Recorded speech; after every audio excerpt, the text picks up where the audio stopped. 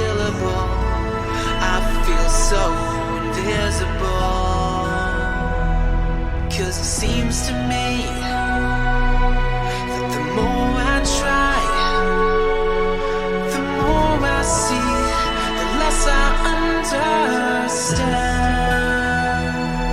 And I go for you, and I wish you would too. So I long to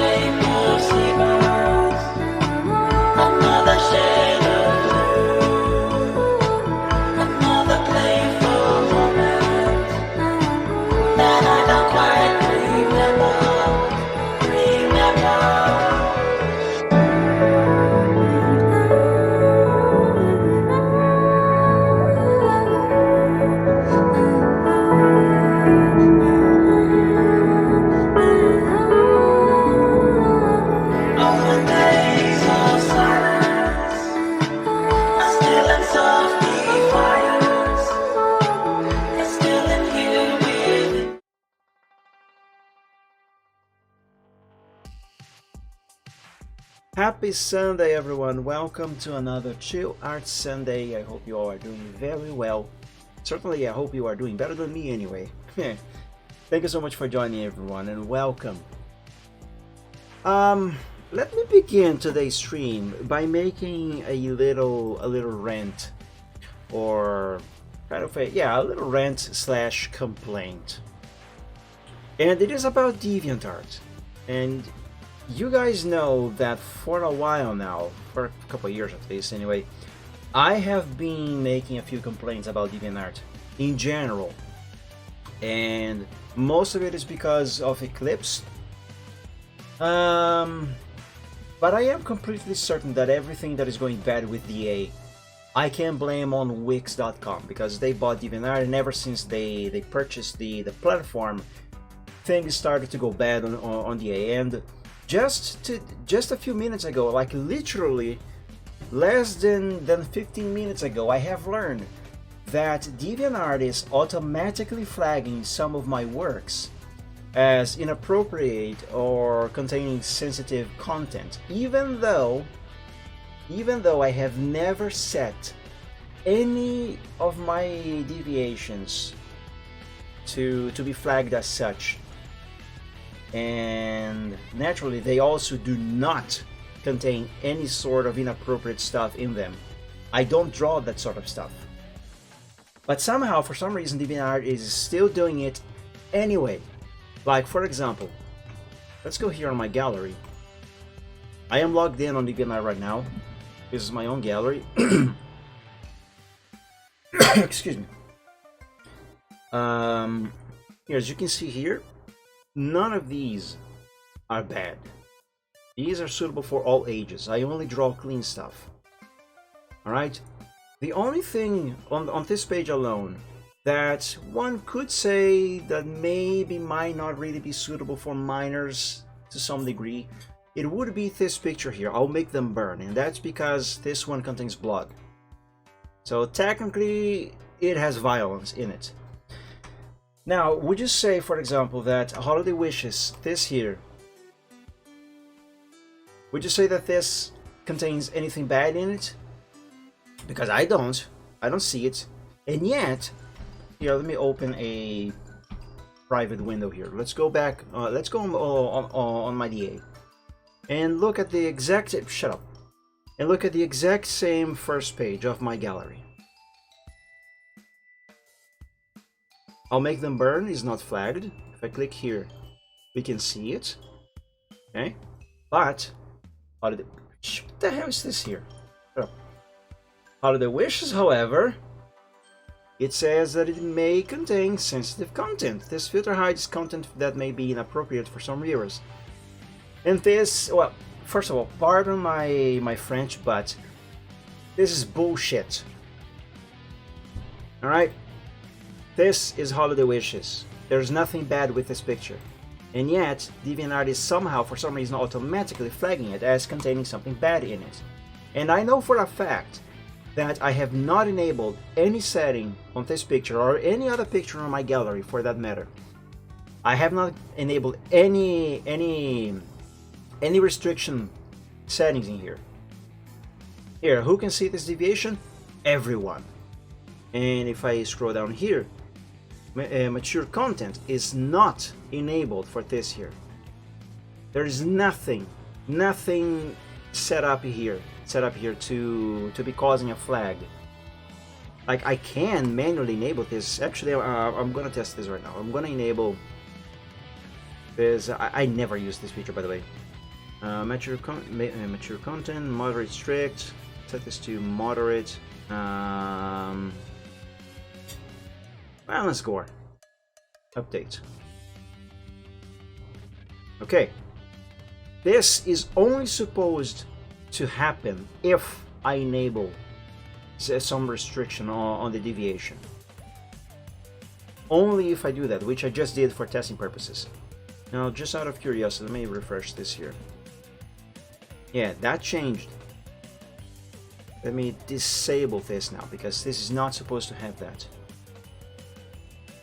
This is how it's supposed to be. And there, see? DeviantArt is imposing somehow, for some reason, an automatic flag on it, and I don't know why. I have never received any notification for this about this. And Holiday Wishes is not the only picture. Playful Snack, this commission over here, has also been flagged. So if you go here, there, this is the exact same picture. And for some reason DeviantArt is flagging it. And I have been told by a couple of people, more than a couple of people actually, that I have many more pictures here, many more deviations that DeviantArt is flagging this here as well. Wait, that's the same. Why is it repeated on page 2? That's weird. Let me see if I can find any more. I actually have not browsed through my own gallery to see if there's myself. I just asked someone to do that for me, and they actually gave me a little list of a few works that that are showing as flagged for them.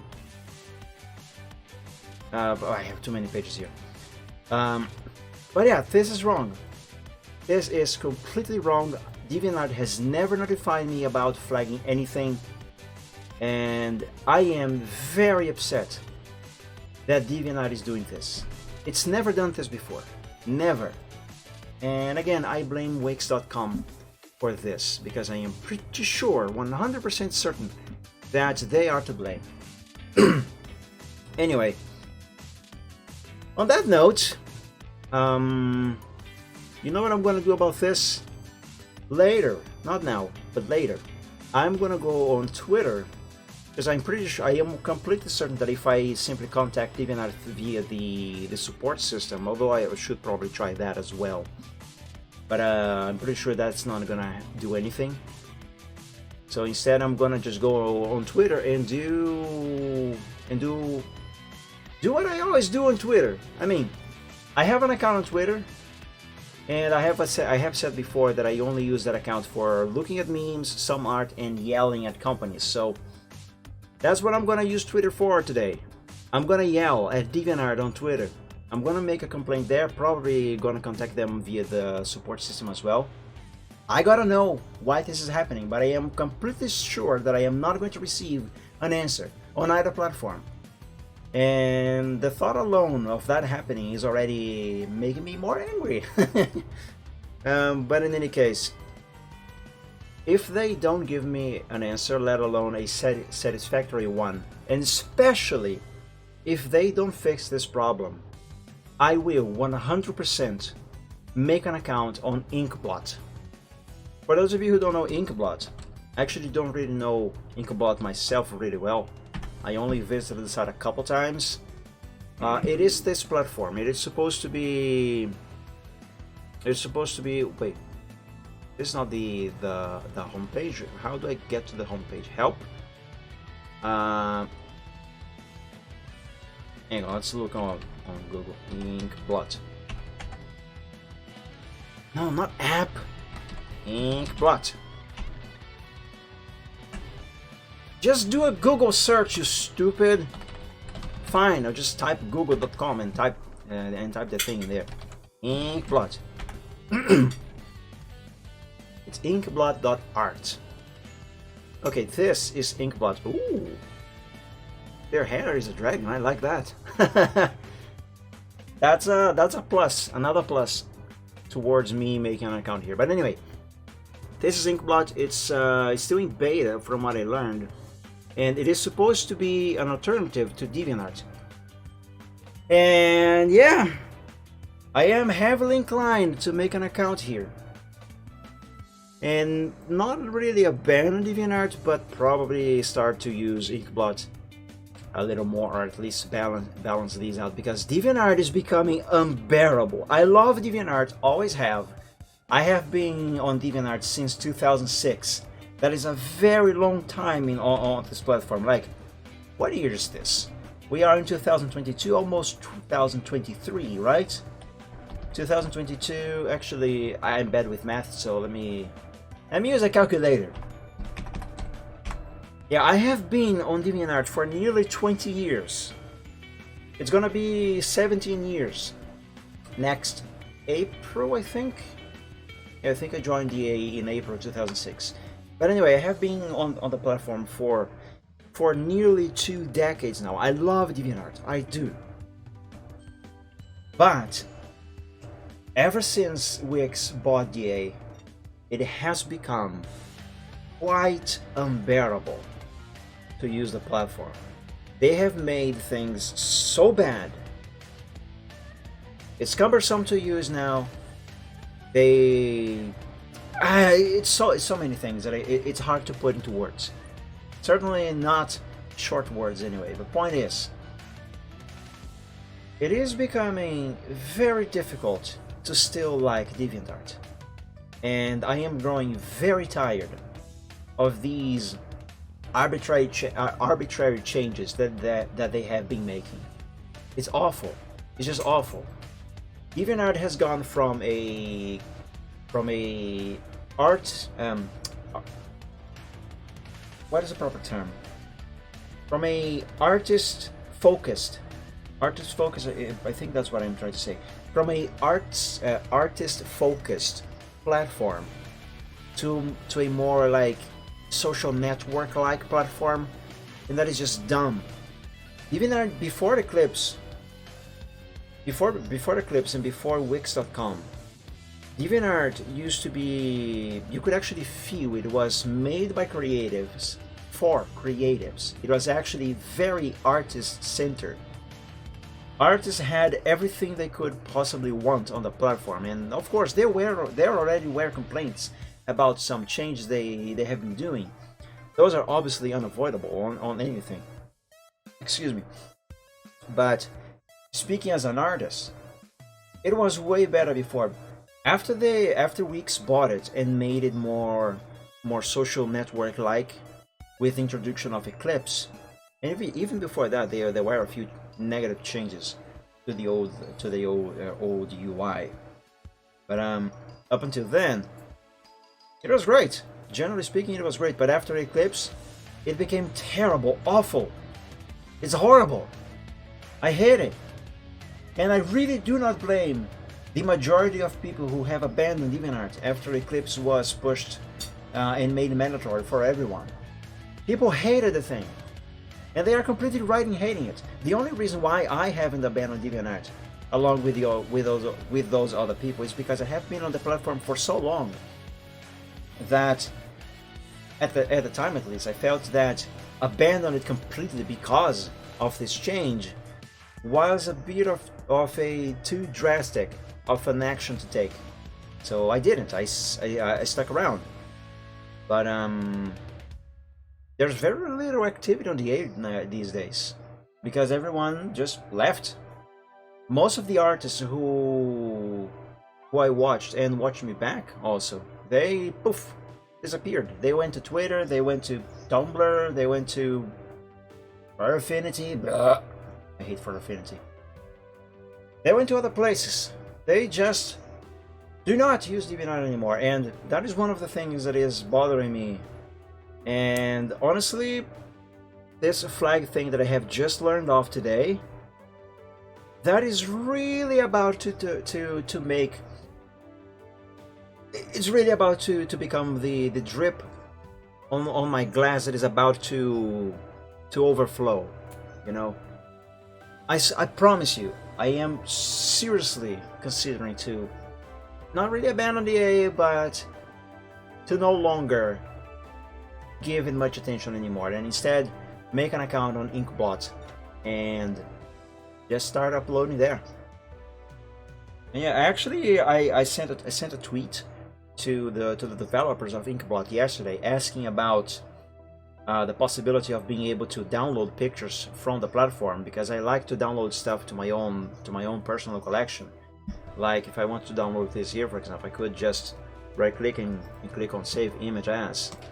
On the little exploring that I did on Inkblot so far, this is not possible.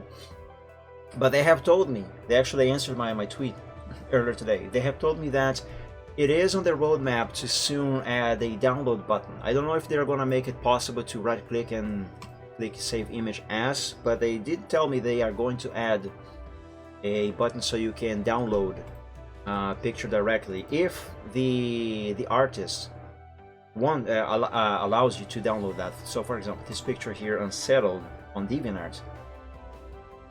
This one does not have a download button down here, but I can right click and save image as if I want to. Oh, this looks nice. Oh, I like this. I'm gonna add this to my collection. And see, this here has a download button. So I can actually click on this one and save as. What? Okay, that was weird. So yeah, what I just did here, I like to do this. And download stuff to my own personal collection, and as far as I could test, Inkblot does not allow you to do that yet, but they told me they are going to add a download button like this here. I just hope that eventually at least they're gonna allow people to also right click and save image as, because without the download button, this is the only way you can download stuff. And like I said, I like to download stuff to my personal collection. But yeah. Thanks, Wix. You are making me hate DeviantArt. Nearly 20 years of love on this platform, and I'm finally starting to dislike this. Anyway, that's the end of my rant for now, at least. Let's do some art. Now, I don't exactly know what I'm gonna be doing today. I should work some more on my truck design, but I kind of feel like just drawing some snowy scene. And you know what? Yes, that is exactly what I'm gonna do. Let me open my gallery again. DeviantArt, I hope you are watching this. Of course you are not, but here. That picture that DeviantArt has flagged as containing sensitive content, which it does not. This is completely fine for everyone and everything. That's a lot of zoom. I'm gonna draw another snowy scene like this today. I don't think I'm gonna be drawing any characters today, but I just feel like drawing some snowy scene like this. And yeah, especially now that DeviantArt decided to flag this for some reason. This is only one of the pictures anyway. So I think that is exactly what I'm gonna do. And for that, I'm actually not going to be doing any sketches. I think I'm going to be working 100% on Photoshop today. I just don't know what resolution I should use. What resolution is this picture? Let me see the original. Let's see, DeviantArt, Holiday Wishes. Should probably use the same resolution as that one, or something similar anyway. So that's a very big resolution. 6,116 pixels by 3,400. It's big. Yeah, let's go with that. Why not? So 6116 by 3,400. I already forgot. It's a 6116. 6116 by 3,400. Is that right? Yes, 3,400. RGB color. Yes, everything seems to be correct here. Alright. Let's begin by making a new layer and ditching this here. Let's make another one. And I'm gonna go ahead and immediately save this. Let's make a new folder first. What should I call this? I don't know what I'm gonna draw, first of all. I just know that I want to draw a snowy scene. I'm gonna give this a placeholder name. I'm gonna call it Snowy Scene. I'll change the name later. Let's copy that. Paste. And let's call this Alpha 0. Alrighty. Let's begin with a sky. Do I want this to be a daylight or a nighttime? I mean, daytime or nighttime scene? I don't think I have ever drawn a snowy scene at night, have I? How would I do that? What should that look like? I'm trying to visualize something in my imagination. And if it would look nice. I'm gonna look on Google for some inspiration. Let's see, snowy scene, oops, all caps, no. Snowy scene. Oh, these are beautiful. Really beautiful, but let's try snowy night scene. Oh, it's so gorgeous. I love it. Now this isn't real. This is you know what? This gives me a nice idea. It could be I could draw something kind of like this. I mean, I could draw a sunrise, you know, a snowy scene, but it's not nighttime, it's not daytime, it is sunrise. Excuse me. Could be a forest. I do like drawing forests. I'm not very good at drawing trees, but I love drawing forests. Actually, I think that is my favorite kind of background to draw. Lots of green fields, trees. Yeah, like this here, that one there. Actually, these two use the same background. But if you go on Breathing Out, for example, Holiday Wishes itself as well. And there's also I'll Make Them Burn, Dragon Hug. And these are just some of my recent uploads. A Pear Day Keeps the Doctor Away. This old commission here as well, for example, and Made to Soar. I have many more that use this kind of background, but I'm going to show you just these as a quick example.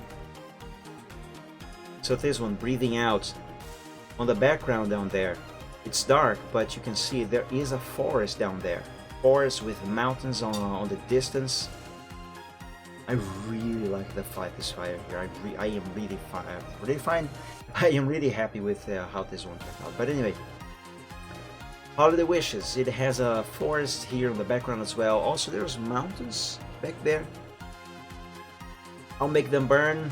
It might not be very easy to spot, but there is a field back there, and although it is actually covered by the fire and Braveheart himself, there are mountains in the background and some trees.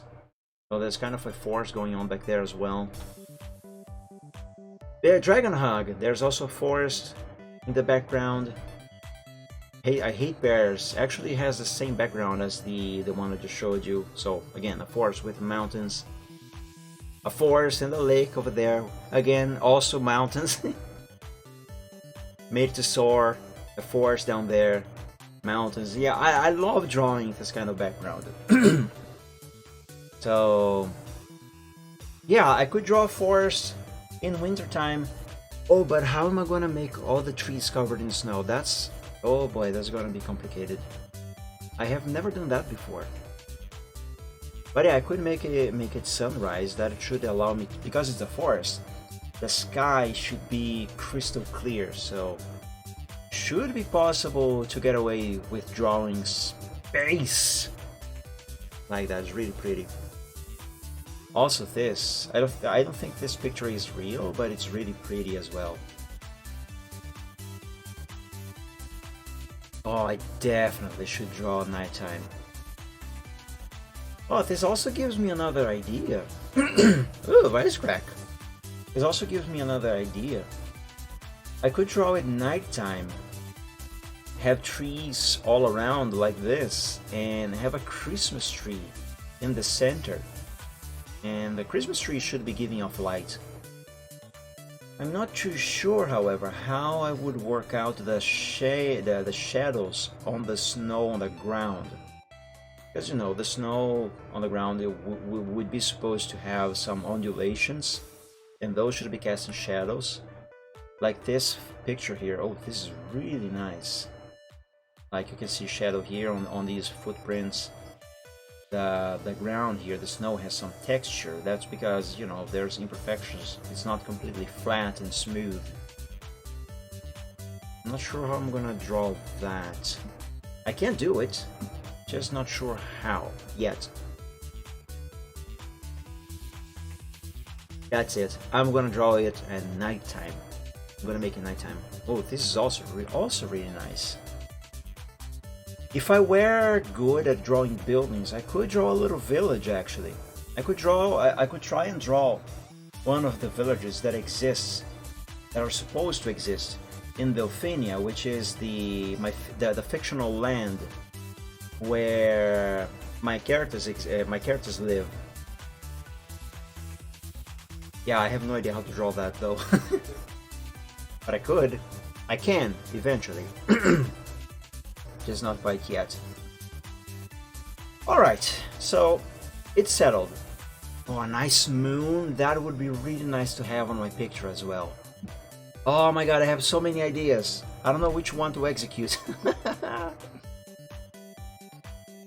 Something like this, the gradient on the sky, that might be very nice for my nighttime scene. Or completely dark like this.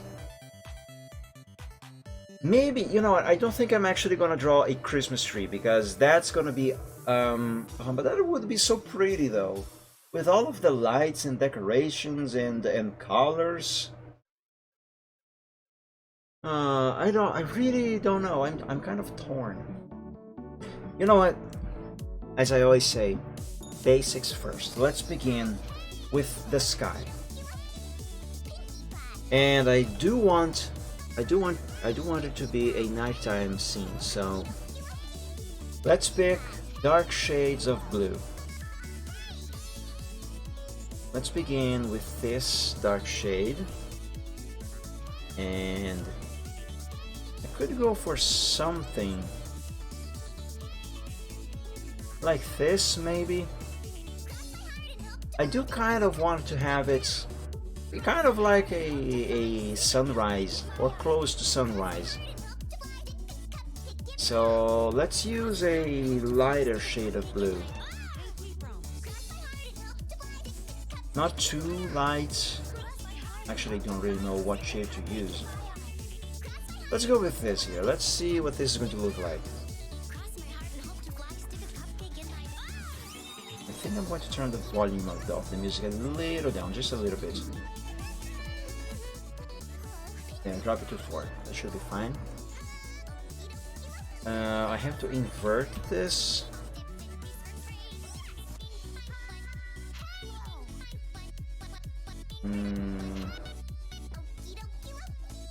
Yeah, let's go with this for starters. Let's name this layer Sky. And let's grab pure white. Do I want pure white? No, not really. Considering I'm going to be drawing a night scene, this is way too light for the snow, but basics first. Let's draw a simple-ish ground. Doesn't have to be perfect. Excuse me. Select that, invert the selection.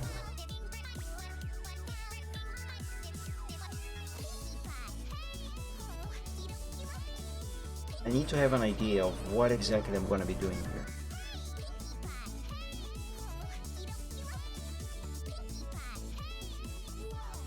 By the way, I think I made the selection using...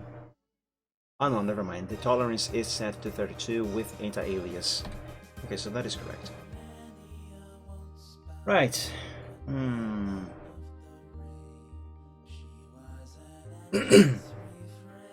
Let's make this snow darker. Not too dark. Set this to -30. Okay, let's make the sky darker. Am I gonna make the sky darker? Yeah. Let's see. No, actually, set this to this light shade of blue. And let's make the darker blue darker. There. Let's run the color through here again. Hmm.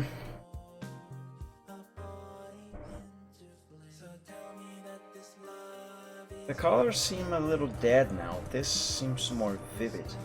I like vivid colors. I definitely do. Okay, actually, you know what? Hide this. Let me sample this. And this again. But this time, instead of stretching this gradient from bottom to top, I'm only gonna do half. The gradient is too harsh. I mean, too hard. No, that's not quite good.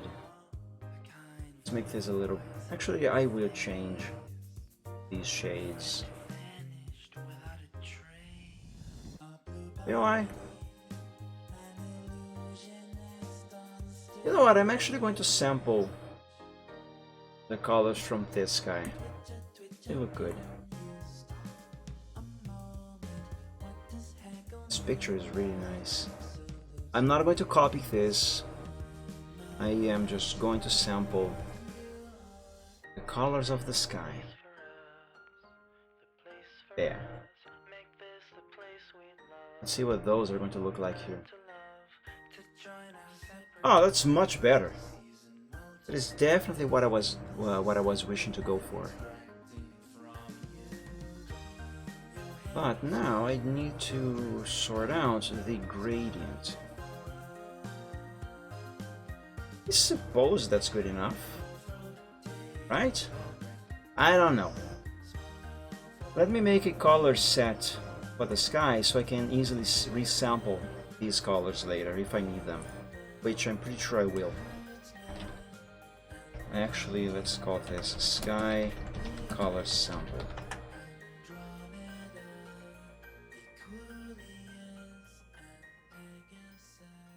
That and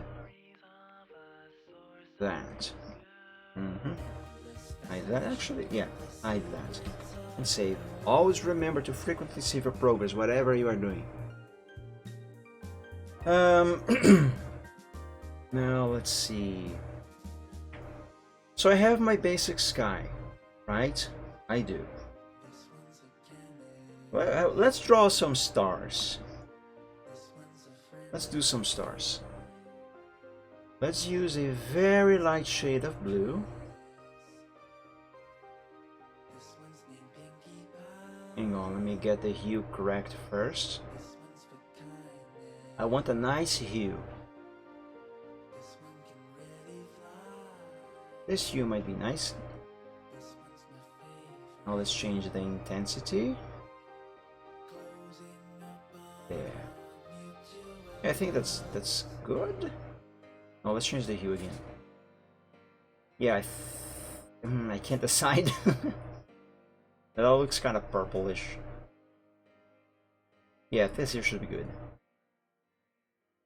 Okay, now let's pick a stars brush. I have many stars brushes. I have one or two brush sets that are only stars. I mean, I can draw the stars myself, but using brushes is easier. That's the whole reason why I downloaded those brush packs anyway. Ah, here we go. Besides, it looks more natural. Actually, these are shines, not really stars. But, if used correctly, they become stars. Like this here, for example. There's a very bright star. But it has to be done correctly. That's just a bunch of sparkles. Did the music stop? No. Wow, this one is super quiet. Let's skip.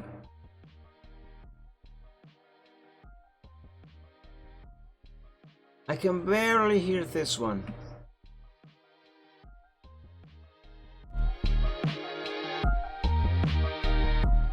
This is lovely, but super quiet.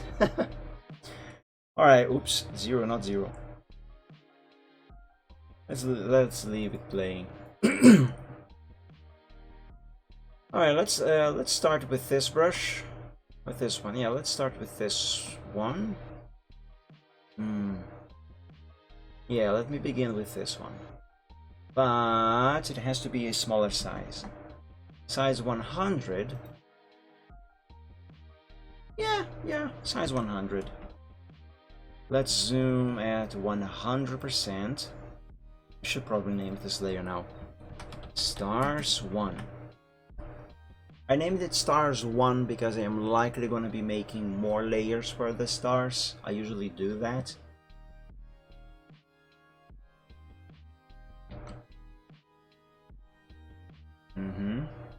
One there. Let's make another one of those over here. One over there. Let's change the size now to 400. Put one here. With this one, I am going to turn around. Interpolation smoother, yes. There. That should be good enough. Now let's swap brushes. Let's see. That's too many sparkles. Yeah, that might work. Let's just make this smaller. Let's use size 200. I don't know about that. Yeah, no, that's actually too big. Much bigger than I thought it was gonna be. I haven't drawn stars in forever. Or rather, I haven't drawn a starry sky in forever. Yeah, that there works actually. Let's make this smaller at size 50. Let's put one there. Let's change the brush. This one seems nice. Yeah, that should work. Let's also do size 100 for this one. Put it over there. Let's make another one here. Smaller size, and let's do one here. There. Over there. There. Now let's change brushes again. Oh, this one is gonna work nicely.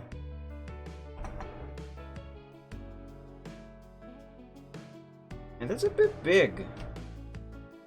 Let's see what that looks like with 100% zoom. Yes, that's a tad too big, but I'm gonna keep it. Let's drop the size. Need more stars down here as well. I'm gonna need another brush now and smaller stars. So this is one brush pack that I have for stars. I mean, these are technically just shines, but they work for stars. But I think I believe I should have another one somewhere. Those are suns and sun flares.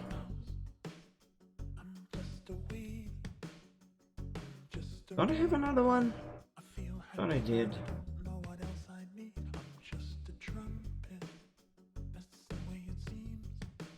I mean, this is not it, but I can use this. Yeah, I suppose I can use this for stars. Drop the size of this one to 50 and let's see what that is going to look like. Let's pick a spot on the sky.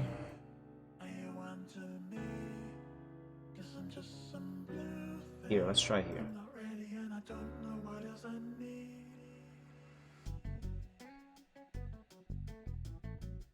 Yes, that works.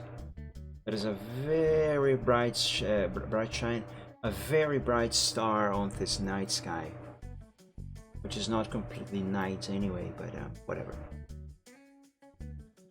Yes, let's add some of these at varying intensities. Let's make this size 100. And one over there. Let's pick another one. Oh, didn't I once said that this brush could be used to draw a aurora? Oh, I should totally draw an aurora on this. That would look so nice. I don't know how to draw auroras though. There's probably a tutorial for that somewhere.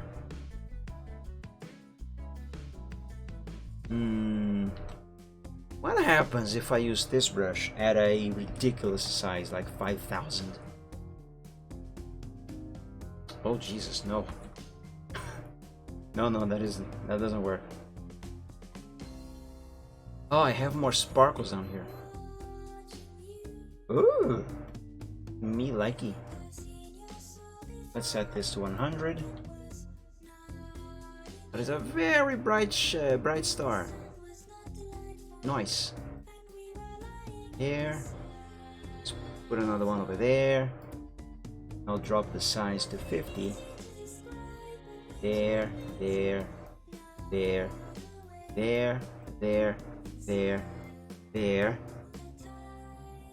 Drop it now to 30.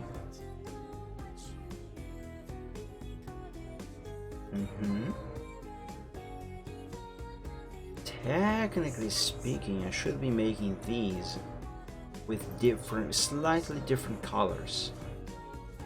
But, fine. Let's use a different brush now.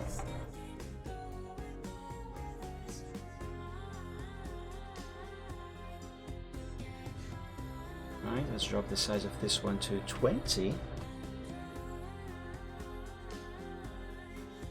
Oh, you know what? I'm gonna do a thing here. Hold on. Set this to black. Make a new layer on top of the sky. And hide the snow. Just so I can more easily see the stars that I am making. I can also more easily see all the dust that is on my screen. Oh, I hate it. I really should clean my screen.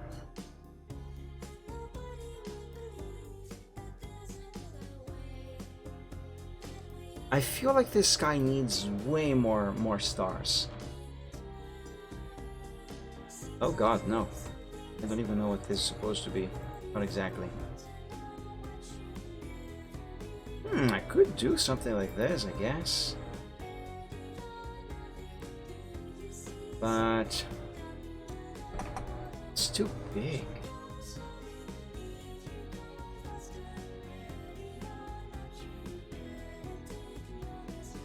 Yeah, that's too much. Let's go back to the other brush set.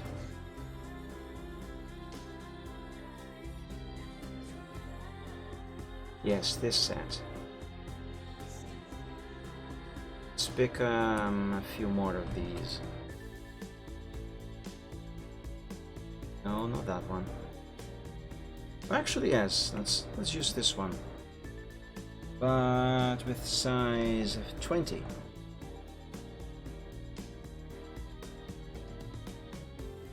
Well, I'm gonna have to give it multiple clicks for this size to show. Ah, you know what I can do? It's kind of cheating, but I'm gonna do it. I'm going to duplicate this layer and flip it around. And flip it once more, but vertically this time.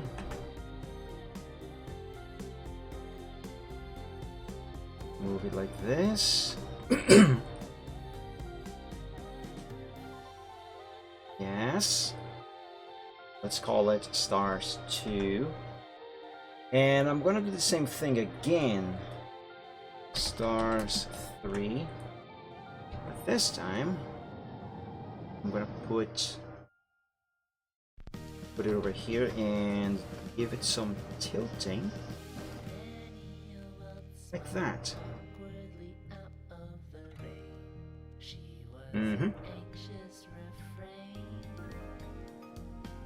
Oh, that looks nice. Not as nice as I wish this to be, but we are still quite early on into this picture, so it's too early for me to complain about this. I will improve it as we go along.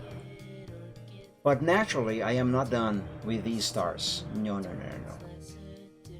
Let's give them some outer glow with the color. Should it be pure white or should it be a hue of blue?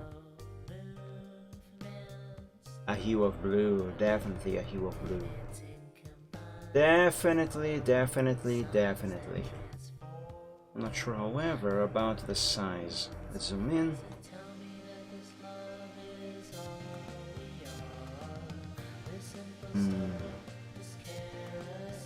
Let's set this to size 10. And inner glow. Yes, let's give it some inner glow, but this one is going to be with the color white.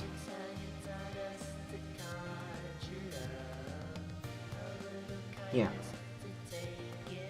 And apply.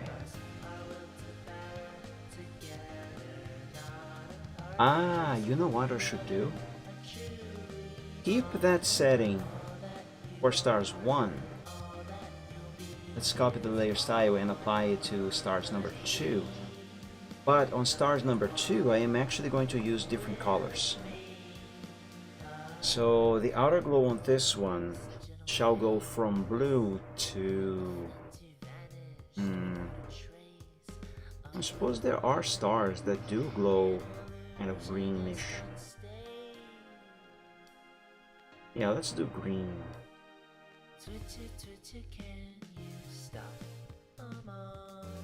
If there's a little hue of green as well.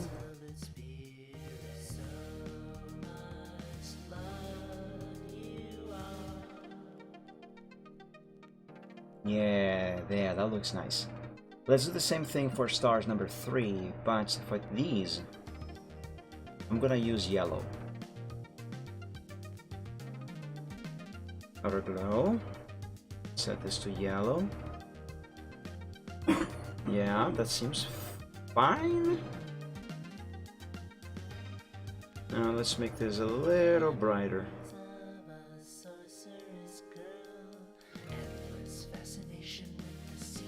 Yeah, I suppose that's good. I'm gonna keep the inner glow set to white. Or should I change that to yellow? Very bright shade of yellow. Yes, I'm gonna do it. Nah. Keep it white. There.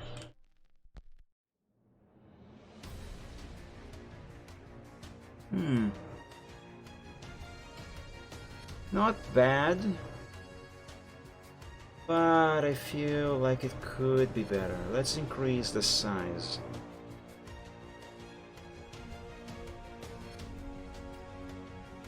Ah, that is much better. Let's go for 130. Yes, let's go for 130.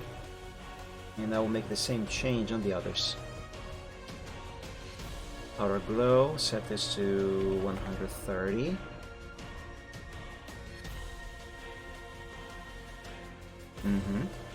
The same thing on stars 1. 130. Oh yes, that is much better. But this guy needs more. He needs more.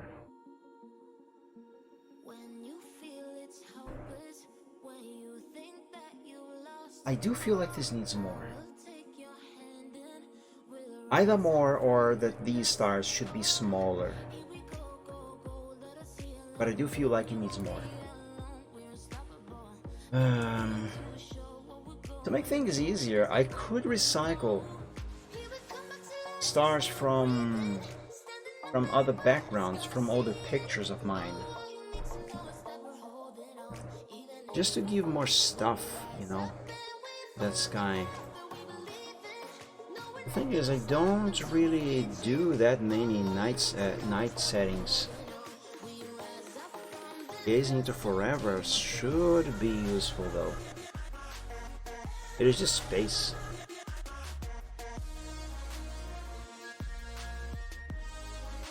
Let me see, let me check a couple more. We are going into old stuff territory now. Yeah, okay.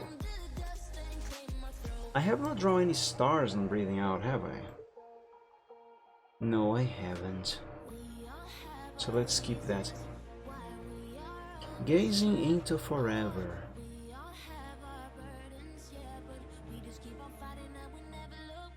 Ah, yes, that. I think this is what I am missing. Now, what is the that you might be wondering that I am talking about? I'll show you. Let's open that file. I'm actually gonna copy the sky, the space sky, I should say, from Gazing into Forever. Let's see if that is going to look nice on this new pic that I am working on right now. Gazing into Forever. Let's open Final. Hide TARDIS, hide Dr. Hooves. Alright, let's take a look at this background stuff. Out of the planet. Have a couple of nebulas. Alright, there's space. What is the resolution of this picture?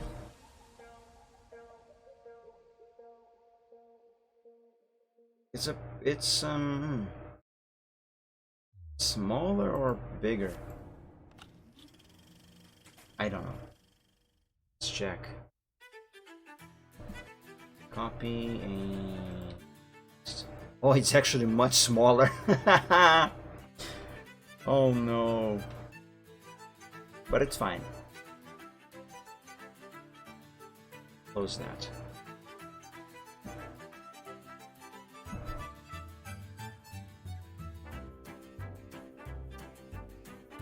I'm going to copy, or rather, I'm going to duplicate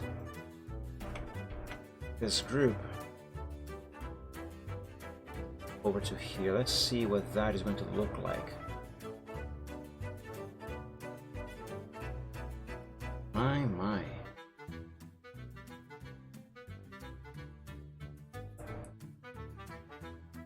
Let's resize this.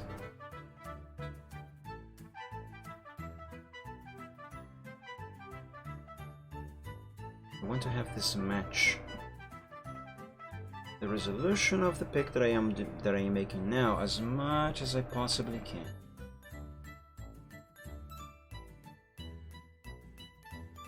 There. Why?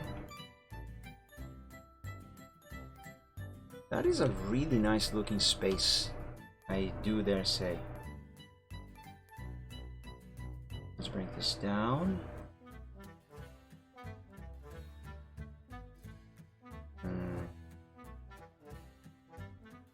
Let's hide the group stars, just to see what this is like. Okay, so that's space, and this is just the stars.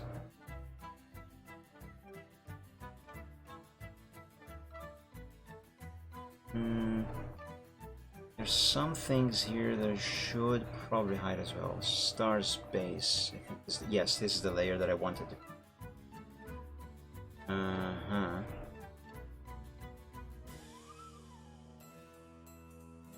Yes. And there's space. I feel like space should be kept if I am indeed going to be recycling this background for this picture. BG stars. BG, of course, is standing for background. Give this some opacity. And same thing for this. Oh, That's kind of nice. But it needs more opacity. Let's drop this down all the way to 10% on both of these. I don't know what this is supposed to be. I mean, I know what it's supposed to be, but I don't know what I did there, but I like it. That looks nice. I like it. I think it's supposed to be some sort of nebula.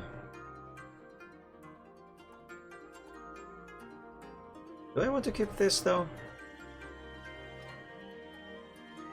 I kinda do, but I am unsure. Yeah, drop the opacity of this one to 10% as well, but I'm not going to change the name of these layers yet. Keep it like that. What is layer 3? This is black? I think it's just black. Yes, it's just a flat black. Oh, actually, this is the thing that I used for contrast when I was making the stars. So never mind that. This is what I was thinking of. Stars base. Yeah, let's keep that layer hidden. Let's make this nebula visible. There's actually 2 nebulas in here. And these obviously do not go along very well for this picture here. Actually, I made a mistake when I drew this nebula here, because my intention, my idea with this one was to actually make a nebula.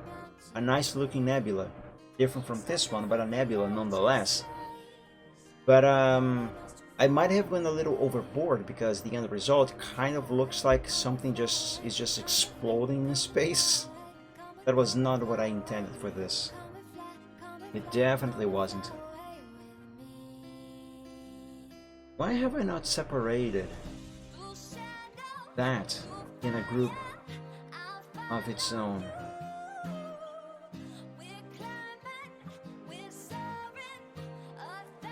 Yeah, see, these layers here belong to that nebula. These should be separated in a group.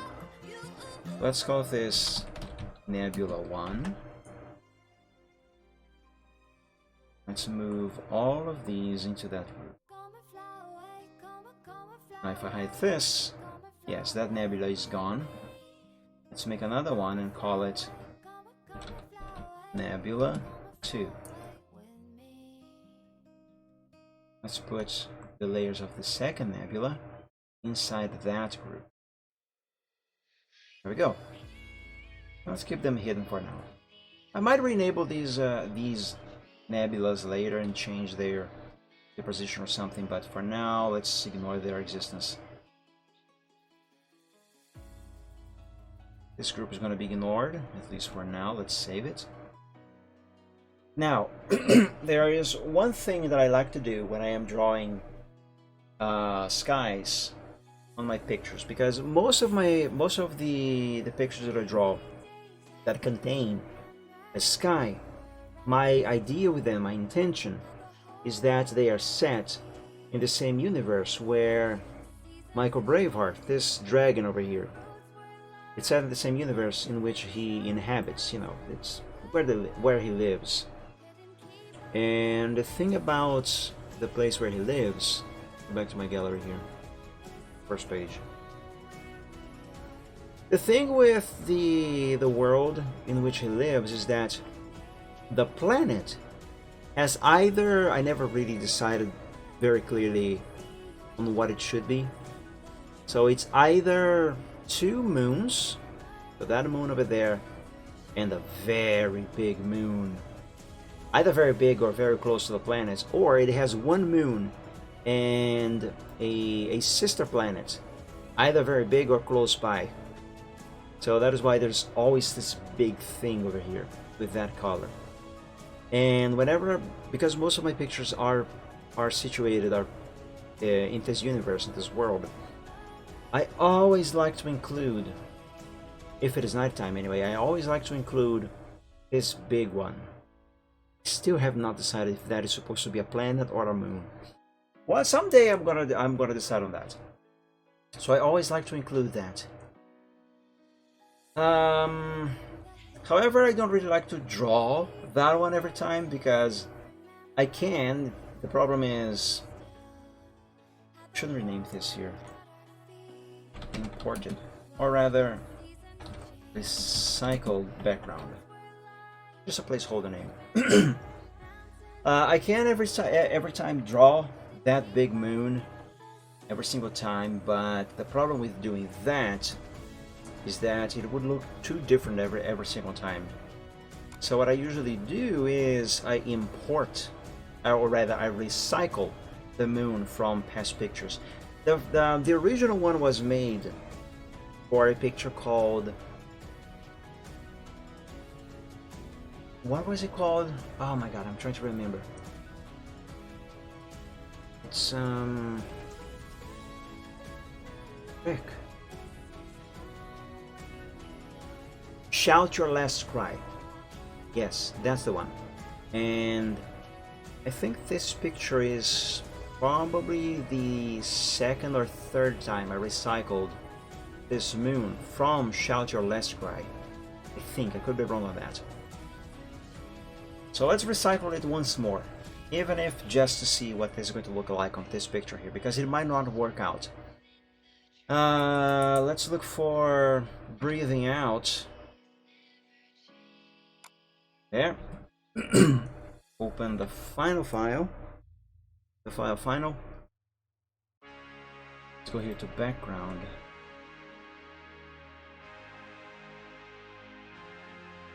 Moon 80%, that's the small moon. Moon 2, that's the big one. Shadow over moon, it has multiple layers.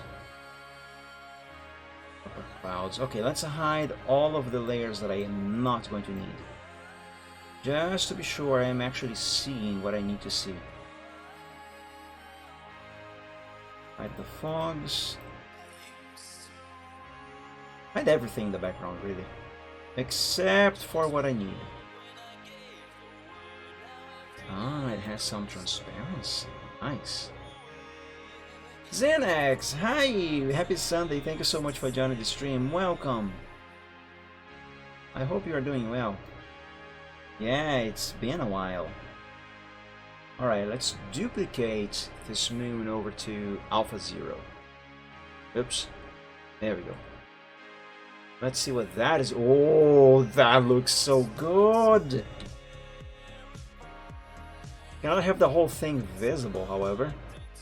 But man, this looks cool. I like it. Like, I can have it up here. I can have it down here, I guess. Flip it around. No, down there doesn't look very good. Cancel that change. I can have it over here, or I can have it over there. I'm more tempted to have it over here, really. Tilt it some more. Put it over there. Now, the thing is, stars are not supposed to be visible in front of that moon, so we gotta make a few changes here. Put it in front. Alright, it has transparency.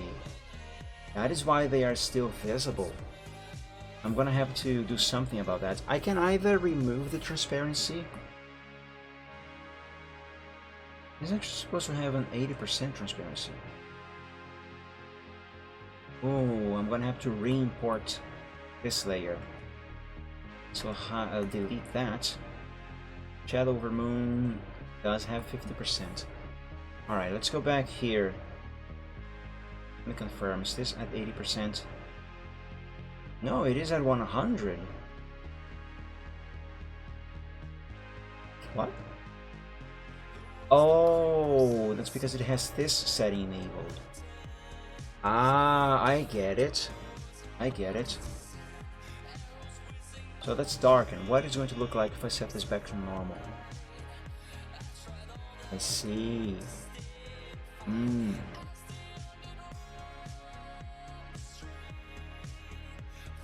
Alright, I have two options here. I can either keep it like this and try to make a few changes to make this look natural, or I can set this back to darken. It was darken, right?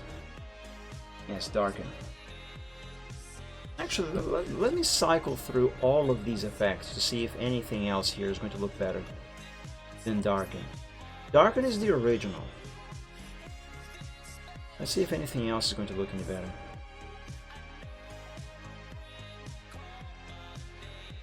Overlay. Overlay is not bad. It's not very good either, but it's not bad. Hard light is kind of nice. Kind of tempted.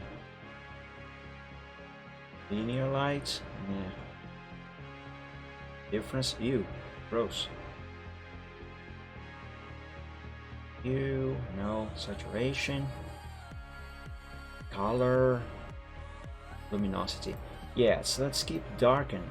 So I can either do normal and try to work around this to make it look more natural, or I can have it be darkened like this and make a new layer underneath it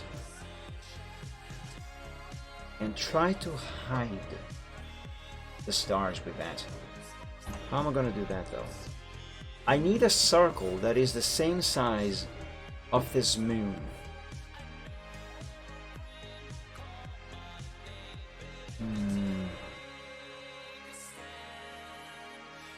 Hang on, I have an idea.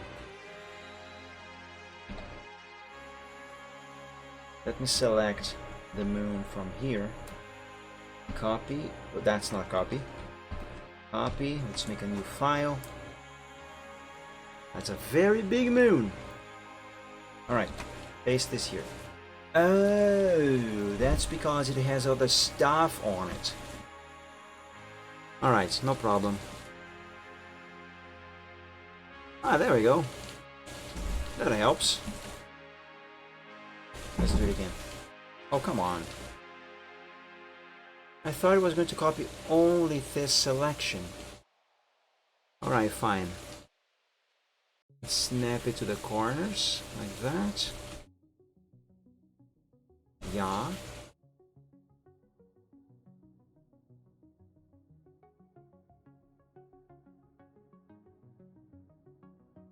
And almost got it. There we go.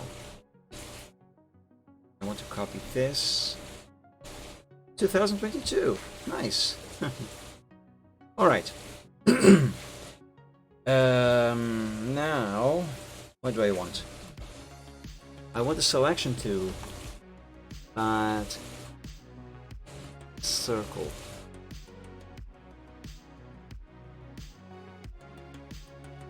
Oh, actually, instead of using the selection, I think I have a better idea. So this resolution is supposed to be 2022, right? Let's set a new canvas to 3022. Pick a round hard brush and set that to size 2022. Yes. Color black, yes, pure black, and give it one click. And now I copy that and bring it over to here. I made a mistake. I should have made a new layer. Whoops. There we go, now I can do the copy. There we go. Yes, and now I do this. Apply. Move it to the side just a little bit. That was too much.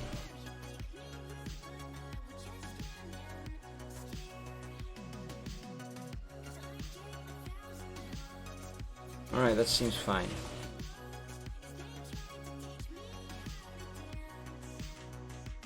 Okay. That is way too dark. That is way too dark.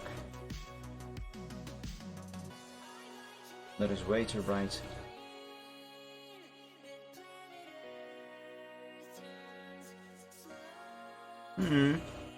That's a start.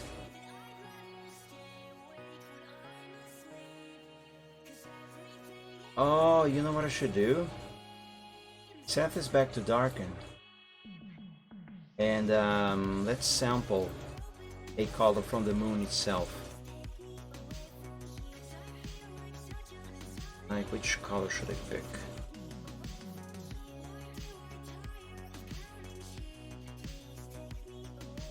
I feel like I should pick a darker color than this.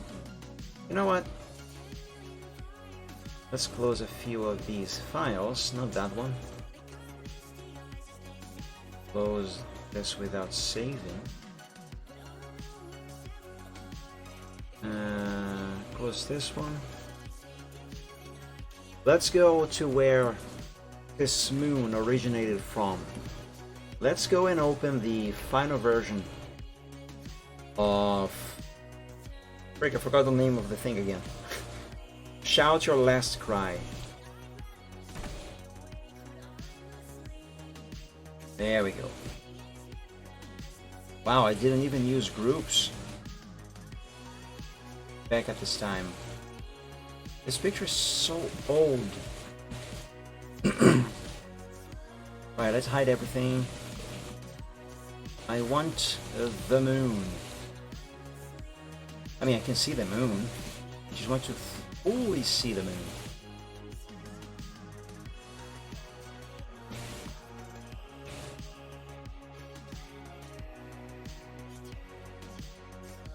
Almost.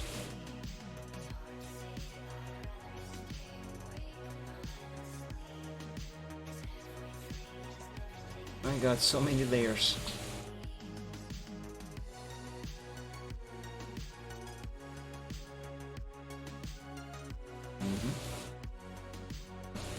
Yeah. Okay, here we are. Let's sample a nice shade. This one should be fine. Now lock layer number 4. And do this. Oh yeah. And I hate it. I hate it. It's horrible. It doesn't work. Yeah, no, it doesn't work. No, no, no. Maybe it will work. Maybe it will work if I change this effect over here. Lighter color seems to be a good fit, but it's not quite there.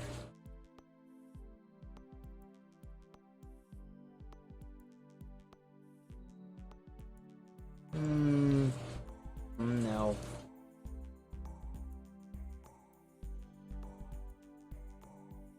Saturation or color? Nah. Luminosity too bright. Go back to darken. I think the thing is gonna be here. What did I just do?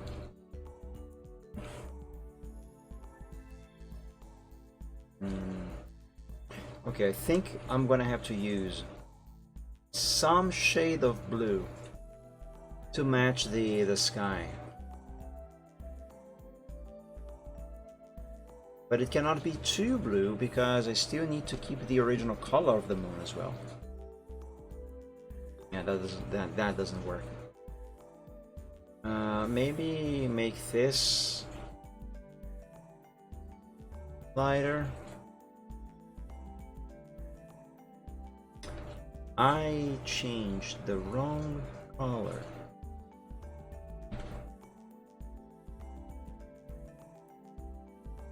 Let me sample a brighter one.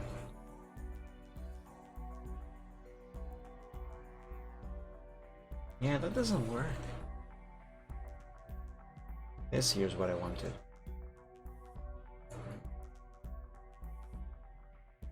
Maybe if I go with gray. A darker gray. No, but with a darker gray, we lose the features of the moon's surface. And that is slightly better, but still too bright. Let's name this moon base, as in base color, not a base on the moon.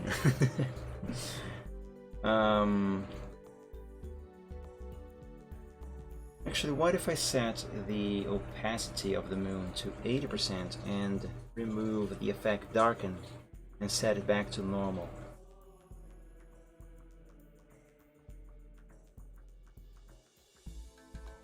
Wait, why hasn't it changed the color? There we go. Yeah, I guess that's better. What if I make this darker?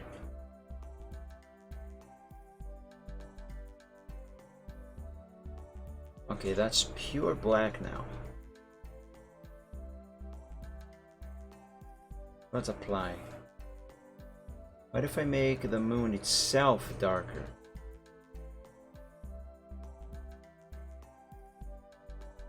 More saturation, maybe? No. No. Maybe give it a little hue of blue right here. That might work. Let's do it again without changing the lightness. That's green.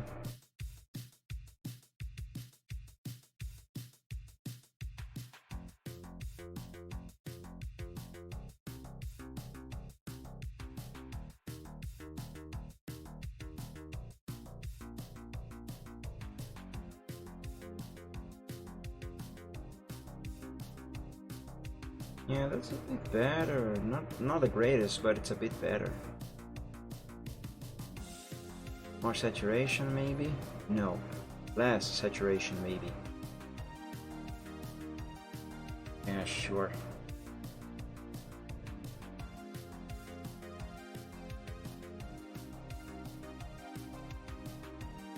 Let's settle on this and apply. Okay.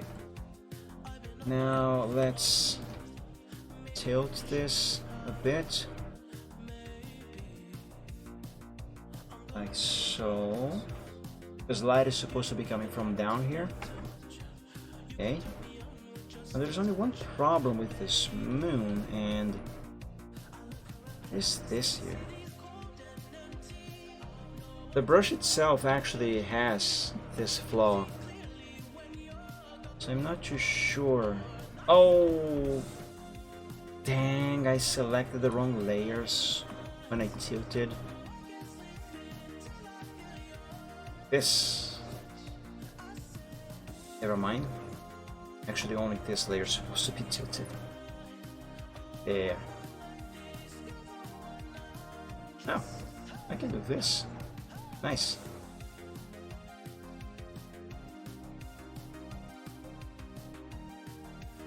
Okay, let's go with that. Oops. But yeah, the brush itself, the brush that I used with this moon, the brush itself has this flaw here. I never realized that. Can I patch that? Try. Ooh, but I don't know if it's going to look any good. I'll probably have to use the smudge tool for this. Some dragging here. This. Gotta be very gentle, otherwise it's gonna look like part of the moon's crust has been stretched. I don't want that to happen. It has to look natural.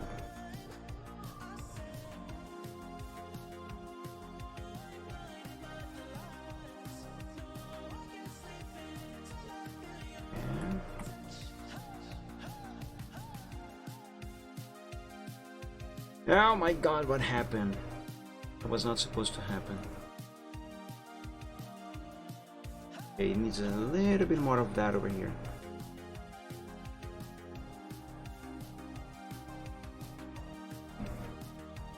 check up there.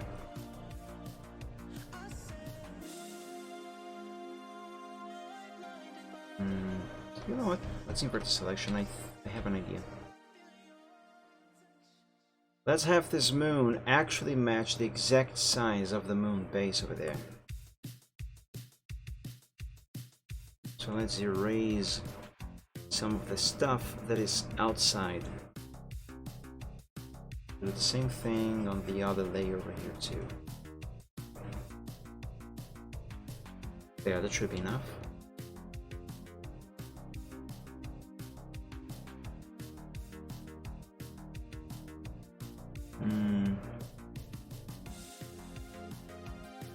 That could look better. Not gonna lie. What if I use the blur tool on the edges?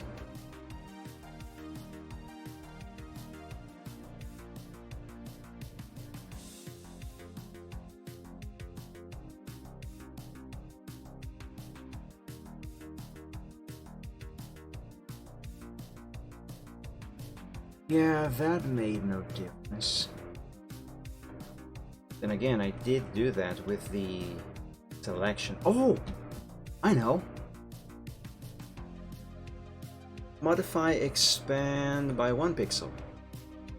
Now let's expand another pixel. Alright, let's try smudging again. It's not a ghost, but I am smudging.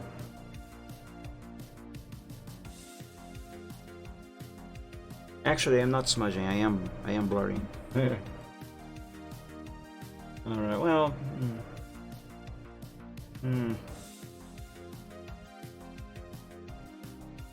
Could be better, but also could be worse.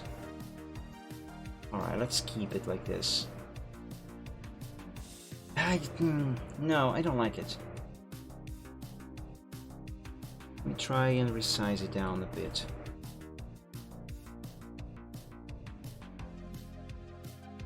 Just a little bit.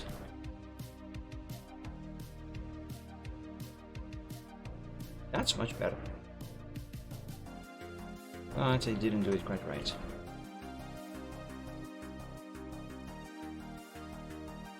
Because I was actually supposed to hold Shift-Alt when doing that.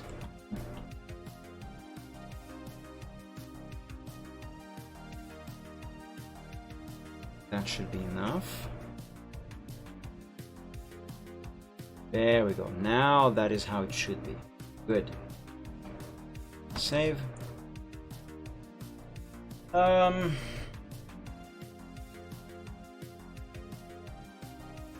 Now what?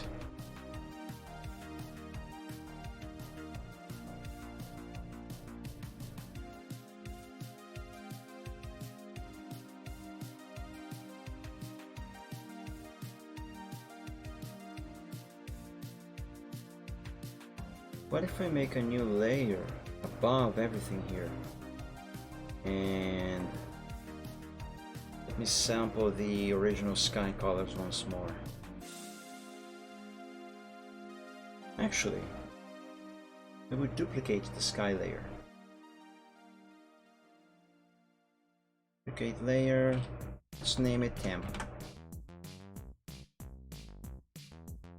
And what is layer 2? That's the snow. Layer 4 seems to be empty. Okay, let's delete that and bring the stamp thing, put it on top of everything. Now let's toy around with some effects on this here. That looks nice.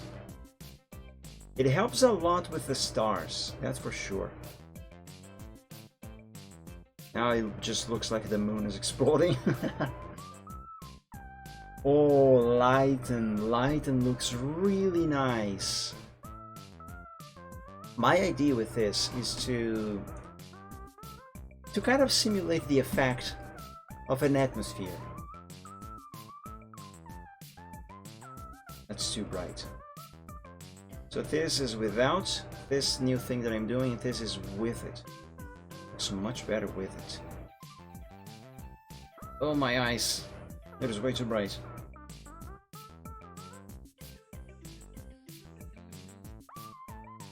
Hard lights, no. Vivid lights. In lights, nah. Ew, gross. No. If it was the sunset, then maybe this could work. But the stars down here, they look really bad. That is actually quite good. Doesn't fit what I'm going for, but it looks quite good. This looks like the sun is exploding. Even though that is not a sun. Color, nah. Luminosity. Okay, what was that one that I liked? Was it Lighten? I think it was Lighten. It wasn't? Overlay? I think, oh my god, I can't remember. Let's go through everything again. Not everything, just until I find what I want.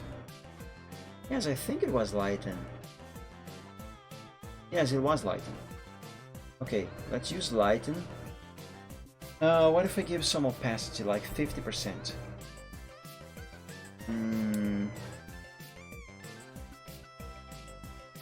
The difference is very small with a 50%. Change it to 80. Yeah, it looks better at 80, but what about 100?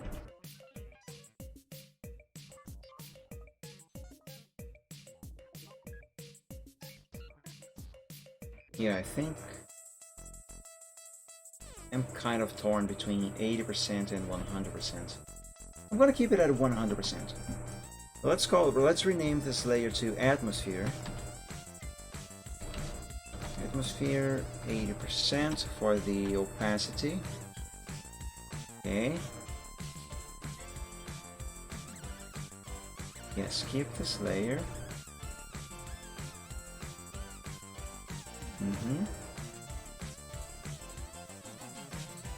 All right. I should make a new group now and make some organization here. Let's call this group Sky. And all of these layers will go in there, including the recycled background group.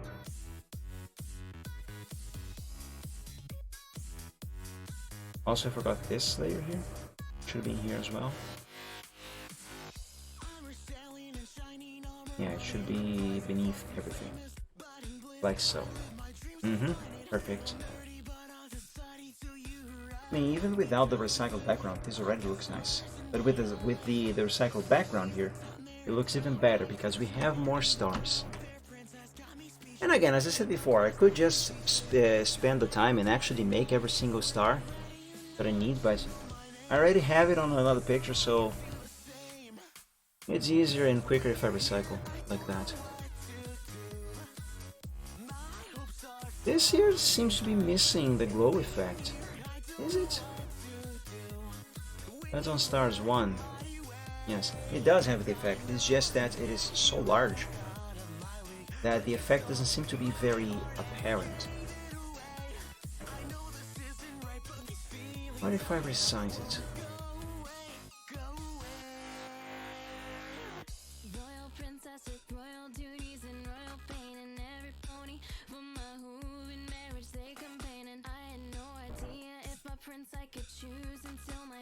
I don't see any difference effect wise. Hey Riptane, happy Sunday, thank you for joining. Welcome. I hope you're doing better than me today. Yeah, I don't really see much of a difference there. Do you? I mean, effect wise at least. I'm gonna keep it like that. Actually, I won't. Change my mind. Oh, there it is. That is really big.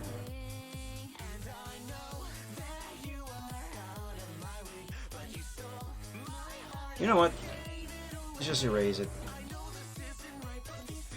I actually don't like this story. It wasn't done properly.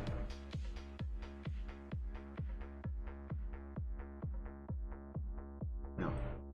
Larger brush, please. Okay. But let's replace it with something else. See, where are my stars?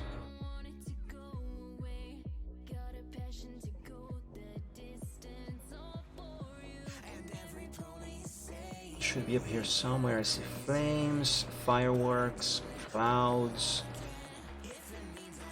scales. No. Leaves. There.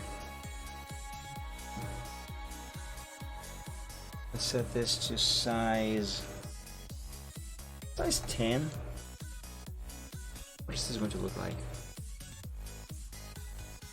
Ah, it looks like garbage. What did you just do? I pressed end. Oh, it just moved the thing here. Okay. I meant to press delete.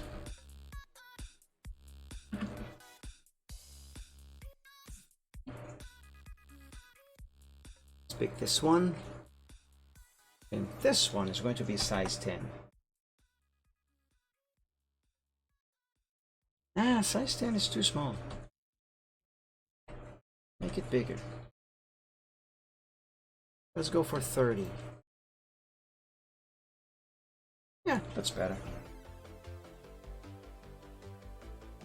There it is. Much better. Right, let's save. And let's see. Next. Let's make the second moon.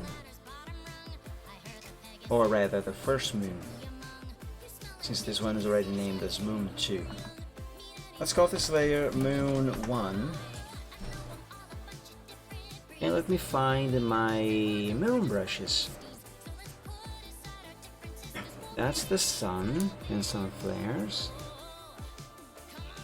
I really wish Photoshop could actually create categories where you could put your brushes inside each one of those categories. It would be easier for organizing these things, and therefore for finding these things. I mean, sure, they are all here. The problem is finding the one I actually want when I want it. Alright, here we are. Planets. I think the moon is in here somewhere. Is that the moon? That is the moon. Now let's make it your white. Size-wise, do I want this size? Also, I think I have some other different brushes for the moon. Yeah, that's a full moon. That's also the moon, but a different phase. There's a different phase. There's yet another phase.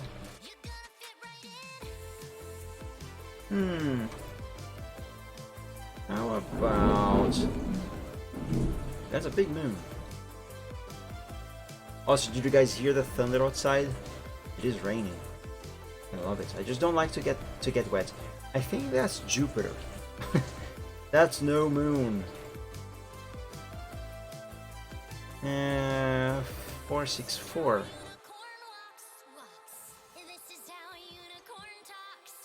Yeah, let's use this.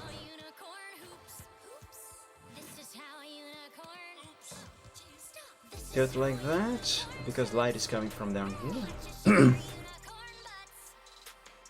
But I think this should be smaller. Like for reference, yes, it should be much smaller. Hold on, don't make that change yet. Copy, paste it on the very center. Let's make a new layer. And on this new layer, give me pure black and a round hard brush. Size 464, I think. No, 464 is bigger than that.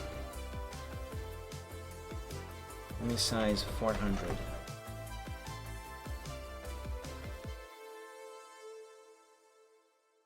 400 seems to be the exact size of this moon.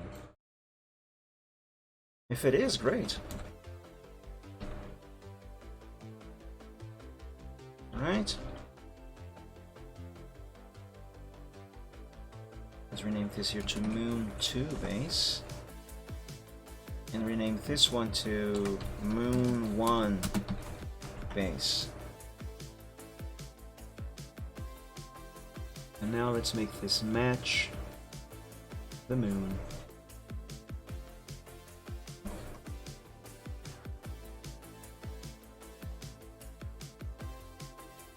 It has to be a perfect match. Oh my god. Come on. Fine, I'll just move the moon then.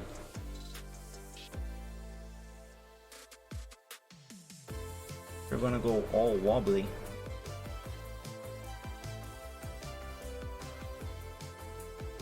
There. Hey, we have a moon! Nice! But what if I change this from black to a different color? Well, not white. Like a very dark gray. That is way too dark.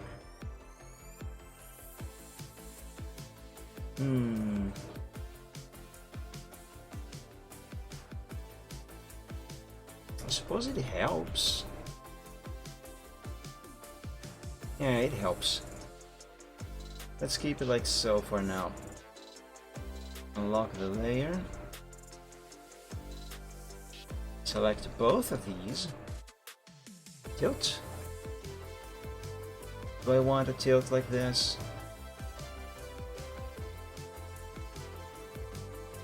Yes, I do. Move it over there. Resize.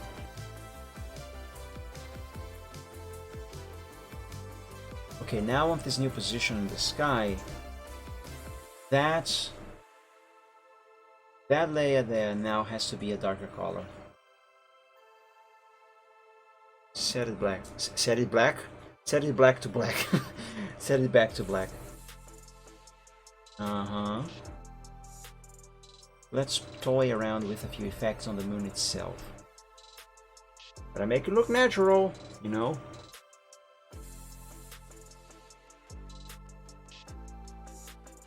These don't work with a black background for the base. How about instead I use the same base color as the sky, or something similar anyway.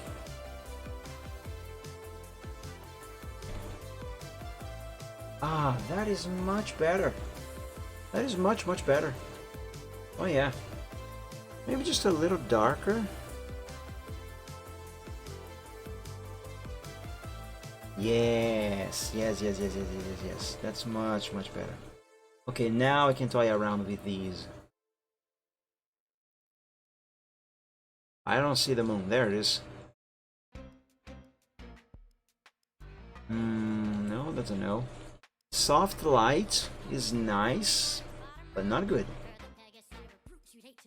In your right, nah. Difference, no. Definitely not. Subtract, no. Divide, hue. Saturation, color, luminosity. Yeah, there isn't much that I can do here. Just drop the opacity.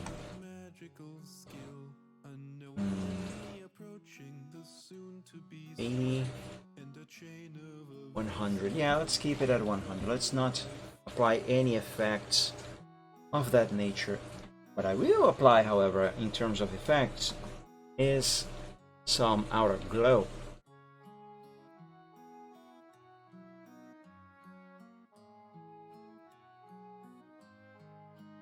Zoom in. 50, 60. How can I... Ah, there we go. I can use the scroll bars. There we go.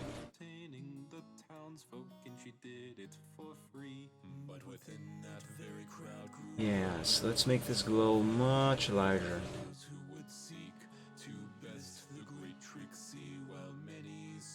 That's the maximum possible size for the glow. Should I give it an inner glow?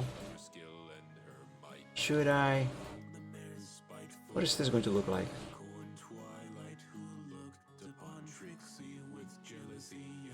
Set this to 20. Is that making a difference? I don't see it. Drop it to 10. Yeah, inner glow makes no difference. So this is 100% zoom. Okay, the glow works, it's nice, but there's a problem.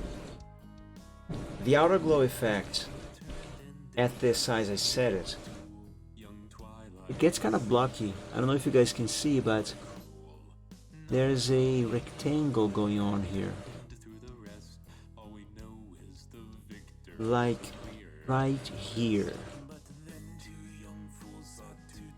This whole area that I selected is a rectangle. I mean, not the selection itself, I mean the glow of the moon. That is not good. I don't like that.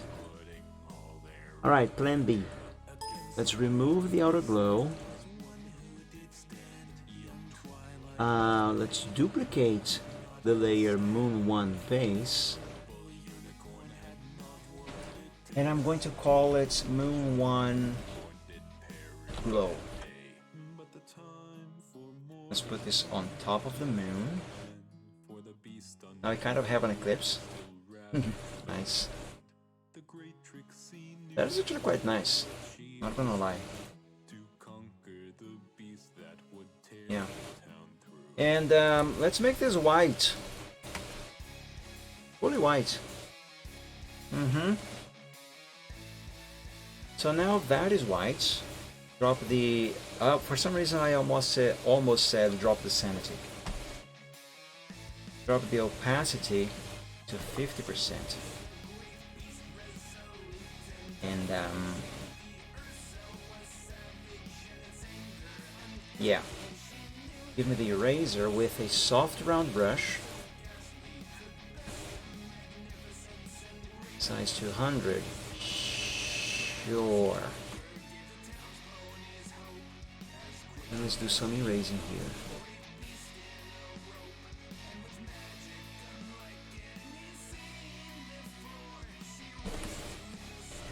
Yeah, that should work. And let's make this have an outer glow.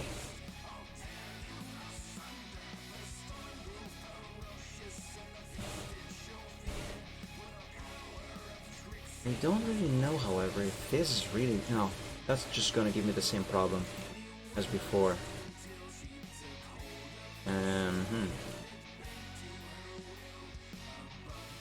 Okay, plan C. Let's yeet this thing. And instead use a round, large, soft brush. Like size 300. No, let's increase it to 500. Yes? You know what? Let me copy Moon 1 base to a new file. Make this size 1000 by 1000. And paste that here. Alright? Now, new layer. Color white. The brush 500. You know what? I'm going to increase the size of this canvas a little further. Pixels. Let's make this be 5000 by 5000. Okay. And click once. Right? Click once. Twice. Thrice. Right. Now select all, copy, delete, and paste so that is centered. And Where am I going with this? I actually don't know. What am I doing? Ah, whatever, I'll just copy this over to here.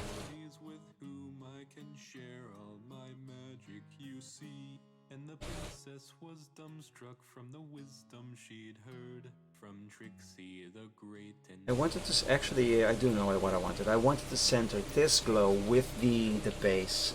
her trouble and returned to her throne. Yeah, put that there. Inside city. Right, do I want to keep it at 50%? I guess. But let's toy with these effects over here. Because again, it has to look natural. Thing is, these effects do not work very well with pure white. Ah, bluish glow is not bad, I have to say.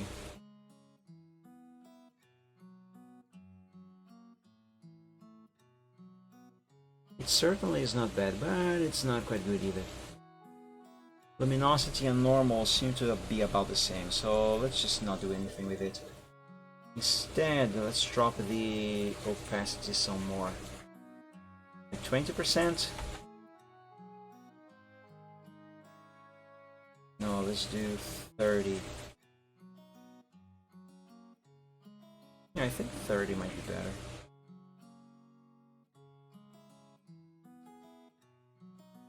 Now, let's use the eraser and erase a section of this.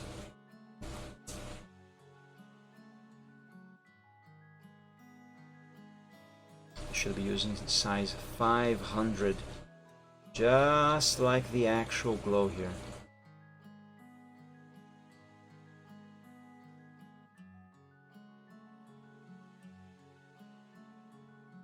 Okay, does that make sense?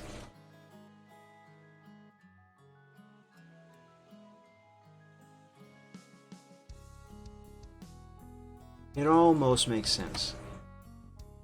Maybe I need to erase a little less of the glow.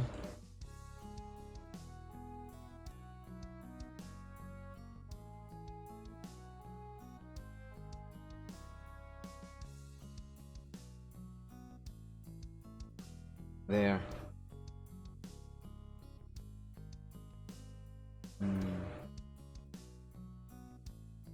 Why is it that the gradient over here seems to be smoother than over there?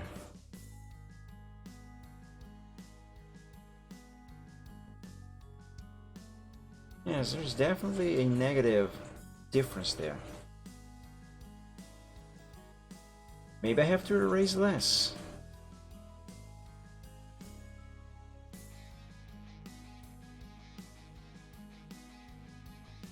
There's definitely some difference here that I don't like.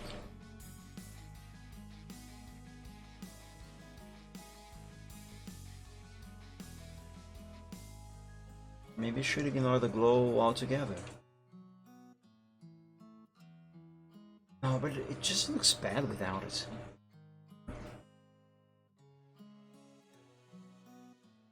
You know what? Let's open this picture here on Photoshop and copy the layer style from that moon over there. Let's see what that is going to look like over here. So let's go back to I'll make them fry? No, I'll make them burn. No, breathing out.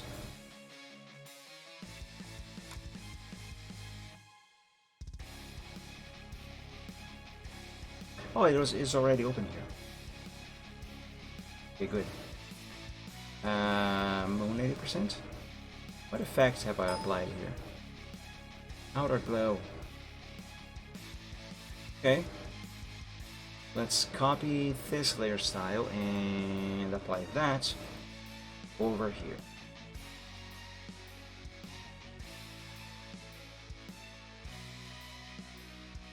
Yeah, that works.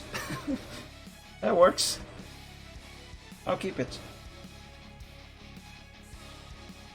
Let's just rename this to 80%. I mean, it does work, right? Let's see at 100% opacity. I mean, zoom.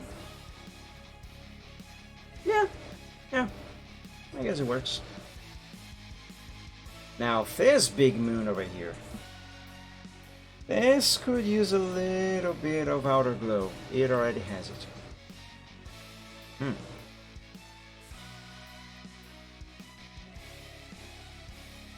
Yes, it does have it. Okay. Let's not touch it then. Instead, let's save.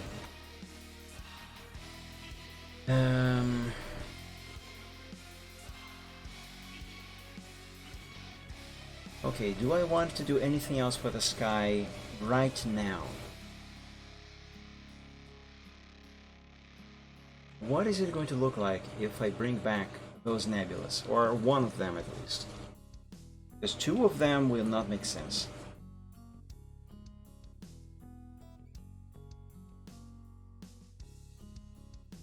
What's going on here? Oh, I see. Yeah, this one. You know, that is actually quite nice. It's not bad. But the position doesn't seem quite right. I mean, that nebula is not really supposed to be there? I don't know. Oh.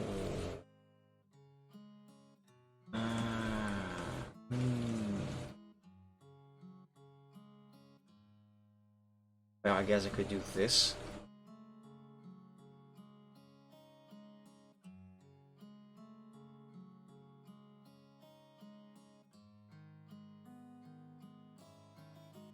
Horizontal.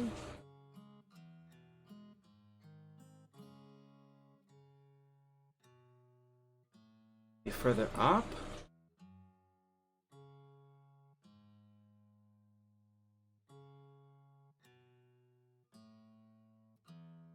Oh, I can hide it behind the moon. Yeah, I can do this. It's something that is going on off in the distance in the sky. An aurora here would definitely look amazing. If I can make it right anyway. Okay, let's place that there. That is not bad. But what if I give it some more opacity? Like, is everything 50? No, that one's 30, that's 100. Those are stars.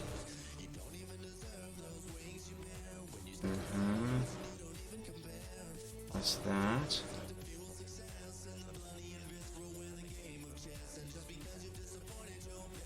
Okay, drop the opacity of this one to all that is 50%. Let's drop it to 30. And what is 30? Let's drop it to 10. So this here drop to 10, and this one go to 30. That looks much better. It looks much better. Okay, let's save. I'm still on Alpha 0 on this, by the way.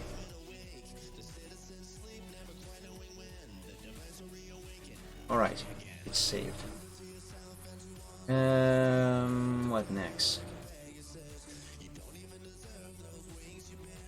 I want to add more stuff to this guy. Do I have any Aurora brushes? I have a vague memory that I downloaded a pack for that once. Have I? I don't remember. I have a vague memory that I did, but I don't actually remember. Let's see, where's my folder with brushes for Photoshop? Not here.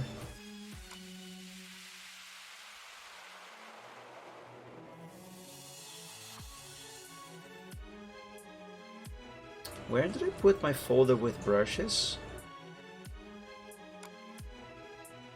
There's a bunch of tutorials, templates, requests. Let's see, open canvas, Photoshop utilities. There we go. Aurora. Let's see. Aurora.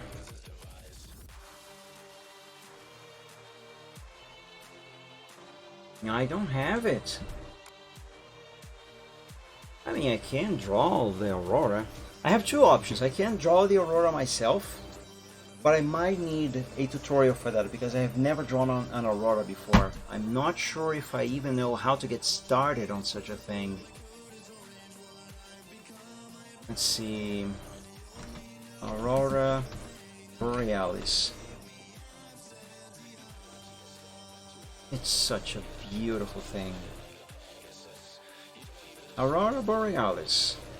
In this part of the country, at this time of the year, localized entirely within your kitchen.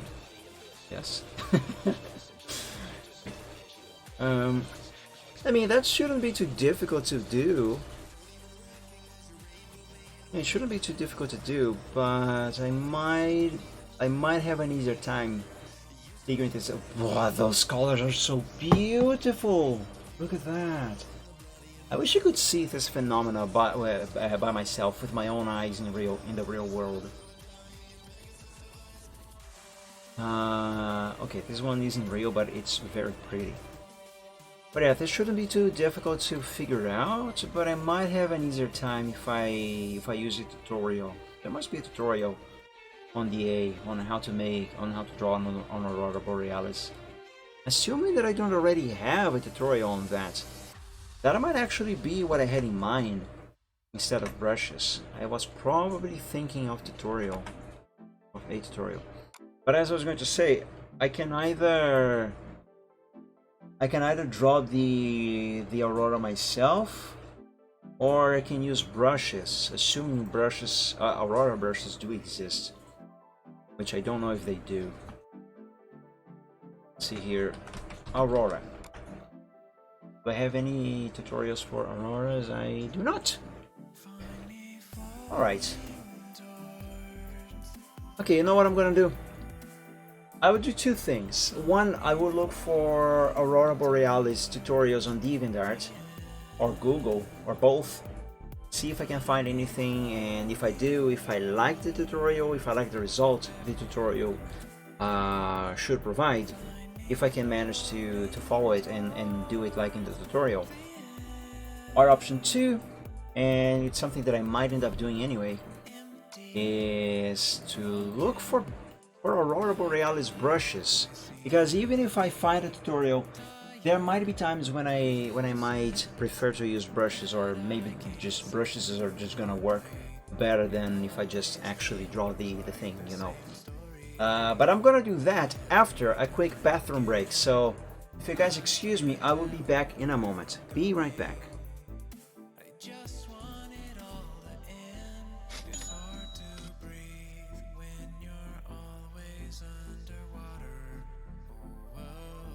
It's hard to sleep when you're always in the void. Find me floating towards forever.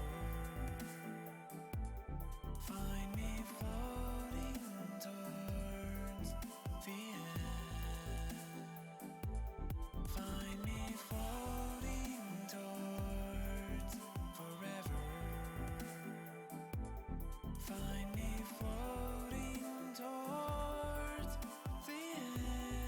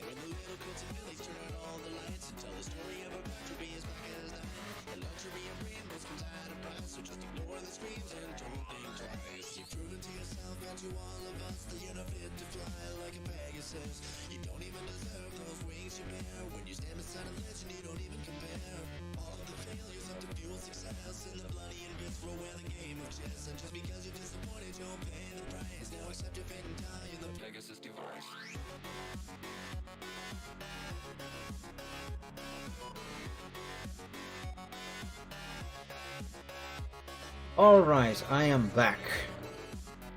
Let's go on a journey now. Let's begin with a tutorial on DeviantArt.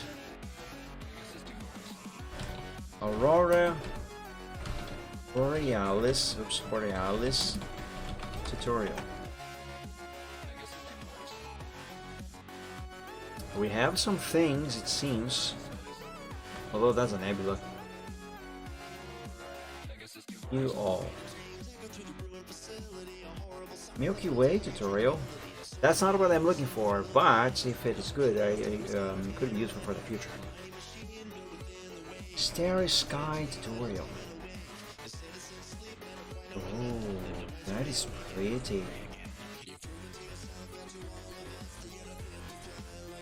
Oh, I like this. It is not what I am looking for, but I love it. I'm gonna add this to my tutorials folder, because that can be absurdly useful in the future. This night sky here is one type of night sky that I like to do. I've done stuff somewhat similar to this before, but this is so much better than what I have done before in the past. Nebula. I already have a nebula tutorial, but this here is a different kind of nebula. I'm definitely gonna include this on my tutorials.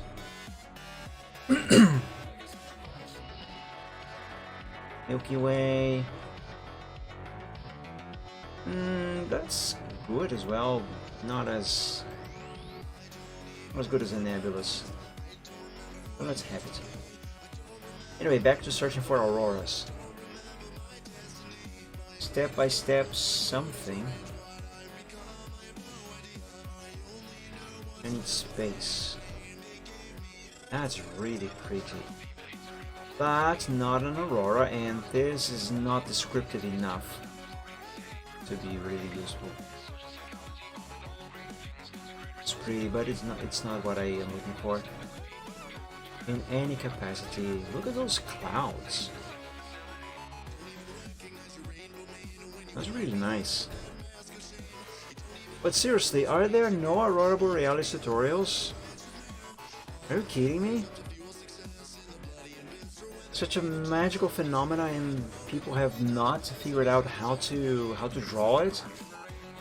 Or if they have not made a tutorial on how to do that? Am I gonna have to figure it out by myself? I don't wanna do that. Oh, there's an Aurora Borealis, but that is not a tutorial though. Oh, I should probably look for Northern Lights tutorial. Maybe that is the case. Oh, that is beautiful. Okay, let's search for Northern Lights.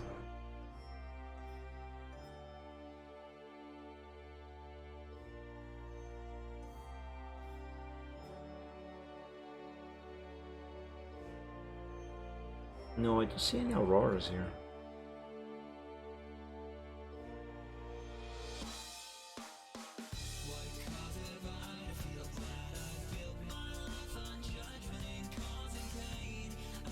Well, there's one, but that is not a tutorial. Okay, let me look at these things that I have opened so far. Yeah, that is not a tutorial. Northern Lights tutorial.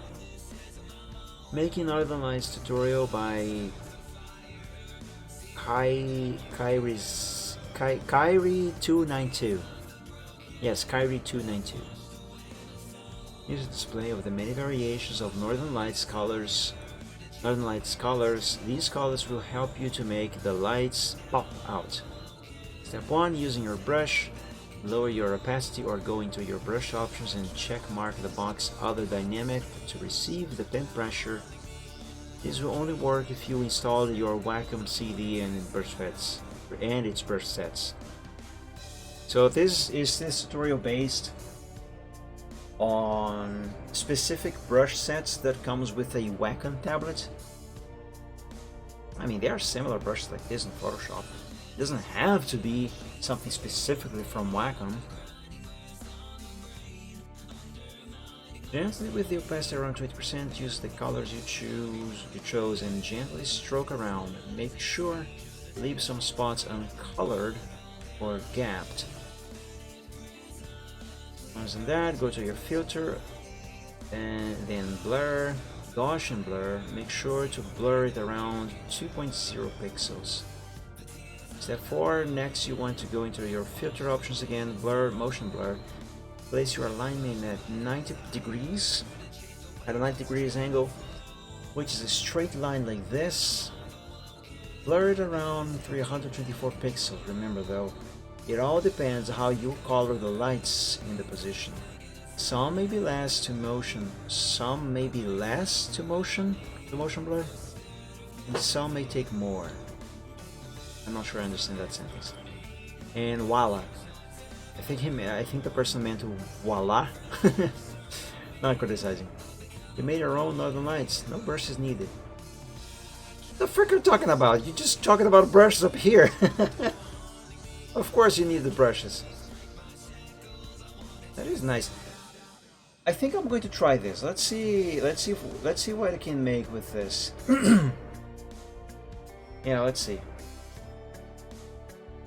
Let's make a new layer on top of everything here. Let's save first. While it saves,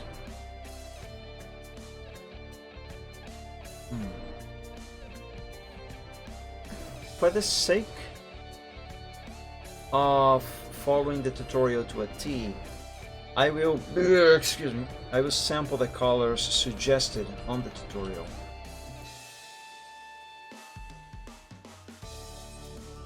I like these shades of green up here.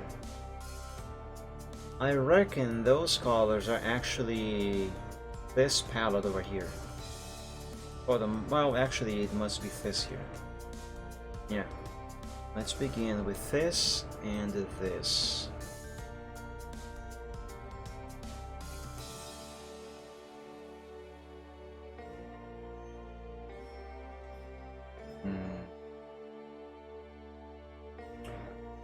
So darker colors first, I think, and the lighter colors on top of them, but the only but the actual brighter colors shall be like some sort of highlights.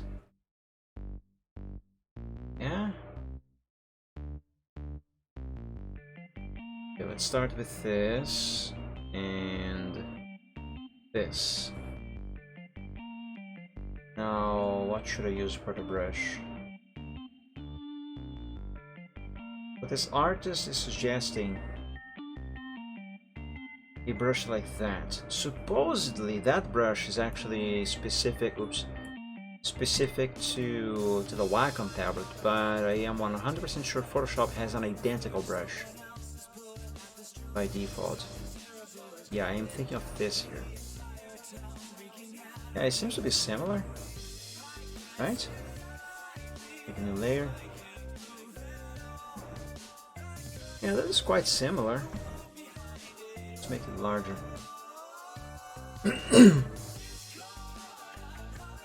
Yeah, it's not the same brush, but it's similar. Maybe another one. Oops.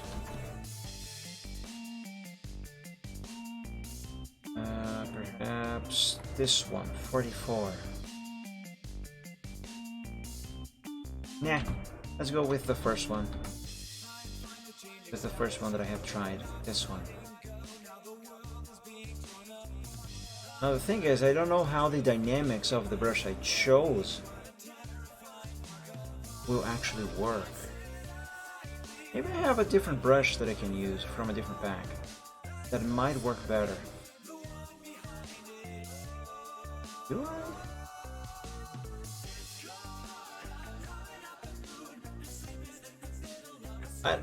I don't know. Excuse me. I don't know. Let's go with this here.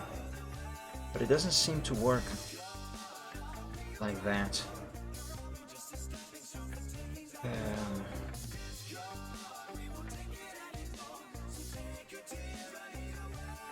Also, this brush does not have pen pressure, so let's follow the tutorial and check the other dynamic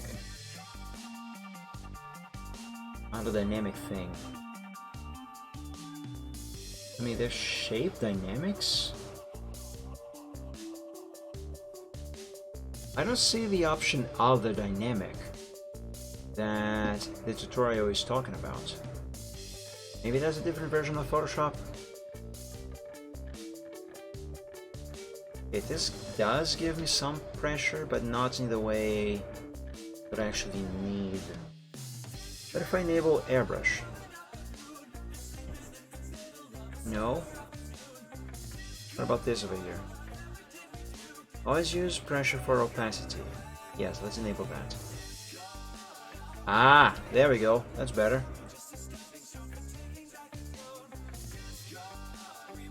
But this brush is kind of lacking its texturing. Is this gonna work?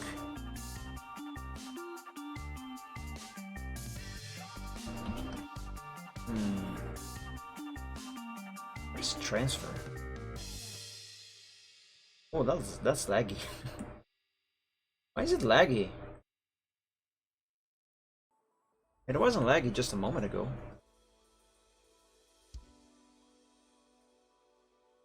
It's weird. Noise?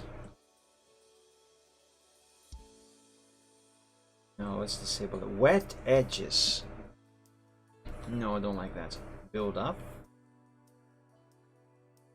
No. Scattering. No.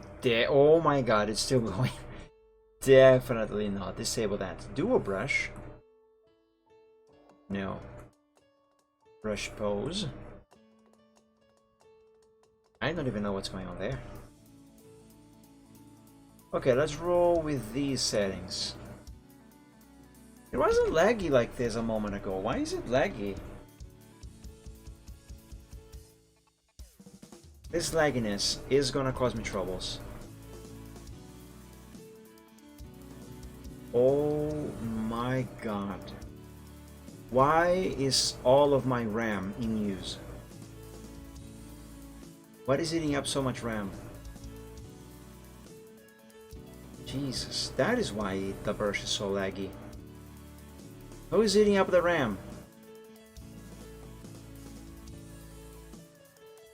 Photoshop is. Why are you eating so much RAM all of a sudden, Photoshop? Alright, let's restart Photoshop. That should help. And are you serious? I'm gonna have to add more RAM to this computer. Let's close this without saving. Don't think I'm gonna need this anymore, so close without saving. Let's close that without saving as well, and this definitely close without saving. And close that, and let's open Photoshop again. Look at the RAM usage drop. That RAM usage is still a little high, mind you. 56%.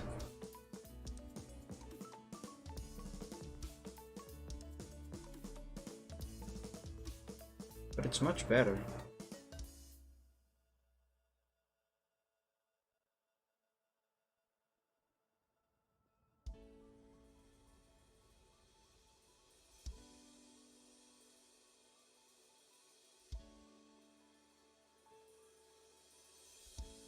Alright, let's try again.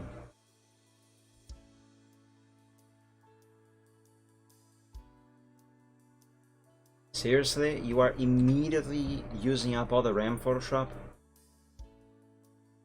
Where's the cursor? Oh. Why is my tablet not responding? The heck? Wait, can I seriously not use the tablet when I have the Task Manager open? Oh my god, are you serious? Why? That doesn't make sense. Well, anyway. That's so laggy. Why is Photoshop using so much RAM? That is a big problem. Wait, are you serious? Wait.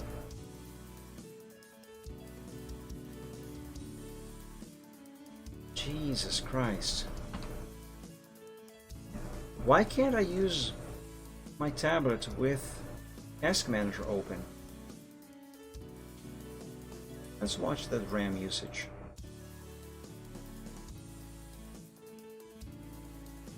That is absurdly laggy. Is it doing it with only this brush? Let me try a different brush. No, it's not doing that with just that brush. Why is it doing it? I can't work like this. Look at the RAM drop. I don't have that many tabs open in the browser either. This is ridiculous. Right, let's download this HTML, excuse me. This is another problem that DeviantArt has developed ever since Wix bought DeviantArt. Sometimes when you go to download something, it decides for whatever reason that what you're gonna get when you click on the download button is actually an HTML file. So you have to refresh the page to actually get the PNG or JPG or JPEG that the image actually is. I am not looking for a scale tutorial, but interesting. Alright, let's close this. Let's close that as well.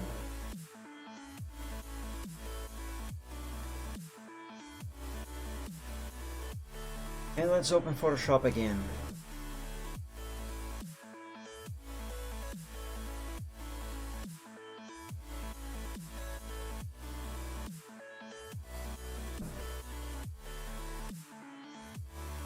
Oh my god, why is Photoshop using so much RAM? Everything was fine just a moment ago. I hate Windows 10.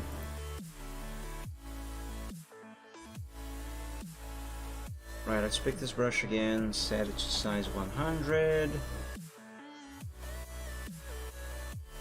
Now it magically isn't lagging. What the hell?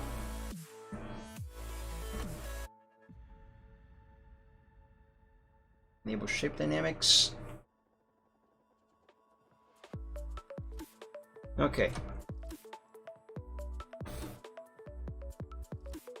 Let's open that tutorial from here.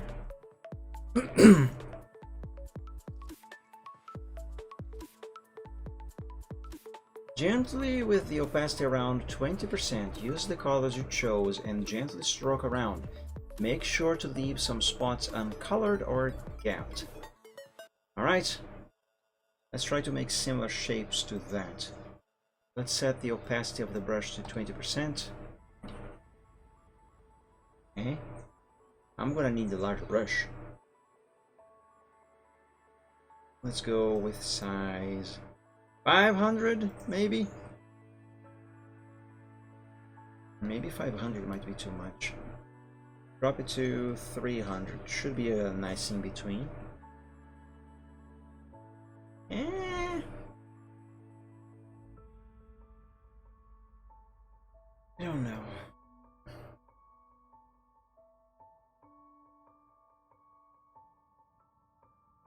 Let's just do the strokes.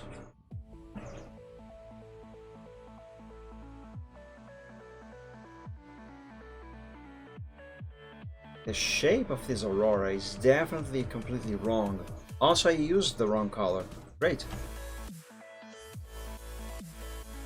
The shape is wrong, but first I need to learn the effect. Then I learn the shape. And again, maybe this might work out after all.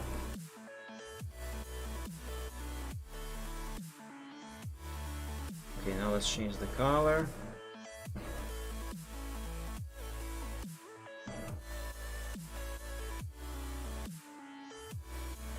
Yeah.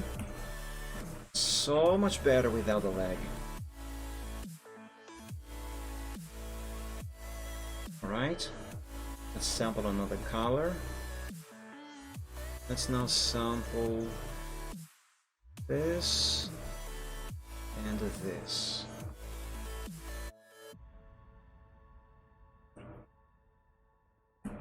Now these I'm only going to apply to a few spots.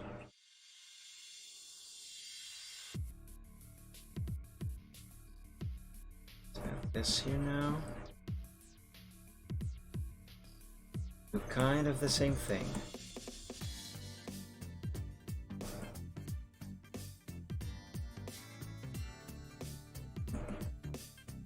There we go. Let's sample some other colors. That and that. Oops. What did I just do? Did I just switch brushes? No, I didn't. What the hell just happened?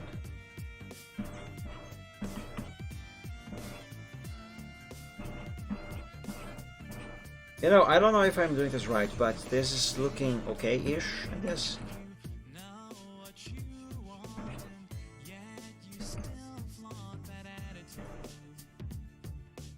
Now this brighter green for some more highlights.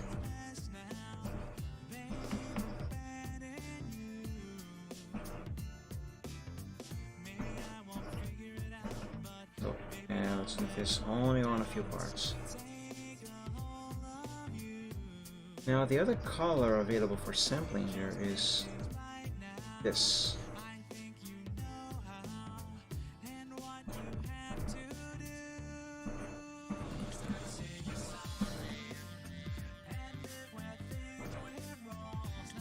No, I exaggerated this stroke. Yeah.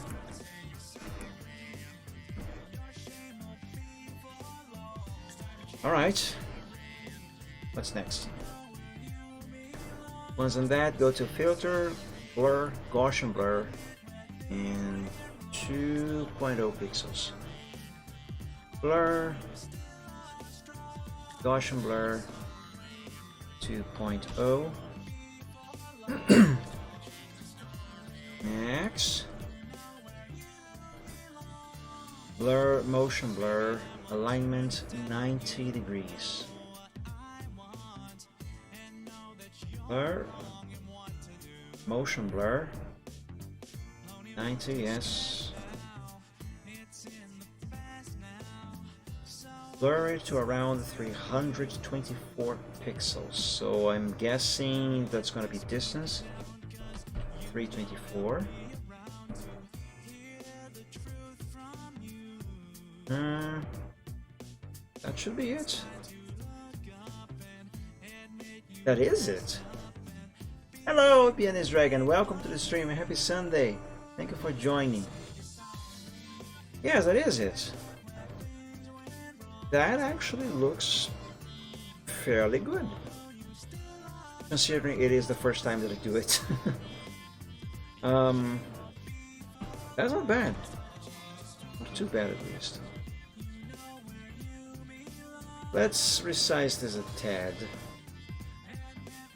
Move it up. Actually, let's not move it up. Let's instead distort.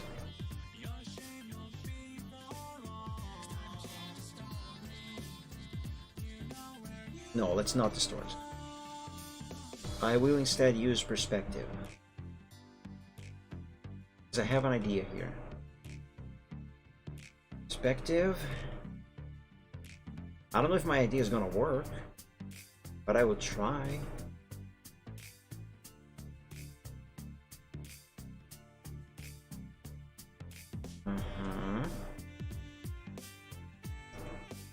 Should I try warp? Should I attempt warping here? Yes, let's do it.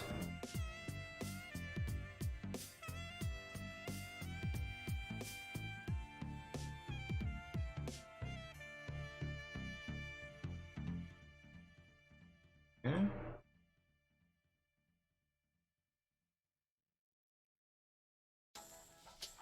Alright, let's apply that. And let's have a closer look.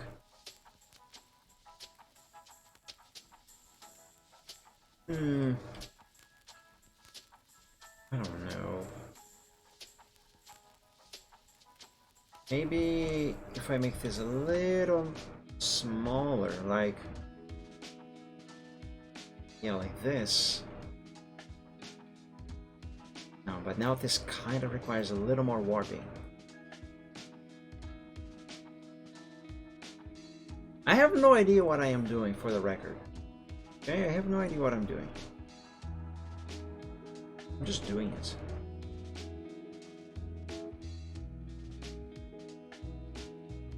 Right? Apply.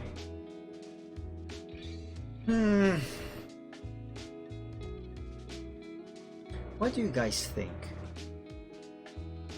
I kind of like it, but at the same time I don't really like it. Maybe what it needs is just some extra effects. The tutorial is good. Don't get me wrong, it is good. Lighten makes this look a little nicer. Color dodge, ooh. Linear dodge is also good. Overlay.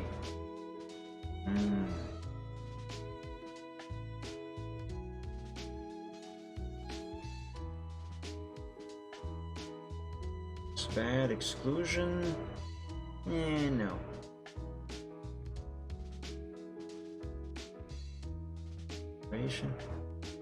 Alright, the tutorial is good.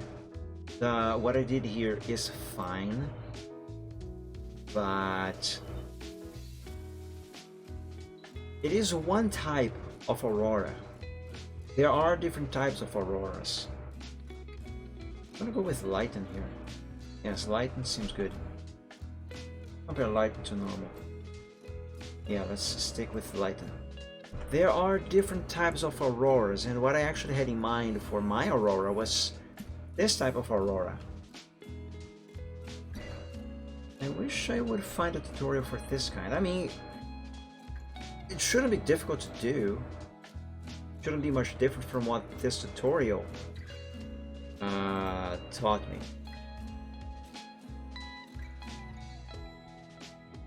Let's experiment.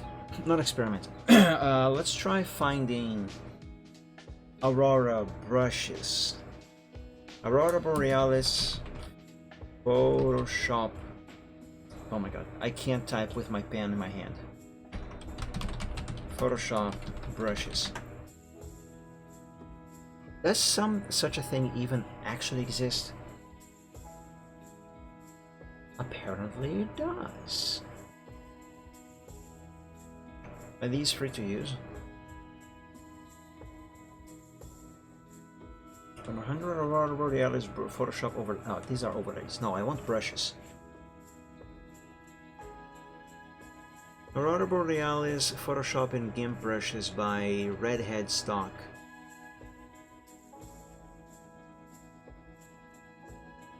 No, I can just download it.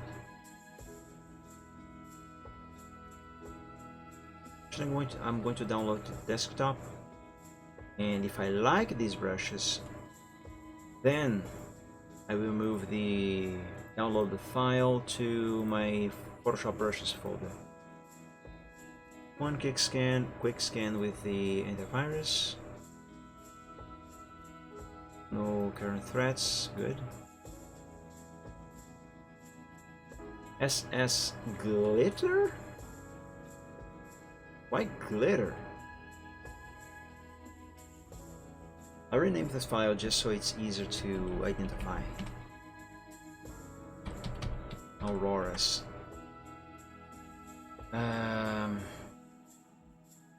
Let's add the brush. First, let's name this Aurora. Alright, let's make a new layer.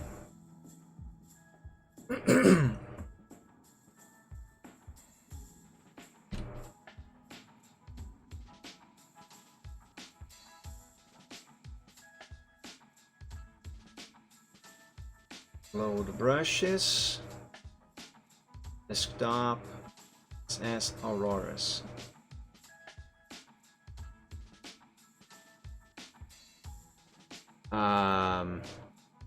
That's not an Aurora.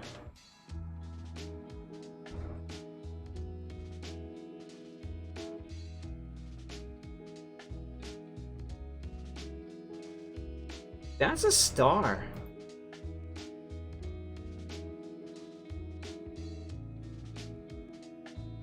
Yes, these are star. That's... What?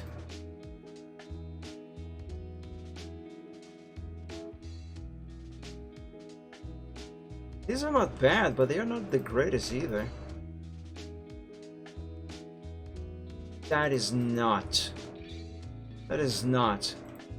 what it says here I was going to download. What the heck? Those brushes are not these things here.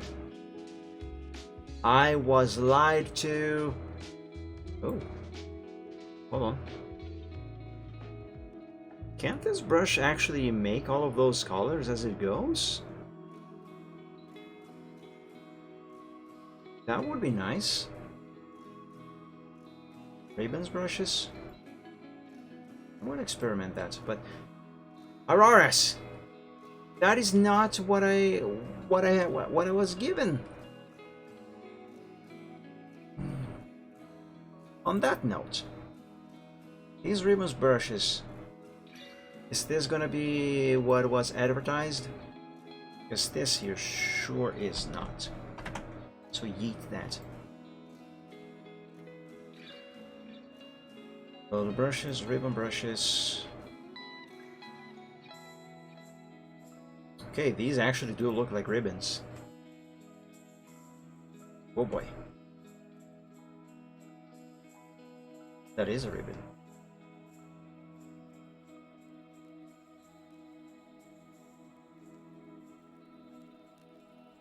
This is not what I am looking for, but these brushes are kind of nice.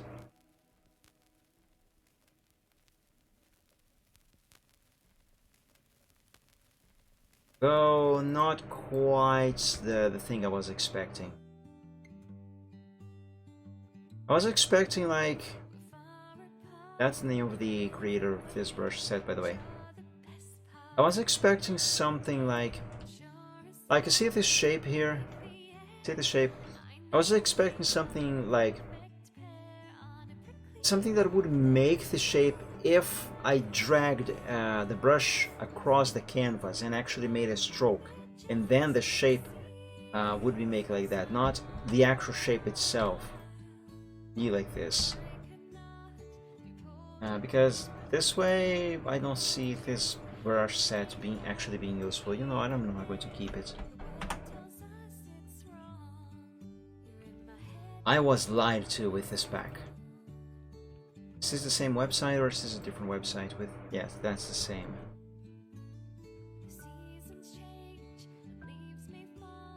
This one is on DeviantArt. It's supposedly the same pack? The original set for Photoshop brushes can be found here.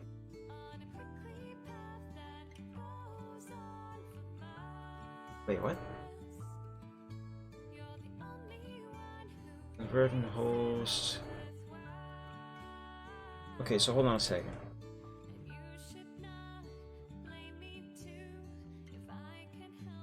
Okay, so this I actually have downloaded brushes from this artist before. So that brush set that I downloaded was made by this person here, but I downloaded from a different website.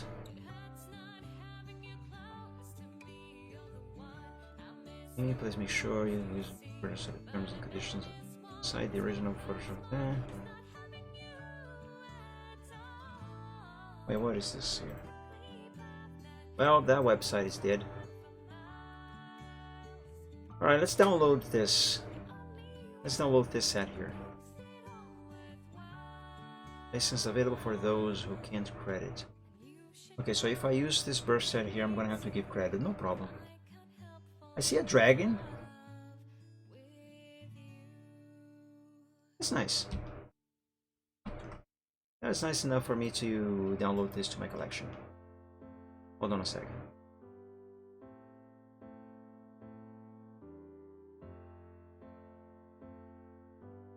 Oh.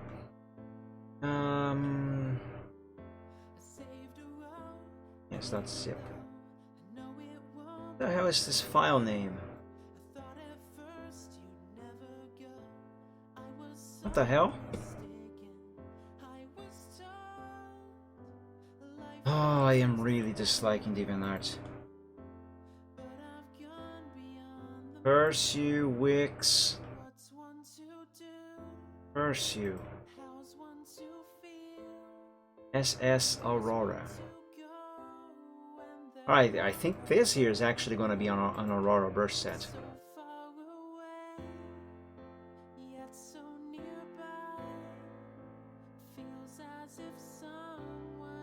Ah, yes, look at these shapes. They already look different. That's an Aurora. That's an Aurora. That's an Aurora. Yes, yes, yes, yes. Oh, I like these brushes. Oh, I like them.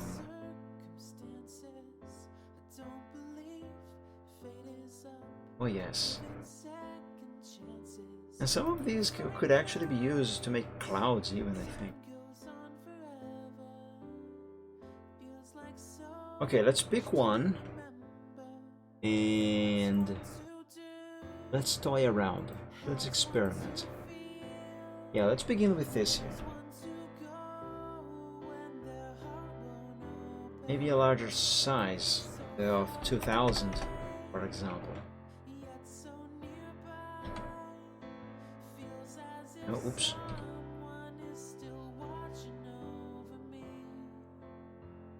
Yeah, let's go with this shade of green.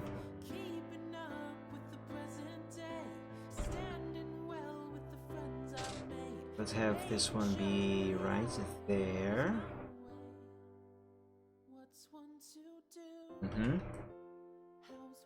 Let's make a new layer. Let's change the color a little bit. Even brighter green, I guess. Yeah. But now I need a different brush. What else is here that might somewhat match that other one? This one. Let's set this to 1/500.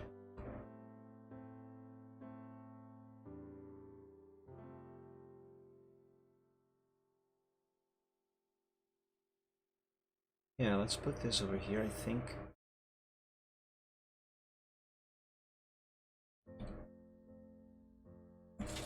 And wait, why is this brush here? Oh, that's not bad.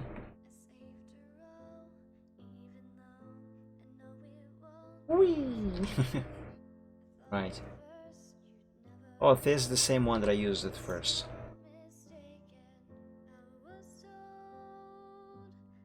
Right, how about we go with a hue of yellow.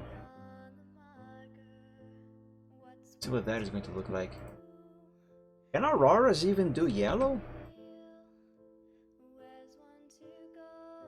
suppose. But this shade of yellow doesn't work.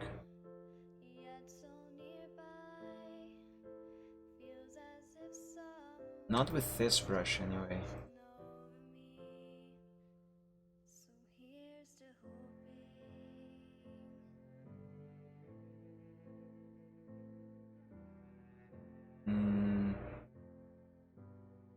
That's too many different colors.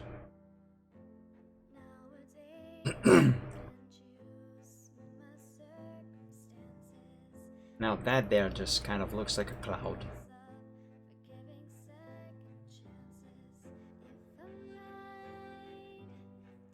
Alright, let's try this one here. Size 2000. Right, it works over there. And make these on the same layer, no problem.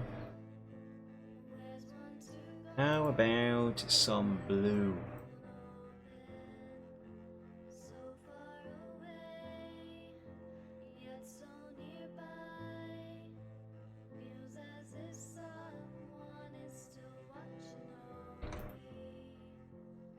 Set this to 2000 as well. The blue here needs to be brighter. Does it?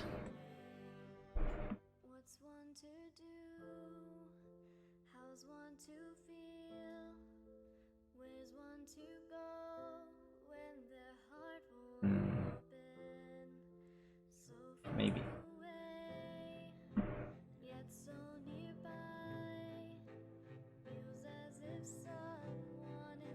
Yeah, that is not bad, but this brush does not work with this. I've already used this brush. This one has not yet been used.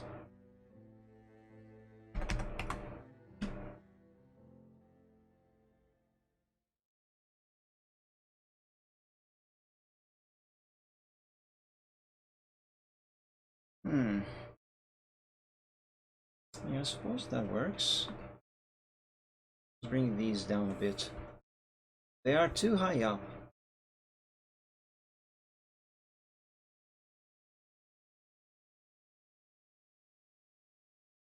But also maybe do a combo of these brushes with the Aurora I drew.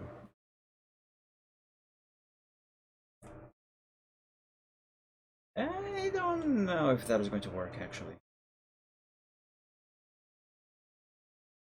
Now, has the music stopped? Yes, it has. Right, skip to the next one.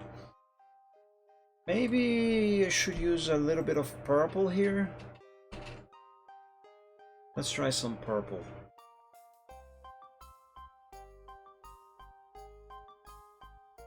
Apparently that is a very common color when it comes to auroras.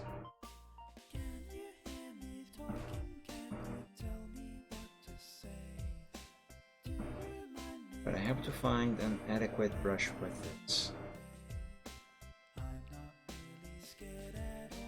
I've already used this brush.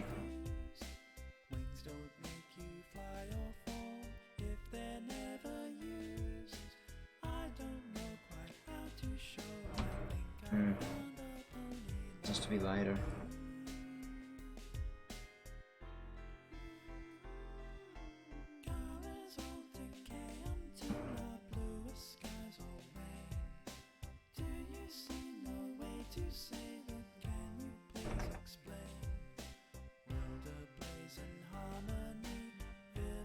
Somehow this is not working.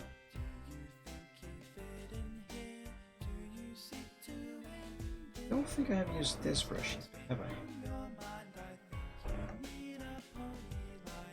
I? Actually, you know what? Let's make this be 2500 in size. Yeah, no, that there's too many colors here. There's way too many colors altogether.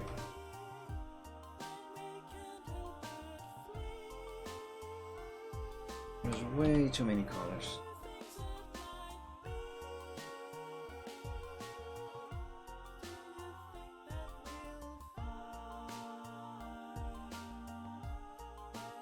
Yeah. Similar colors seem to work a little nicer.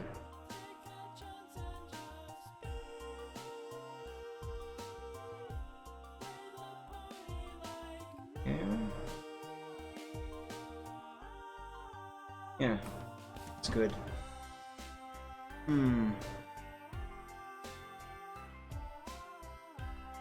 This could use more stuff.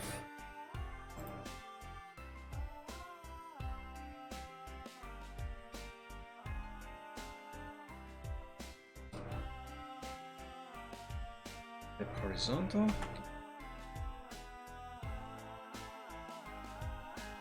Put this down here. Yes.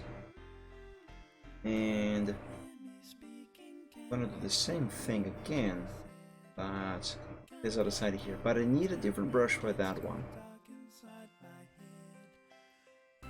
That looks the same.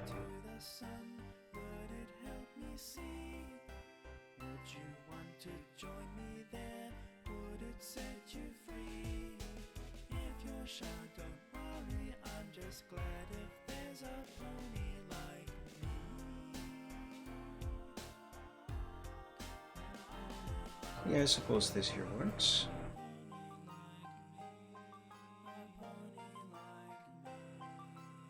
Okay.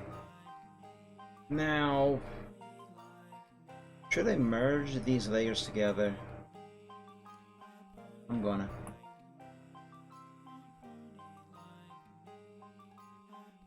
Alright, let's play around with these effects over here. Let's see if we can make this brush-made Aurora look any better. Color dodge. Not bad.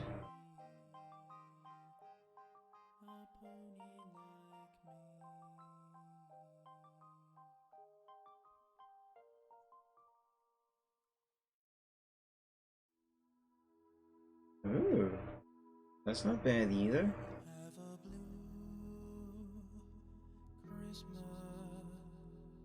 Now with luminosity, this just looks like a bunch of clouds. What was the thing that I thought here was gonna be the best choice? Better color, linear dodge. I think I'm gonna go with lighter color. And is it going to look any good if I give it some outer glow? Possibly. But it has to be the correct shade of green here. Let's have a mix of green with blue. There's actually more blue than green, but whatever.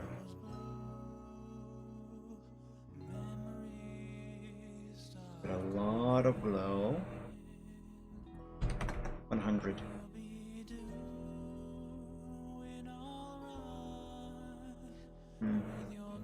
The problem with this is that it kind of takes away a little bit of the shapes of the Aurora. Drop the glow to 5.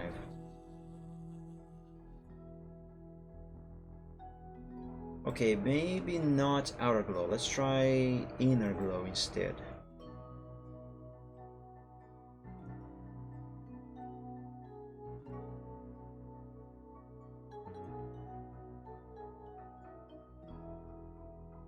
Yeah, that seems to make the Aurora a little more alive as far as colors go.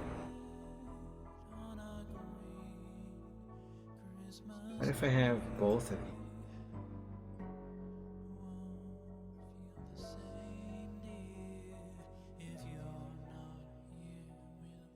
Yeah, the outer glow is just too much.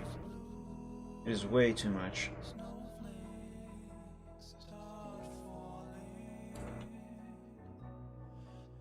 Okay, this is fine.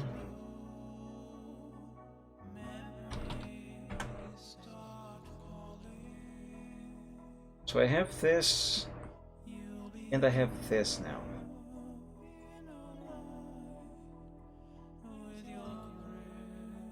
I'm not sure that having both of them work.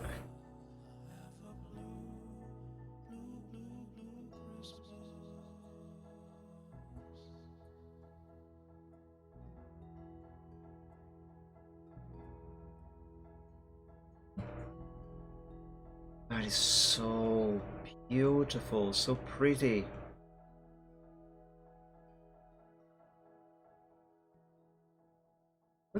Look at this one, all green. Amazing.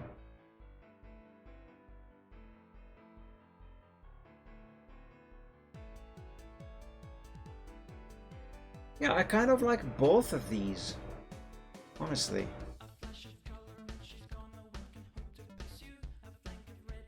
I don't know which one to go with. What if I make this larger?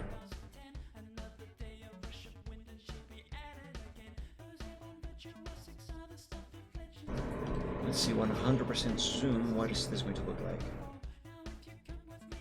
Not good. Oh, there's a flat end here. Oh, I didn't see that when I was making this.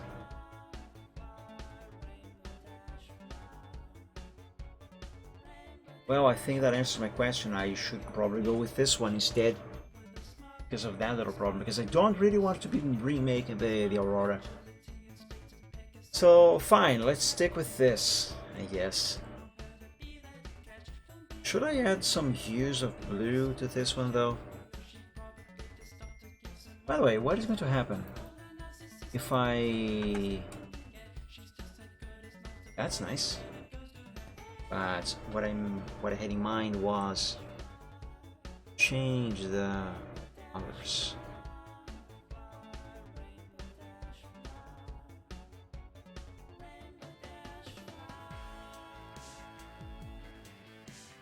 Oh. Oh ho ho ho. This is actually quite good.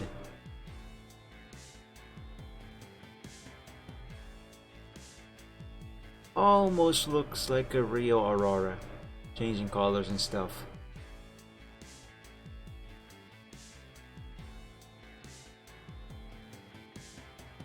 Oh,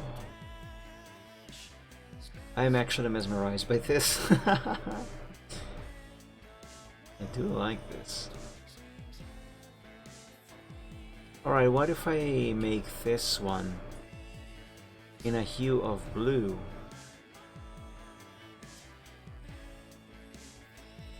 Use some more saturation. Yeah. But if I make this in a hue of blue while keeping the original,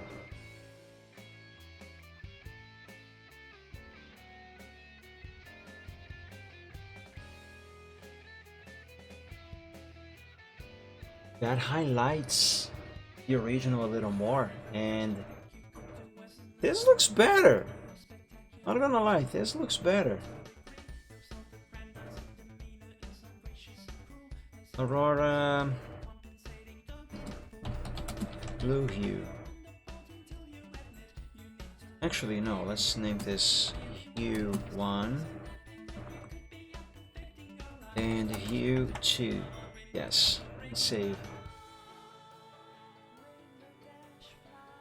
Saving done.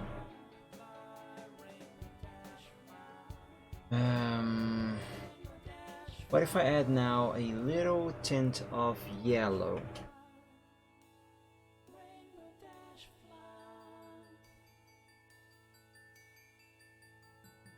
Let's see. Yeah, like this.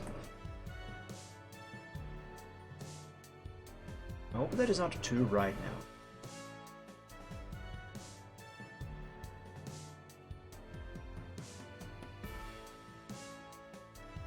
Let's name this hue 3. Question is, do I actually want to keep that? Oh, that makes an interesting difference.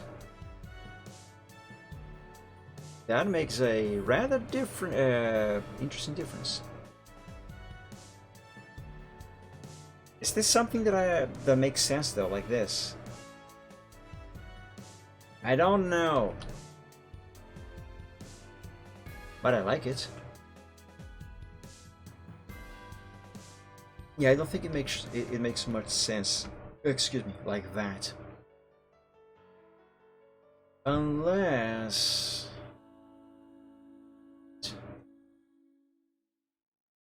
I put it over here and give it some opacity, maybe. Yes, let's go with this. 50% there. Would I want to do something with the blue here as well? No, keep the blue right there where it is. Maybe change the opacity on the blue. No, keep it at 100. That is good enough.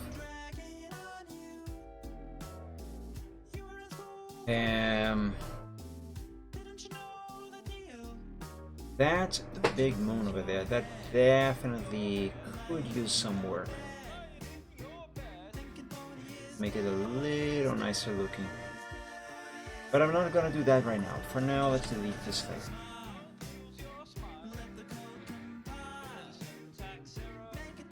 Say, what if I move the atmosphere on top of the aurora?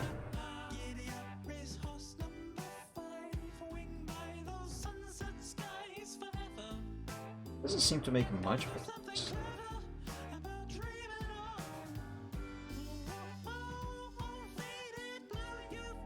I don't really think it is really worth it to move the atmosphere 80% layer above the aurora. Yeah, I'm gonna keep it here.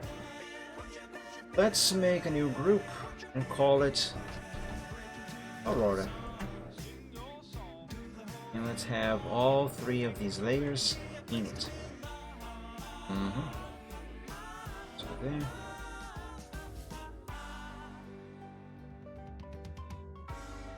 You know, this sky is looking very nice. I dare say it is looking very nice. Very clean. But the stars, I'm still not very happy with the stars. They are too large. Yes, these stars are too big.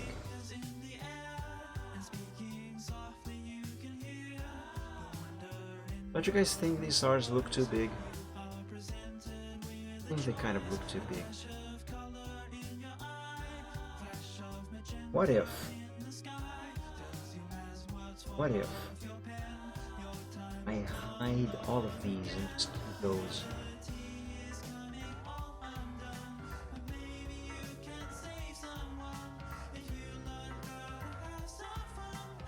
I'm not sure I like it.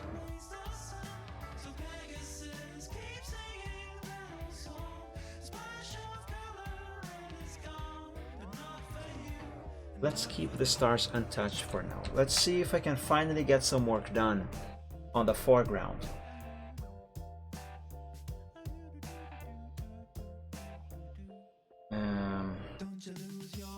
So let's call this layer Snow Base.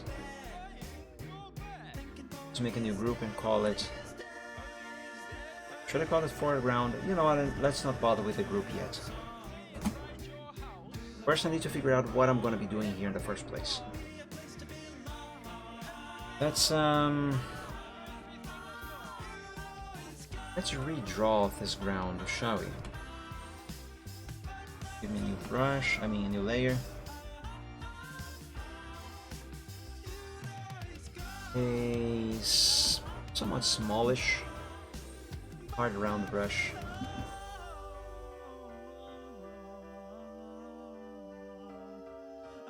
And let's draw a line. But it's not smooth enough. I mean, the first one's so smooth.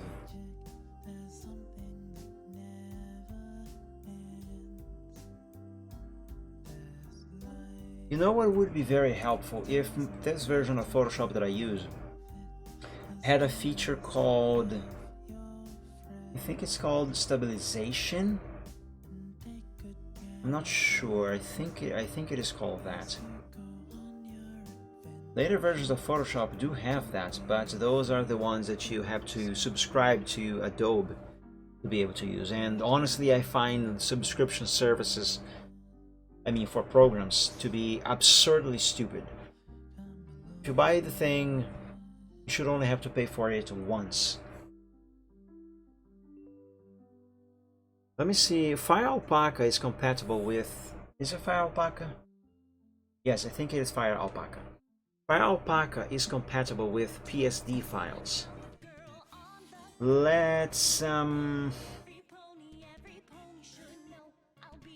I gonna do? I'm gonna save this as a PNG file and open it on Fire Alpaca because I want to use this as the base for the snow, but I'm going to draw the snow on Fire Alpaca, and then I'll see if I can bring that layer into Photoshop. Wow, taking a while to save this as a PNG.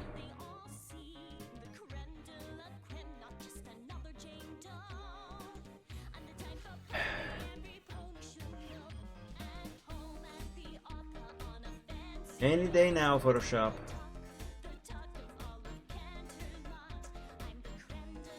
You guys can see the save progress bar because the Christmas balls I drew last Sunday are covering it. But it's right now it's stopped at 87%. Well, while Photoshop works on that, let me open Fire Alpaca.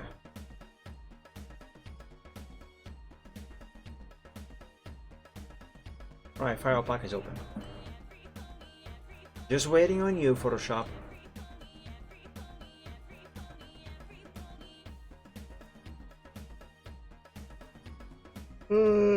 Come on, Photoshop, you're making me yawn.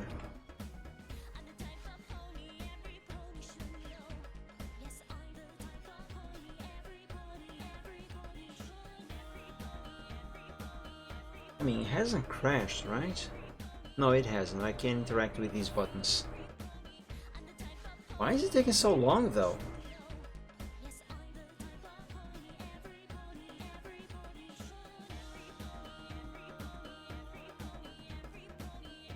My.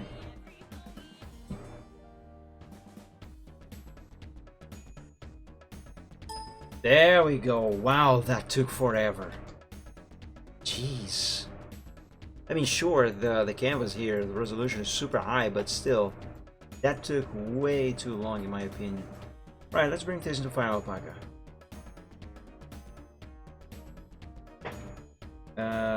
Which button makes a new layer? This? Yes. That. And stabilizer. Yes. Okay. Zoom out. I'm gonna make this using the color black because I can then easily change the color on Photoshop.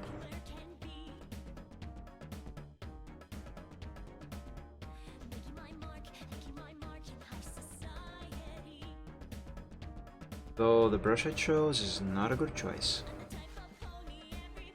Let's go with pen.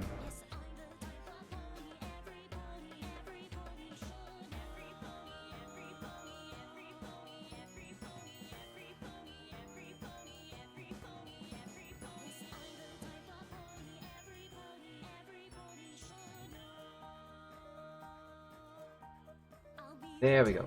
No, more horizontal. Doesn't have to be a straight line, but it needs to be even.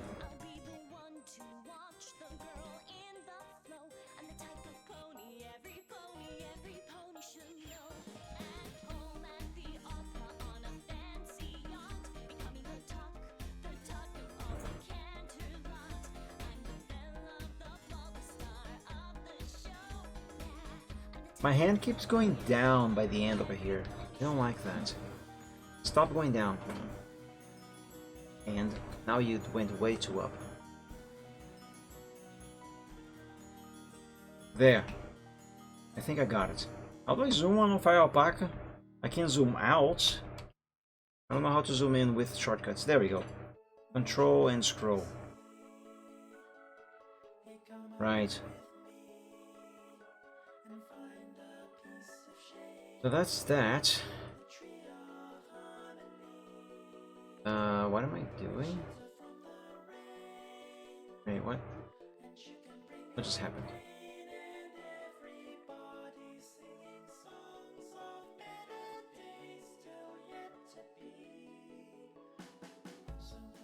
I have no idea what I'm doing right now. Okay, you know what? Let's just send this one line over to Photoshop. Let's export as save as PNG. Ground line, sure. With a capital I for some reason.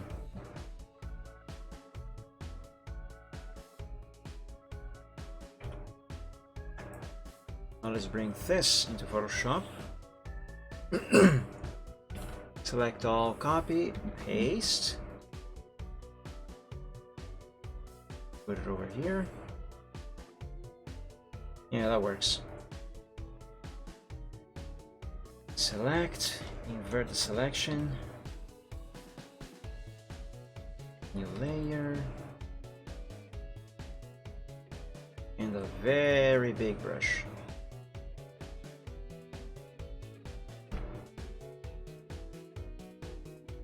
Let's call this layer ground base instead of snow base.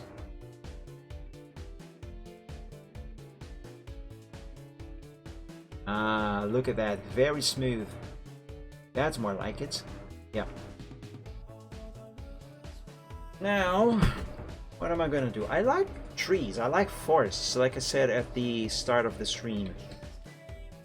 I kind of feel like for the trees there should be like some sort of, let's use a smaller brush, and oops.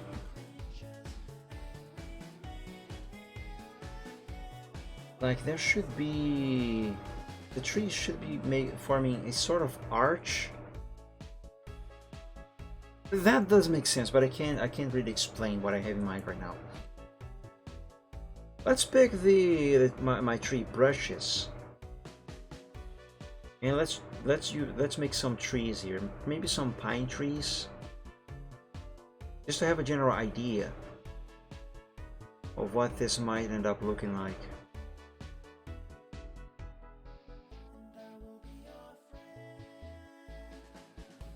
The pine trees. Is that a pine tree? No, but it works. I think. Does it? That's an actual pine tree. Alright, let's set this to a dark green.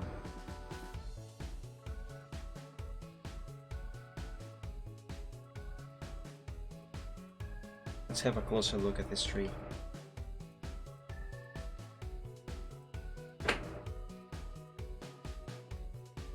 It already comes with the snow on top of it, kinda.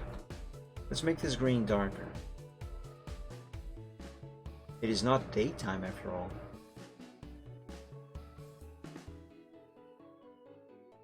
Okay. Excuse me.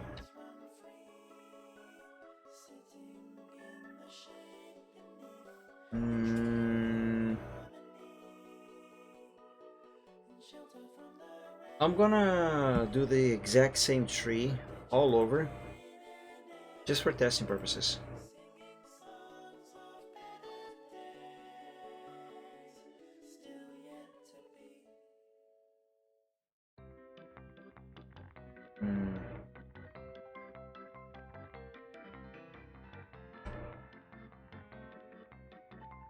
Try something here.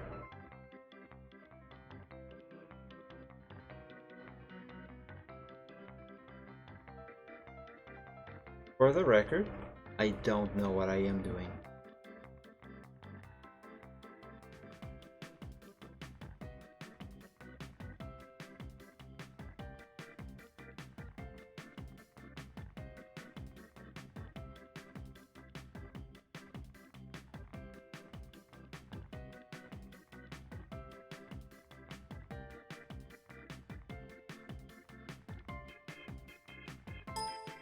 Stop dinging. Just zoom out.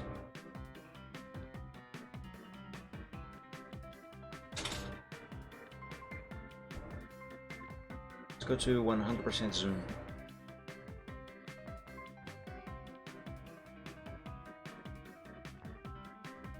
At this level of zoom, the perspective I gave these trees makes it look weird.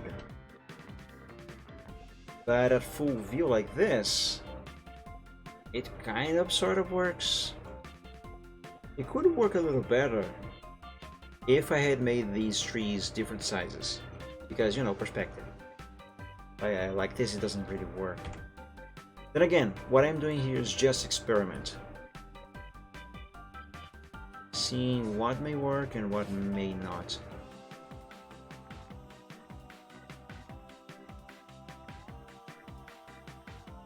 Like now they sort of have different sizes.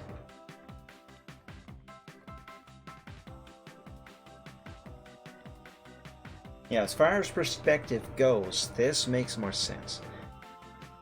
But I just have an idea. What if I go to Holiday Wishes and import the foreground I made for that one?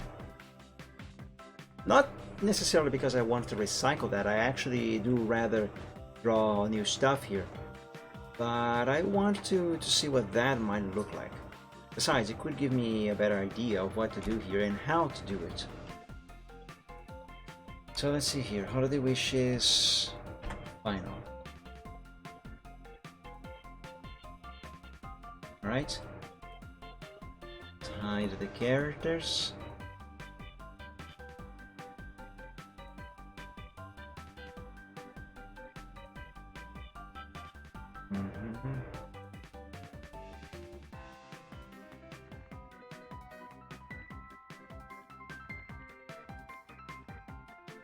So we have many trees on this one.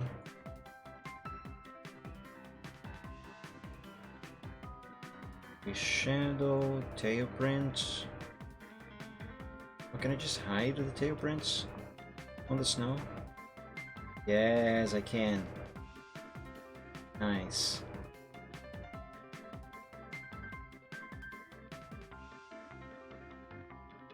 Oh, that second big moon, it is in here as well. Right there.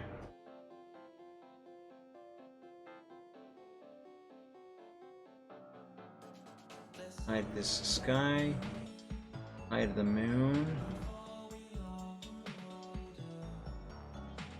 Yes, let's hide all of the sky. Mist. Put the mist.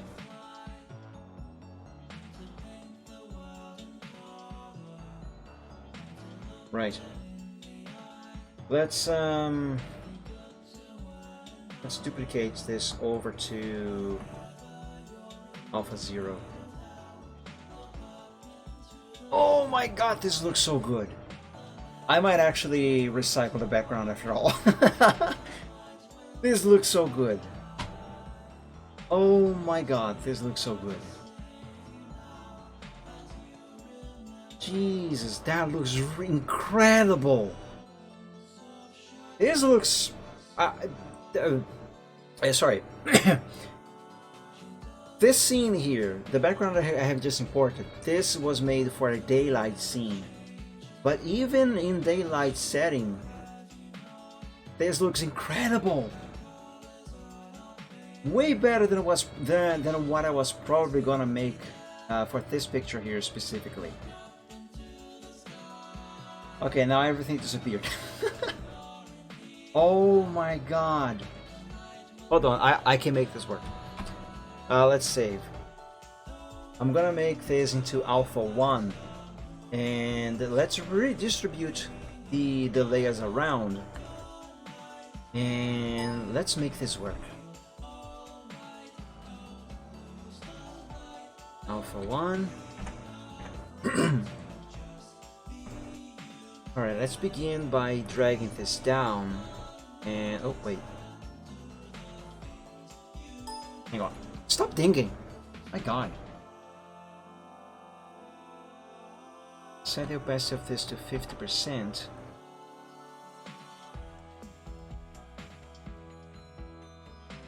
Let's bring all of this down to right about this level, I guess. Or here. That's 2 down. Below, I mean. Okay, let's put it here. Hide the ground base. Let's rename this from... Actually, let's not touch that name for now. So on Sky, we have Sky over there.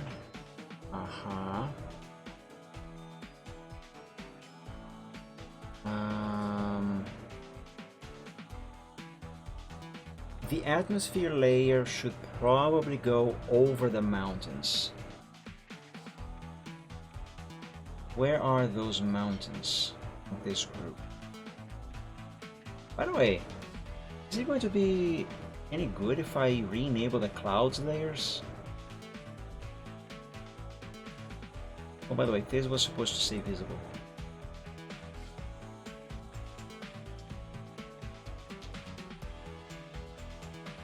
Here, clouds. Not that one. Yeah, no. Let's ignore these. These shall go bye-bye. There's the big moon.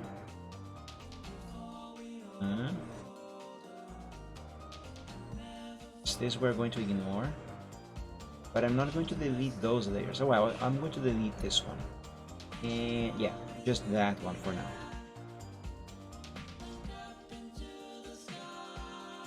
What was I looking for? Right, I was looking for the mountains layers. Let's bring this one up. I didn't need to do that. Let's bring this one over to here. Oh, yes. So the problem is, because this is supposed to be... I mean, this is from a daytime scene. Bringing the atmosphere layer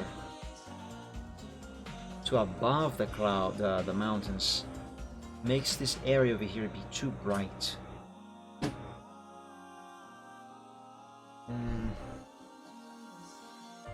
Then again, everything being light, that is actually the reason why that is so.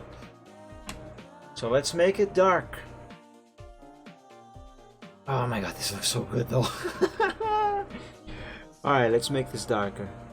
The mountains darker. Hang on, cancel that for now. Actually, yes. Let's carry on with this.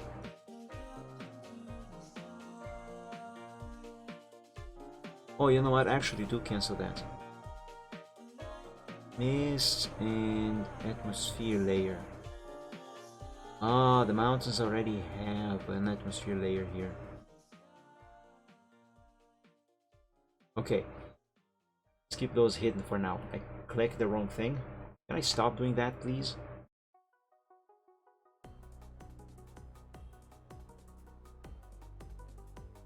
There, we make them darker. Not too dark.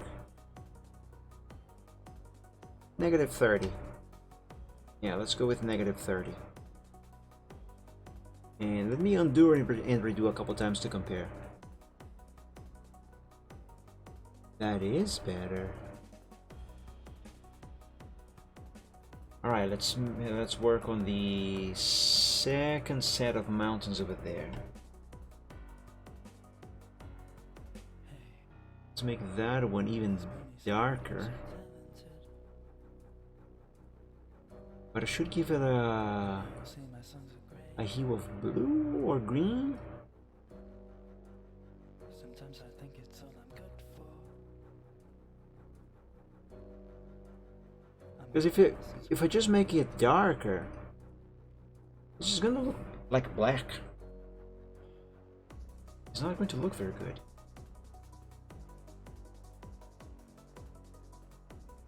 Actually, I can barely see it. Alright, let's Do it like this. You're really more than I deserve. I wanna thank you for inspiring me.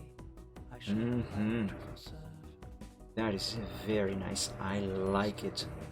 And the nice thing with this is that the snow already is already textured, so I'm not really gonna have to bother with that. On that note, however, that snow is too bright. So we have here snow texture. We have a snowy ground base. We have birds somewhere. Where are the birds? They are there. They are there somewhere. Seriously, where are they? Ah, there's some birds over there. Very small. Although I don't think I'm gonna be using this layer because, I mean, it's nighttime. Why would birds be flying around? In winter, nonetheless. There's some more birds over there too. Right. What's going on there? What is that? What is that? Is it something from this group? Yes, it is. But what? Trees. Trees. Forest. Snow texture. Snowy ground base. More trees. Clouds over mountains. No, that's not it. It's not this atmosphere layer. Not on the mountains one. It's not mountains 2. Shadow over moon. Oh, okay. That's because I forgot to hide this layer. This layer should have been hidden because it belongs to the original moon. Which, by the way, it might make more sense to have that moon down here. Will it? Let's experiment. So here, moon 2. Bring it. Oh, but now we can see that thing there. No. Let's keep the moon over here. If anything, just move it a little more to the corner. And up, maybe, or just the corner. Like this, yes. Let's put it over there. And maybe do a little bit of extra tilting like this. Just leave all of it behind. But I don't know if you would want to, or if I'm even Yeah? in your mind. Sometimes I wish that you just hated me. Yeah. That might be easier to bear than being It's for the original moon over here. when you're in need of someone there. I mean, the small one. Let's give it a little bit of tilt and let's have it be a little further. Actually, let's keep it right here. Let's just give it a little bit of tilt. There. I need to find this little earth pony. Think. Can't do a thing from Wait. No, cancel that and cancel the tilt I gave the big moon. Let's tilt the big moon, but just a little. Less tilt than what I gave it originally. Same thing here with the small moon. Yes. Save. Now let's see about making the snow darker. Also, I should work on those clouds over the mountains as well, and the mist, the fog. That is too bright. Clouds over mountains. Because again, this is supposed to be a nighttime setting. Also, I could just erase the clouds completely. And now let's go with this here. Yes, that's good. Mist. Oh, I actually disabled the mist. There's the atmosphere layer over the clouds. I mean the mountains, not the clouds. Oh, this looks even better. But let me make this darker. But not completely black. Right? Change the hue here. I don't know. Let's just make it darker. Let's go with negative 55. And it's still too light, too bright over here. Let me hide those trees for a moment. All of the trees. I want to properly identify what is going on there.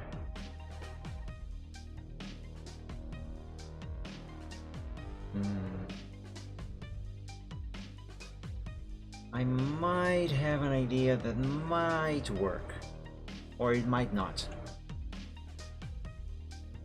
Let's make a selection like this. Pick pure black. Where's the mountains? Alright, here's the mountains. Let's make a new layer here. Use the paint buckets.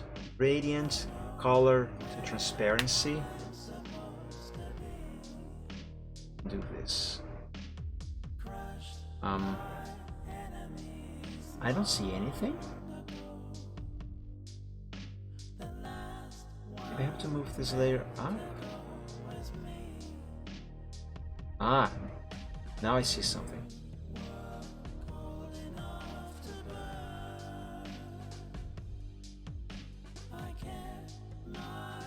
Okay. Move it up a bit. What shall I call this layer? Let's call it darkness. Hello, darkness, my old friend. Want to talk with you again. Ah, that looks much better now. Yeah, see, it looks much better. Alright, let's keep that. Save. Always remember to frequently save your progress, my friends. Whatever you're doing, always save your progress frequently. You never know when something's gonna go bad, gonna go wrong, and believe me, it eventually will. I speak from experience. Okay. Actually, if I don't have the atmosphere here, the mountains might look a bit better. Let's move this layer back down to the group sky and have it be, yes, underneath the aurora.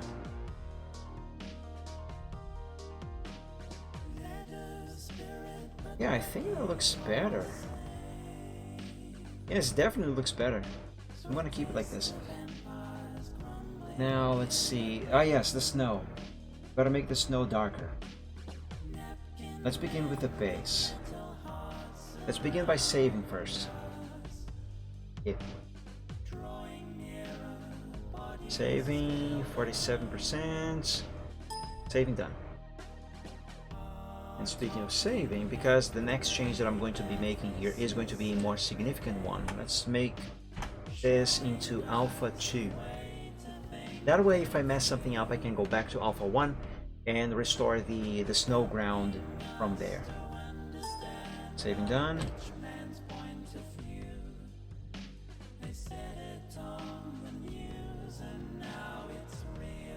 Excuse me.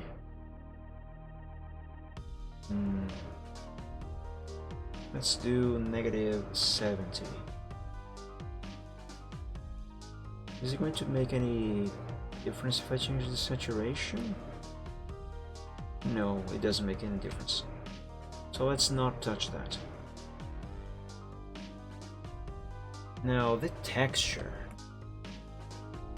Let's make this darker.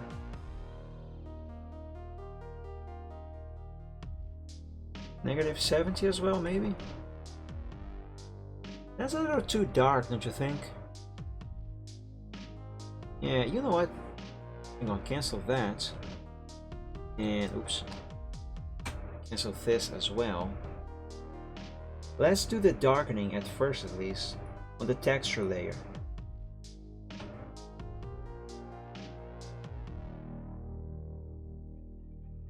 Maybe that is all I'm gonna have to do. -69. Nice. But no, I like round numbers. Let's go with 70. -70.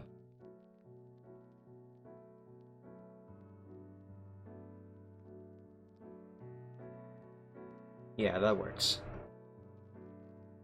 Though the texture itself is actually a little harder to see now. No big deal. Not really, not exactly. Oh, but the shadows of the trees though.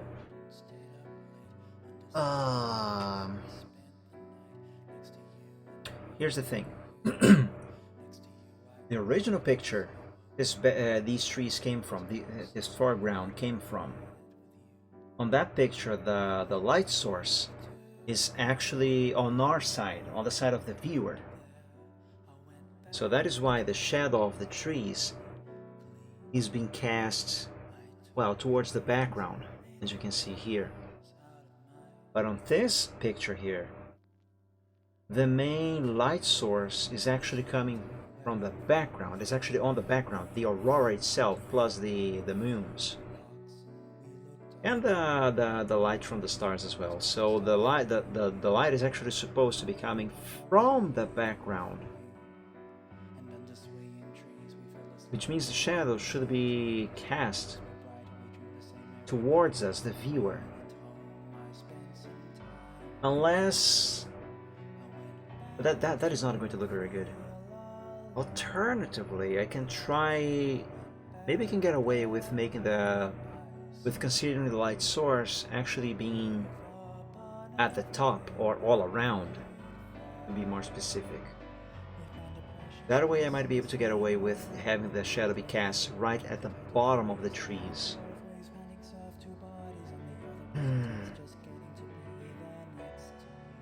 Where is the layer for the shadows of the trees? Tree shadow 50%. That.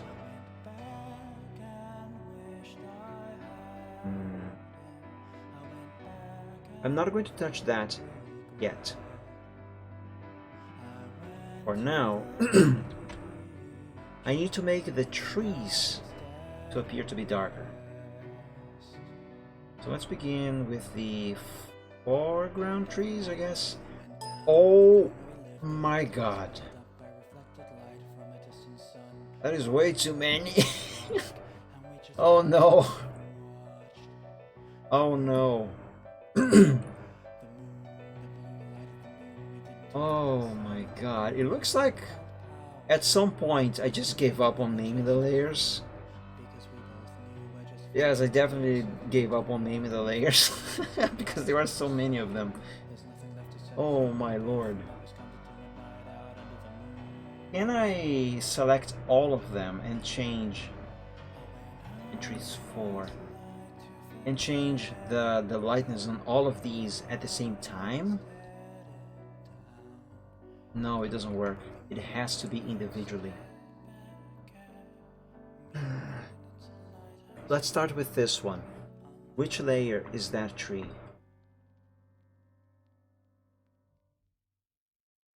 Big bug just flew in and it is on my wall. Go away!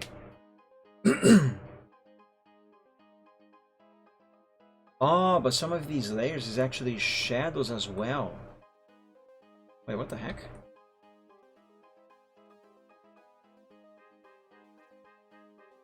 Really?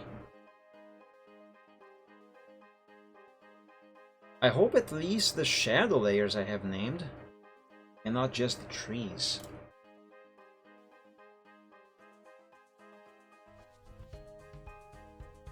So we have a group over here. We have a lone tree over there. We have another group. Another lone tree over there. One over there. Huh? There it is, the big one. The big boy. The big boy tree. Alright, let's make this darker.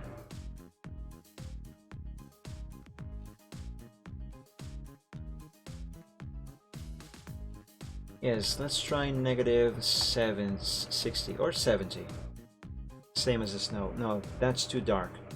What about negative 50?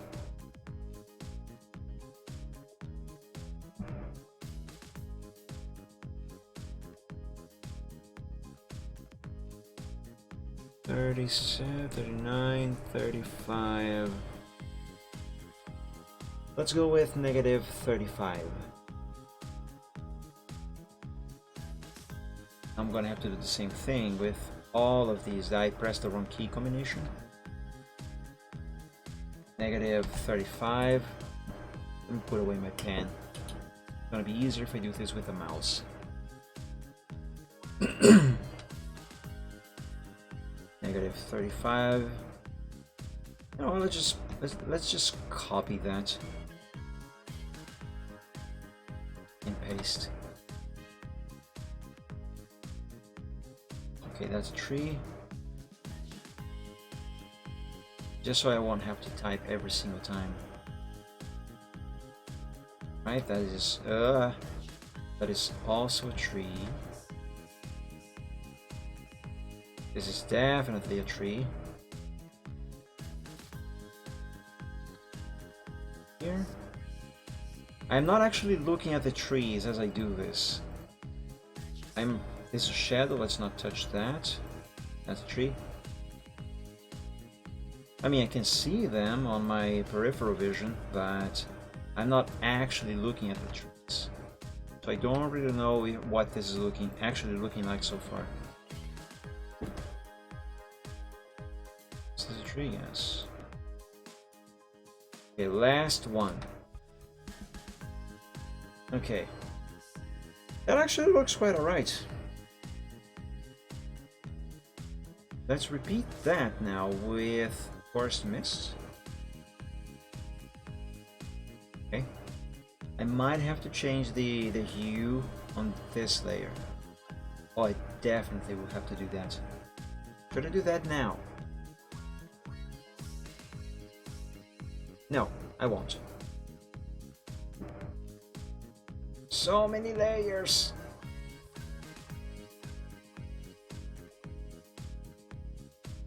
Let me locate one tree here.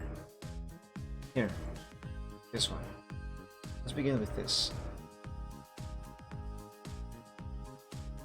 Negative 35. I feel like the darkness here should be different.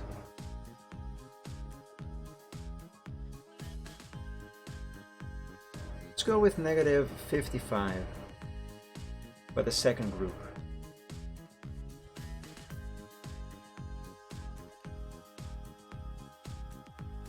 There. I think I've already done this one. No. There was this one that I did. Yes.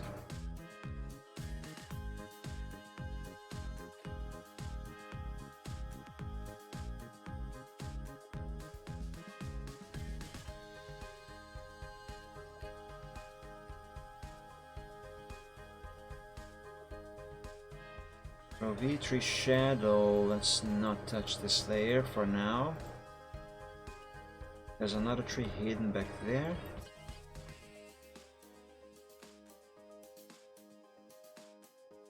I like it how at one point when I was drawing this background originally for Holiday Wishes, I was making so many trees on so many different layers here that at one point I just gave up on naming the layers. I was probably like, oh my god, whatever. Just put everything here in the group, in this group, and call it trees and whatever. All right, so that's that. Let's go to the third group now. Yes, let's begin with this one. Oh, but wait, isn't there like a fourth group? Yes, there is. Okay, so this one. Let's make it darker. Not too darker. Negative 60? Yeah, sure, let's go with negative 60.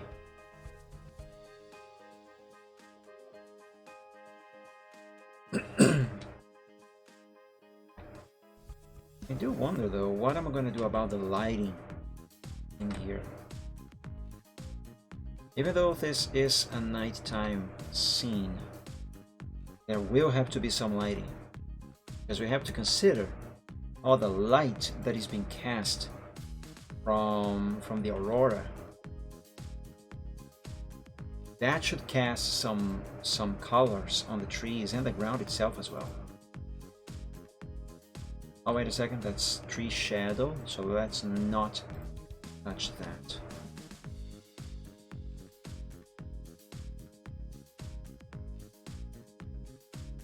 One more layer, and we are done with the third group of trees. Now let's go to the fourth group, fourth and last group. This one seems to have fewer trees. I mean, I suppose it would make sense. Let's make it darker.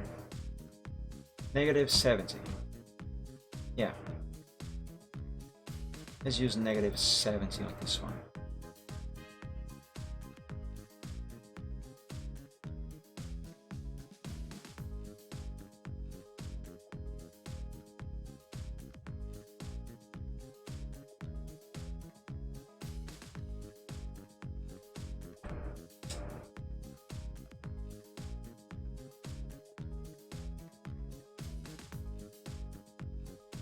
I don't know what would happen, but I almost pressed Ctrl I instead of Ctrl U. Open this window here.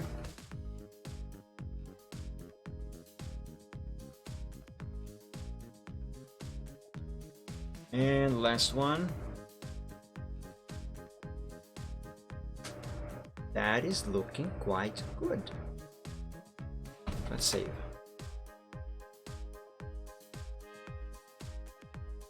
It's still saving, by the way. There we go, it's done. Okay, so that is good. That is done, I mean, and good. Let's hide birds. Actually, I don't think I'm gonna need this layer anymore, so let's just delete it. Where's the tree shadows?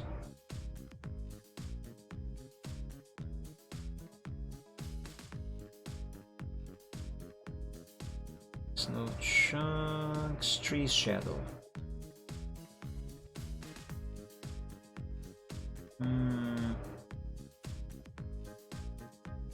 This is actually just one of the tree shadow layers. There's more shadow layers for the trees in the trees groups. Forest mist.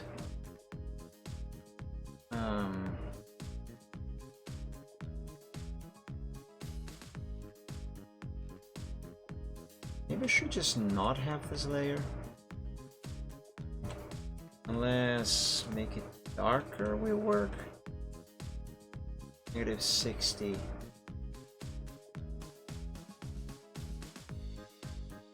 Suppose.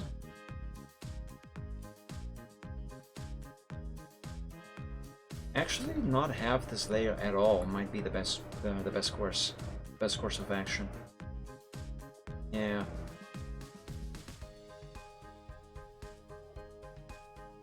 See darkness. Let's not touch that.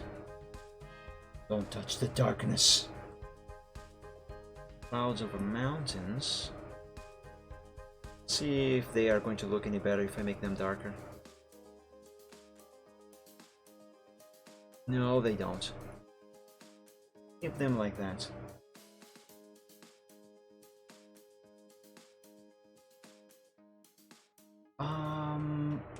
Something just occurred to me. What if I have the aurora actually be over the mountains?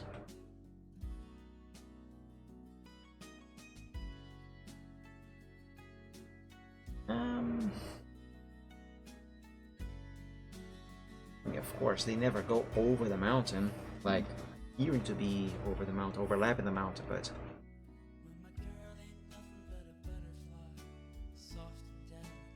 nah, let's not do that. Not yet, at least.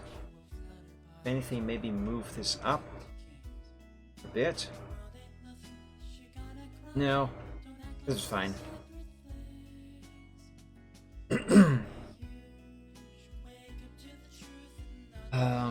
Let's see. What am I gonna do next? I really like this. I really do. Honestly, really do like this.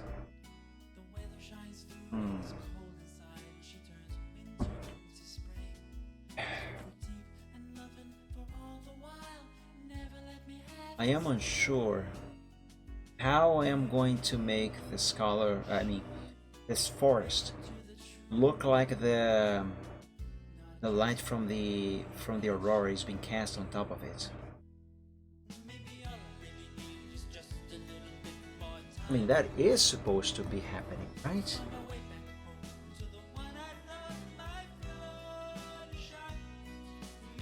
Just to some extent.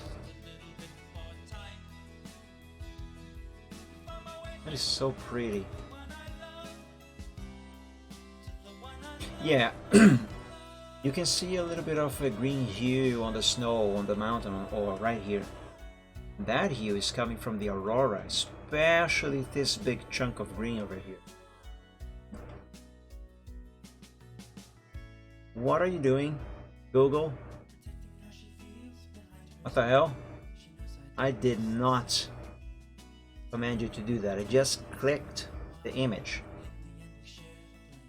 Yeah, on this one, which is a kind of a mix of blue with green, you can see here off in the distance, especially how the snow has that same tint of greenish blue. And oh, this is so beautiful. But yeah, same thing happening right here.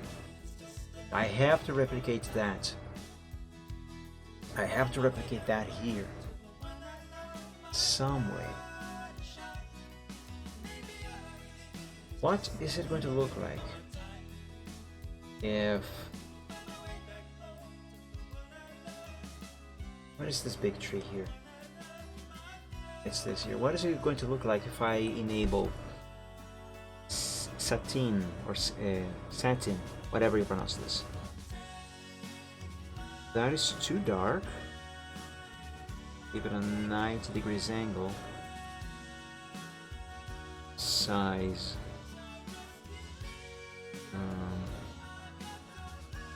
Distance. Yeah, distance. 30. Size. Size here seems to be mostly the smoothness. Let's do 30-30. Now, this here,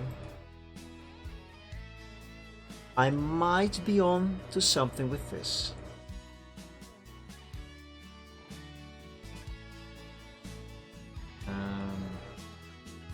Oh, actually, no. Keep that as black. But, wait. Right. Birds? Wait, what am I doing? Now I don't know what I'm doing. Nope.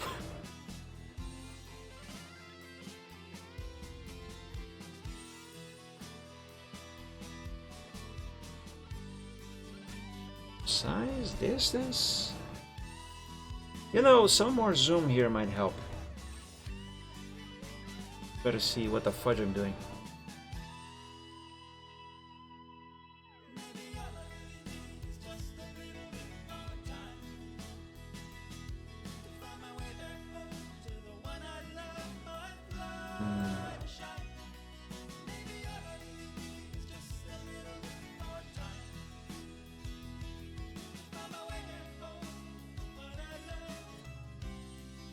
The alias?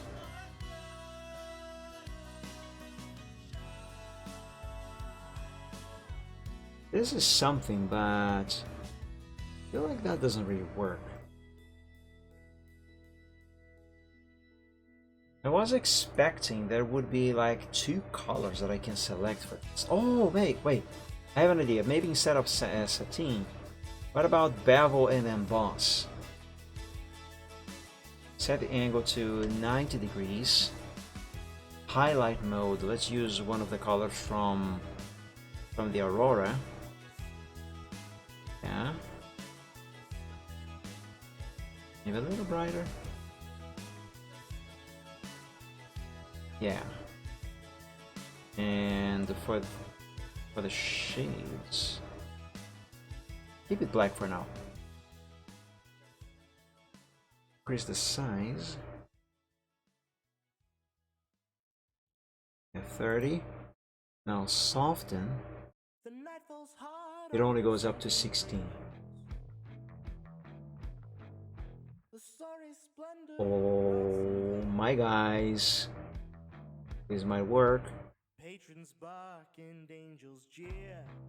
I will have to change this based on I mean from tree to tree, but so far on this one at least this is looking quite good. Now this, I think this should remain as black. Yeah? Yeah, keep that as black. Turn.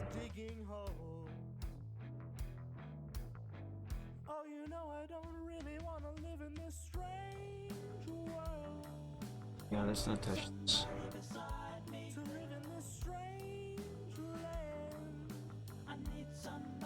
Oh, ho, ho, ho, look at that. Alright, let's copy the layer style. And let's paste it over across the trees.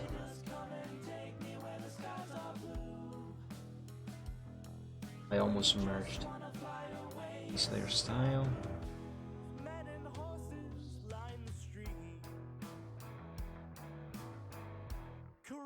Take a closer look at these.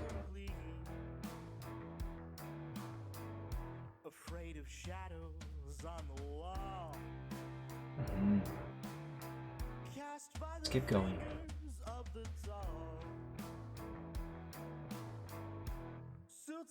There. There.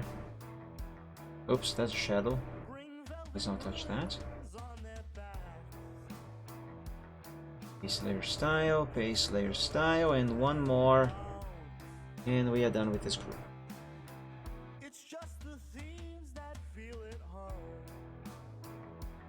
Oh yes! Heck yeah! It works! Let's do the same thing for the other 3 groups of trees. Can I just do it right here? On the group itself? Oh my god, I can. Oh fudge yeah. Though there is one layer in here. This here. It's a shadow. Wait. Effect didn't apply to that? Wait, wait, what? It didn't apply to anything. Except it did? What? Well, I am confused, so I'm just gonna do it on a layer by layer basis. Should make it easier to adjust the effect if I have to anyway. Like if only one tree is a little off, I can more easily fix it if I have it on a layer by layer situation here. There. Wait, did it apply? It did.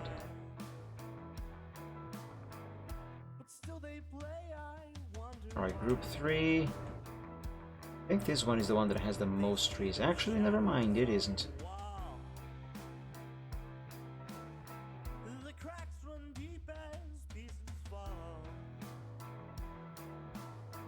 Paste. Paste.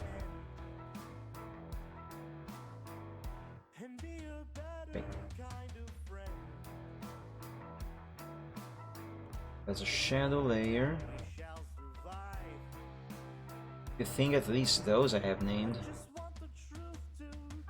There we go. Now one more group and we should be done with these trees.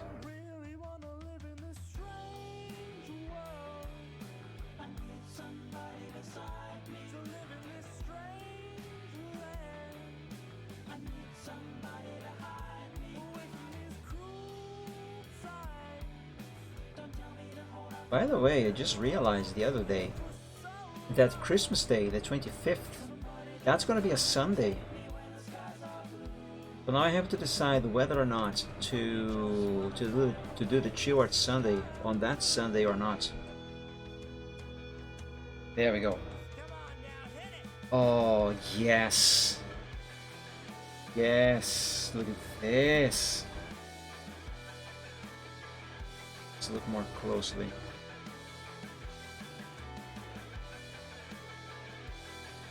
Oh yes. This solves the conundrum that I was. Go away, bug. This solves that issue where I wasn't sure how I would. Oh my god, this bug. How I would do the lighting. But I still. Oh my god, this bug is driving me nuts. But I still feel like this could be a little better. It could use a little something extra, which I'm not gonna bother with right now. For now, let me just save.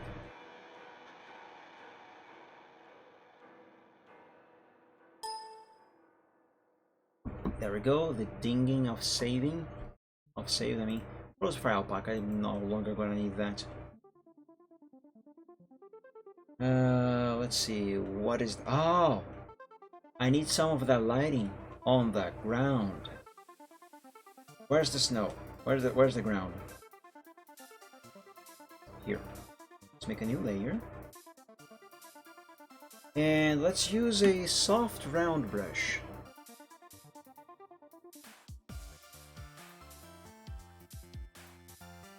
An airbrush? Yeah, sure, let's go with an airbrush.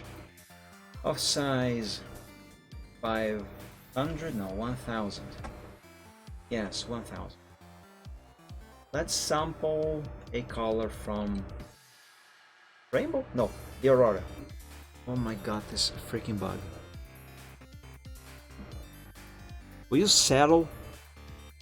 Otherwise you're gonna... You know what, hold on, come here. I'm trying to grab it by the wings. It is trying to hide under my tablet. Gotcha! Oh, I just lost the wings. Well, on the bright side, it's not gonna be flying all over the place now. Anyway. See, bug, I told you! I told you to not annoy me. That's what you get. Right. Let's add some of this here. I'm gonna need more colors though. Sample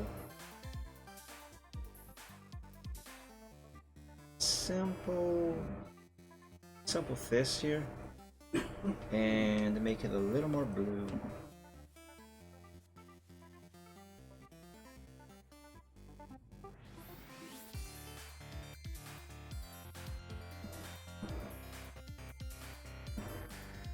There, maybe a little bit of yellow. Just a little bit. Or something close to yellow.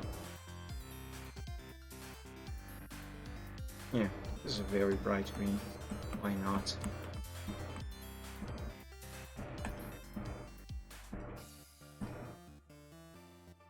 Now let's have a closer look.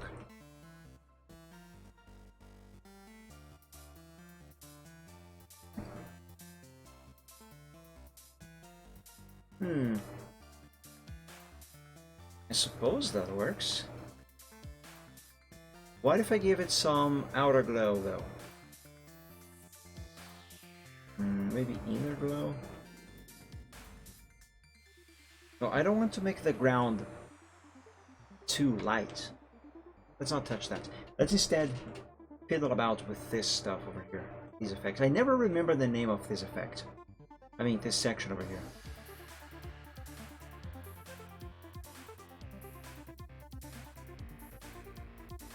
Burn, lighten. Lighten looks very nice on this.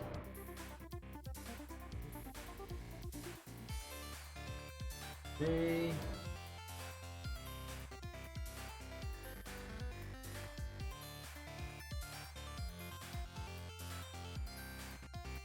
Saturation, no, that looks ugly.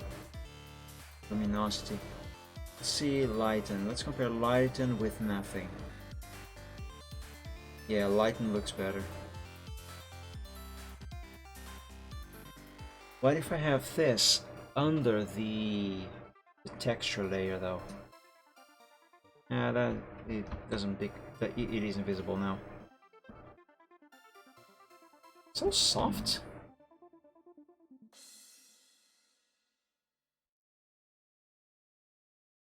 Yeah, that works. I think that works. Let's name this layer Snow Aurora Lights. Sure. I think now I have to work on the shadow being cast by the trees. Right. Let me try something here. Where is the... here, tree shadow. So it only simply has a 50% opacity, okay. So that should be pure black. Let's make a new layer on top of that. Let's grab black. And... should I go with a soft brush, a hard brush? Let's go with a soft round brush.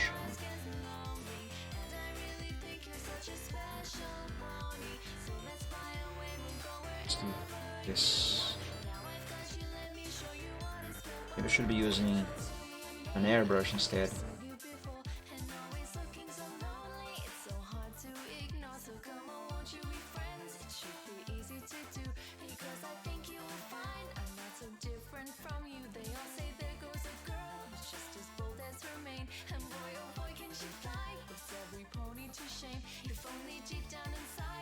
I don't know if what I'm doing here is going to look any good. I'm just experimenting. Because the shadow here now does not have any of the shapes of the trees, unlike the original shadows that I originally drew here. Okay, I need now to select the ground, snowy ground base. Invert selection.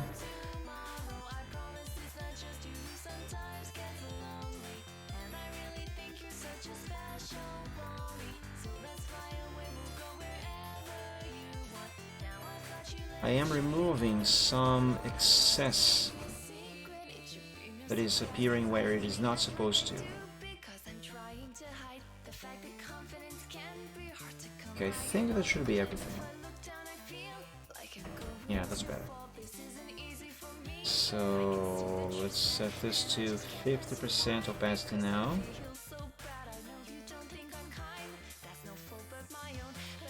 Yeah, this works, but it doesn't look good, you know. What if I have that under the snow texture? That works a little better.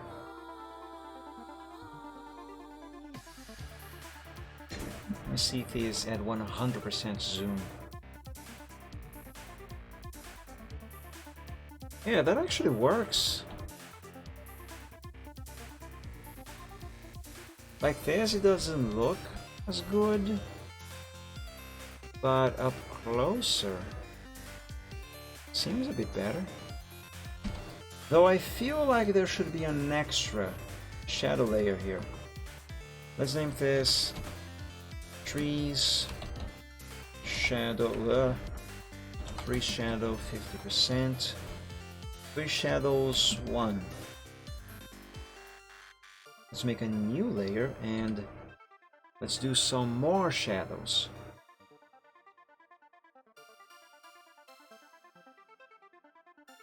But not covering the exact same areas as the one I just drew first. Let's sing a song full of hope, full of pain. Why don't you sing along This here is intended to just make this as refrain? seem like it has. Forever I mean, I'm trying to give the shadows a little more depth, I guess, if that makes any sense. young like this never end. No, they don't fade away. So when I'm gone, Select this again. gone, I'll be right there, close to the sun. I'm going to use a larger brush for this. 800. Holding on, and I'll be right there, close to the sun, close to the sun. There. Now, question is, do I want to keep this at 100% opacity, or what do I want to drop this to 50? Close to the sun. I'm going to keep it at 100. Trees, shadow. 3 shadow, 2. Oh yeah, that works. Here's to the That works. ones who let shine through the rain. The ones Something here, however, feels a little bit off, who names. don't you think? Say goodbye, we said and said. I know what it is. That secret soul The trees. to the grave. So when I'm The way I just made these shadows kind of makes it look like the trees are sort of just close to the floating above the shadows. keep holding on, keep holding on. Hmm. And I'll be right there, close to the sun. I have an idea. Let me experiment with something. And this something is actually the way I did the original shadows for these trees on the original picture this background originally came from. Let's see, Holiday Wishes.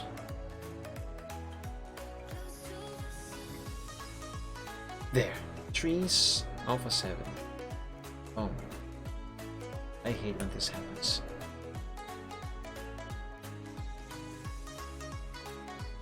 Alright. Let's copy let's copy everything. And paste it here.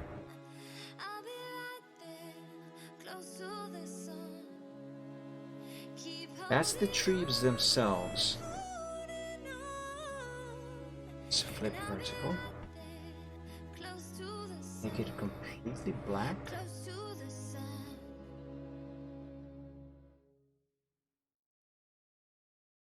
There. Now, let's give this some perspective.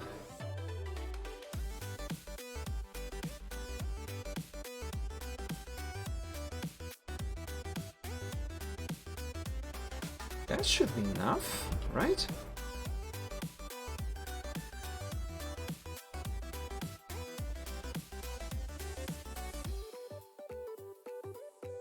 Hmm.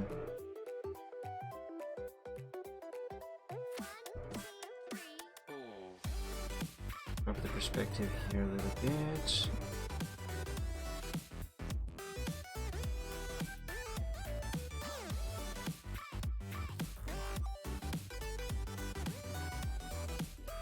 Hmm.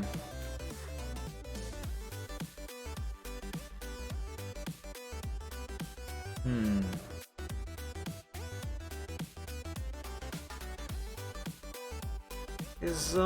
This almost works.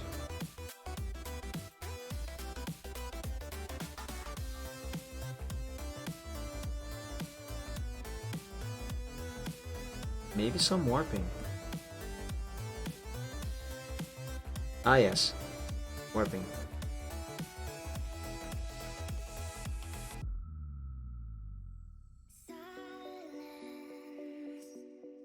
Slips into my world, and it follows. Alright, let's apply this. Hold on, not yet.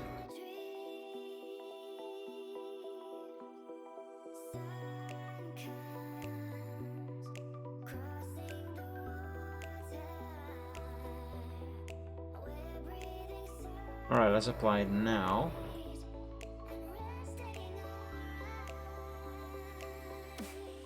Okay. Where's the ground? Snowy ground base. Select that. Let's make a layer on top of this.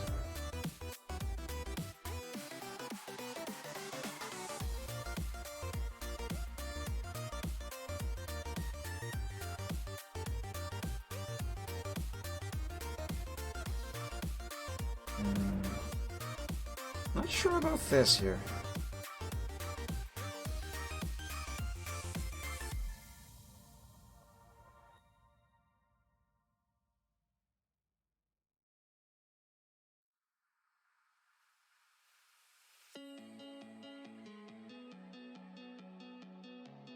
Yeah, sure, whatever.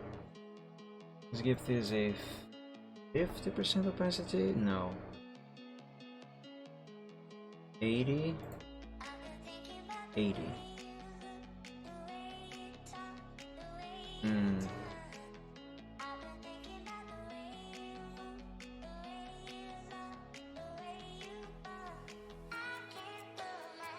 These shadows make a little more sense, but of course this is very unfinished. Like for example, this here does not connect with that tree, but I'm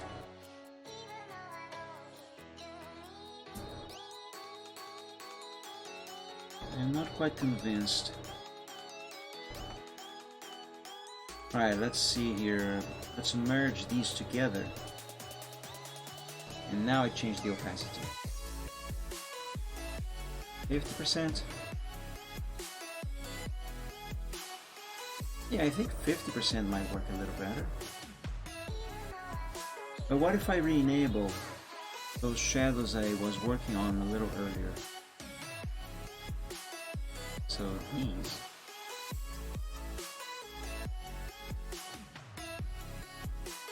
That works. That works. That freaking works. Actually, yes, do name this 2. And let's name this one. Well, no, not that one. This one. Oops. Trees Shadow 1. Typos everywhere. 50%. There we go. Oh yes. Oh yes.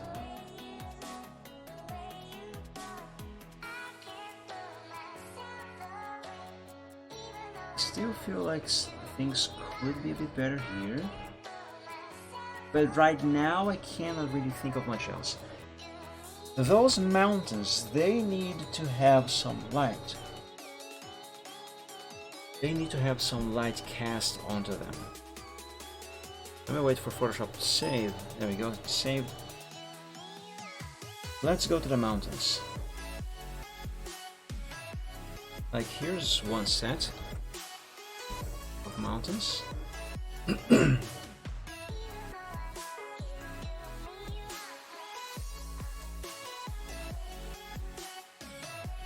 Yeah, see? This stuff here. I should probably hide all of the trees so I can see what I am doing.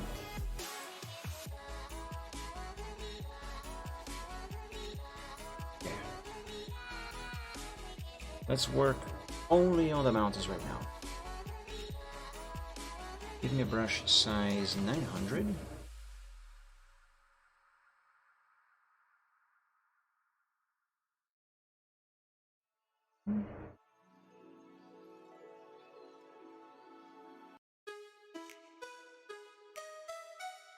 Now let's sample another color from the Aurora.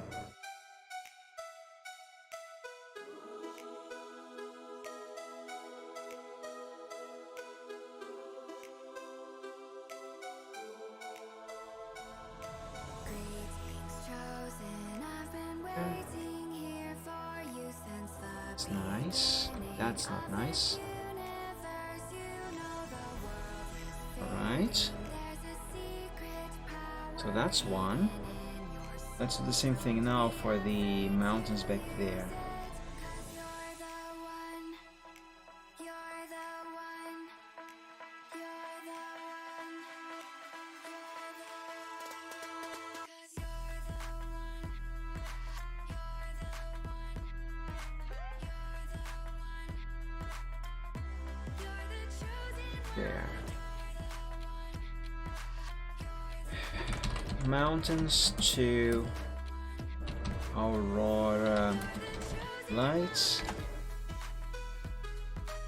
And this one, mountains 1, Aurora lights. I will probably have to add some opacity to this, unless...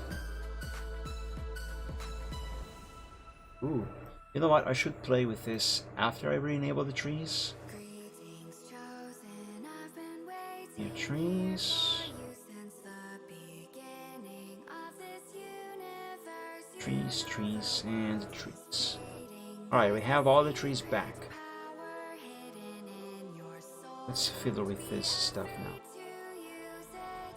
There are voices in your head saying that you're a failure. Move it. You're not good enough, but you know that's not true. There is a So far, I don't think I have found any effect here that pleases me. be afraid to use it. 'Cause you're the one.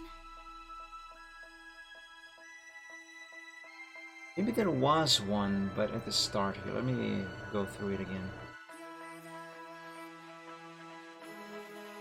Multiply is kind of nice. Could do lighten too. Let's try lighten with 50% opacity. Let's compare that to multiply. And multiply to nothing.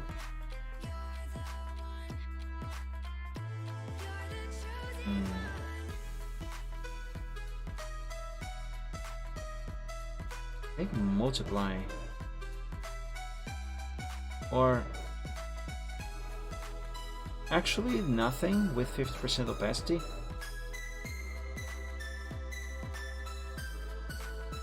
Someone gave me a like on a comment I left somewhere. Nice. Oh yes, Inkabot stuff. Right. Set this then to 50%. Let's copy that layer style and paste it over to the other mountains over there. But what if I give this some glow? Oh no, no, never mind. Let's not make the mountains glow.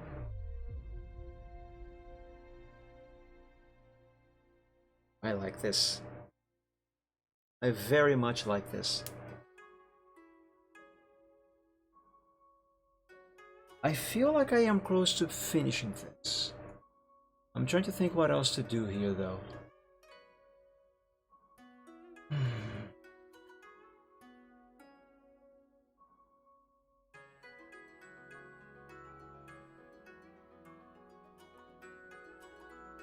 So I am so silent. I am trying to think.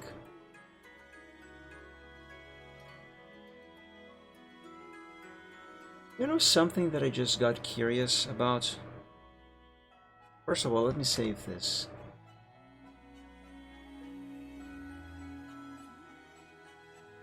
I'm not actually gonna do it, but I do wonder, what is it going to look like if I give this sky background to Holiday Wishes? I will experiment that. Just this without saving. And also this. Let's open final. For Holiday Wishes. Okay. So the entire sky, let's hide the watermark. The entire sky on this picture is located inside the group background.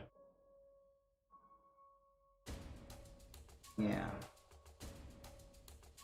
Let's hide sky, moon, moon 2, shadow over moon, and that's it.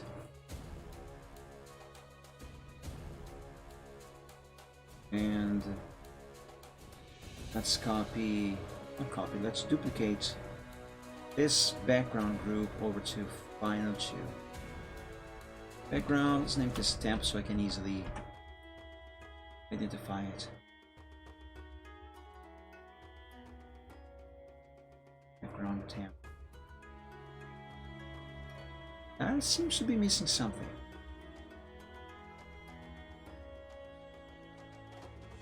Oh, dummy! I duplicated the wrong group. It's the sky group that I meant to duplicate.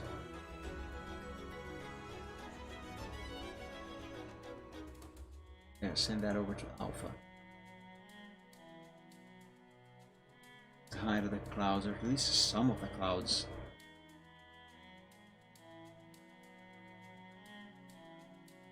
Ooh. That looks nice. If it weren't for the shading, there's another annoying bug on my wall. If it weren't for the shading, already be 100% complete in this picture. Like the shading on the characters, I mean.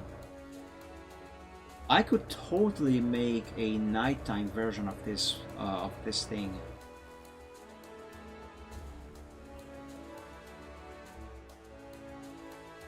That would totally work. Let me bring these layers here. Yeah, a nighttime version of this picture could totally work.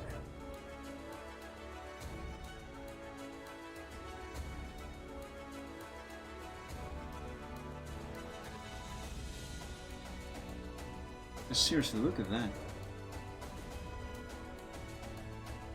Oops. I'm not going to do it. I was just wondering. I like it.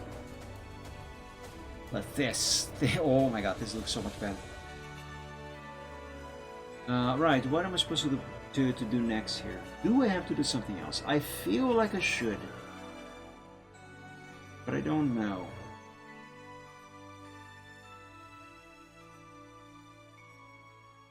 Maybe this is everything. Let's save.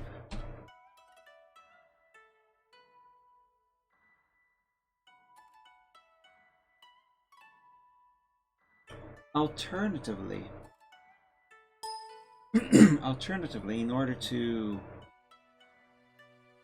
in order to mitigate some of the issues with these shadows here, I can also bring all of this down a little more.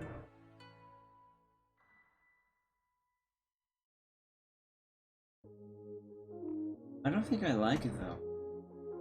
Yeah, I don't like it.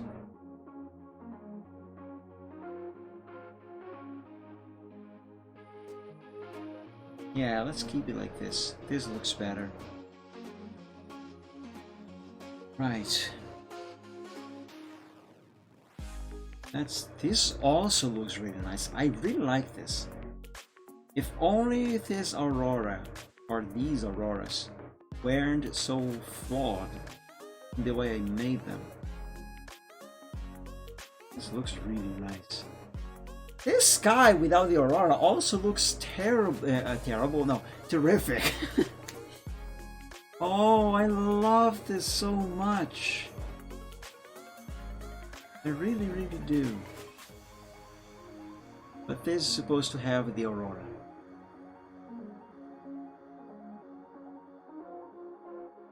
But maybe have this aurora be moved to this position instead of here? Yeah, a little higher in the sky. Seems to make more sense. A little higher.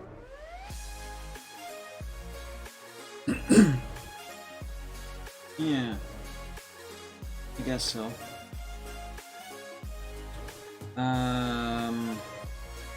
Let's set this to alpha 3.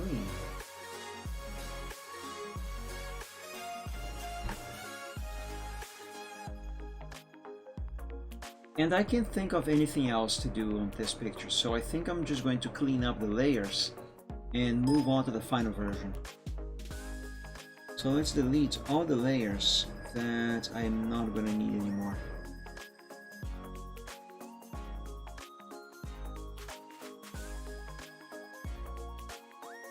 Planet, this can go away.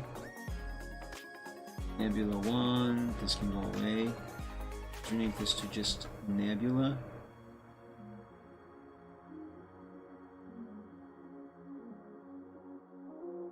There. Let's rename this to Nebula.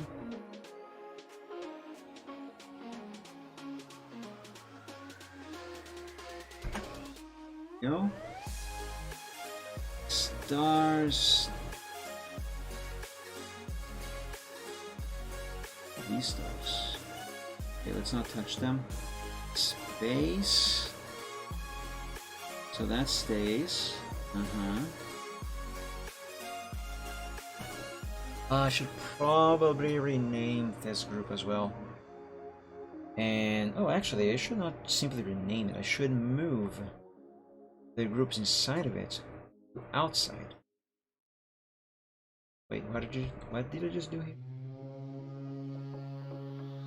Oh, there we go. Okay, now remove this group. So we have space, sky,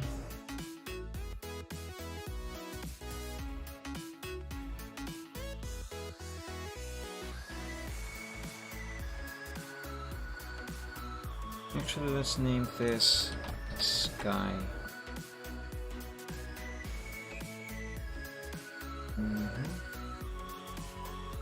Layer 3 can go away. So there's the nebula. We have these stars over here. But we also have stars over here. And here. Whatever. I'm not going to touch those. Things are working fine as they are right now. Aurora.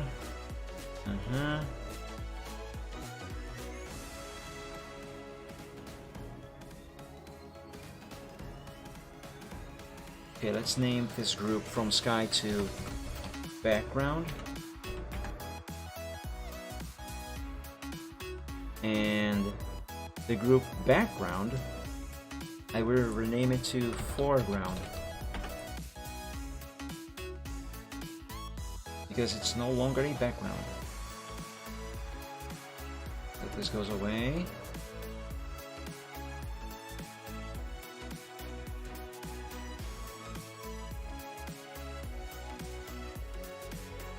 These will go away.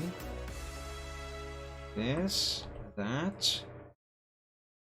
What about mist? It's a mist, alright. Suppose I can keep this layer. Just make it darker.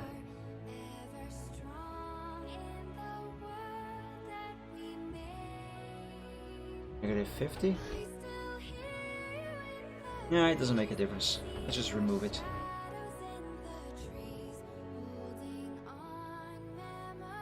Oh. Do you think the mountains look better without the atmosphere layer over them? This layer specifically. So this is without, this is with. Without, with.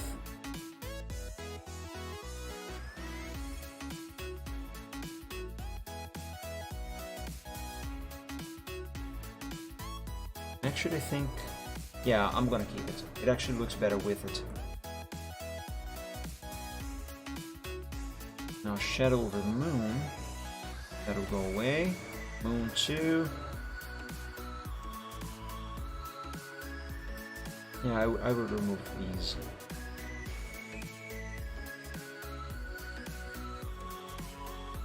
Sky color samples, no base, ground base. Alright, let's delete these as well. Let's make a new group. Let's call it WTM for watermark. And let's save this as final.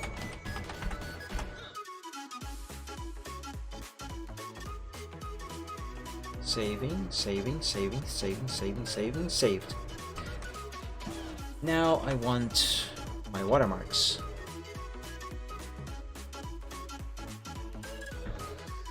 Watermark 6.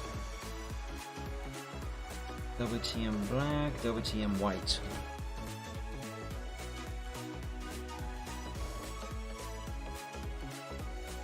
You know what, since this is actually using the exact same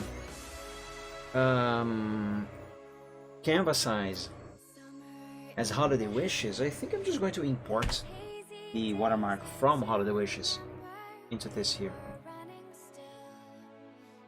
Where's the buttons on the pen? I keep losing the button on this pen. I mean, the button doesn't fall out, it's just that I can't find it by tact, by touching it.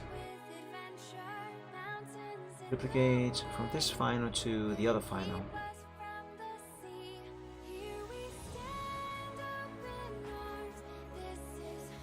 There we go. Although here, let me experiment with something. If I make this completely black and the stroke effect white.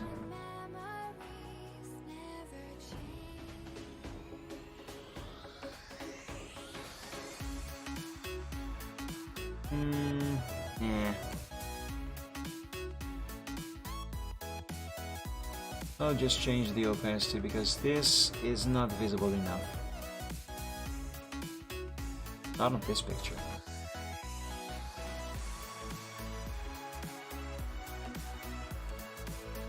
That's better.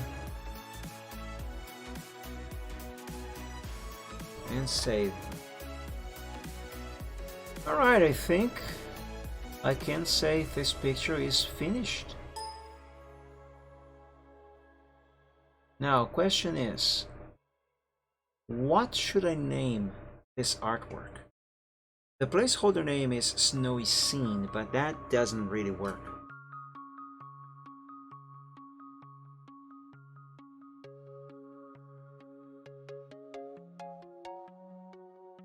Actually, I'm going to drop the opacity on the watermark a little bit more. Let's do 20. 25? No, let's do 20.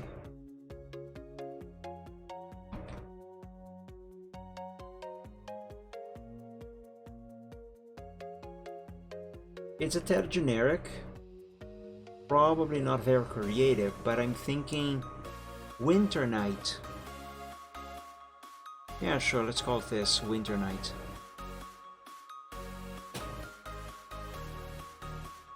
Winter Night by My Dragon. I was supposed to save it without the watermark.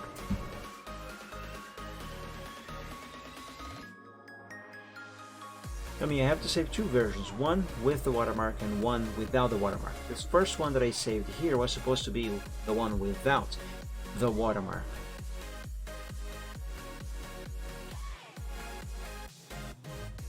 It's still saving, by the way, that's why I'm not doing anything.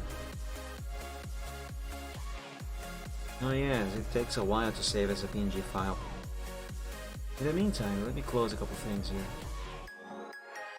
Aurora brushes. Save that. I mean, fave it. Let's fave this as well.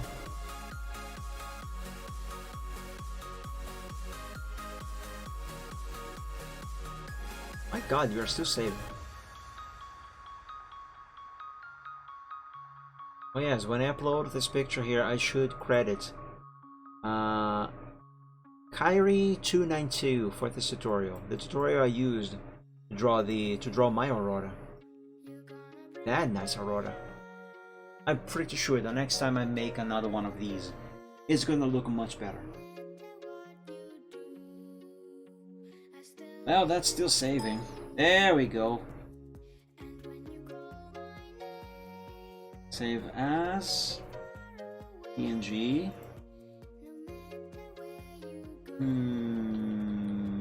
Wait a second. I have an idea. So this is, yes, this has the watermark. Let's copy this over to the root there, because this is the one that I'm going to be uploading. And now I can save over without the watermark. Just so I won't have to save it twice again.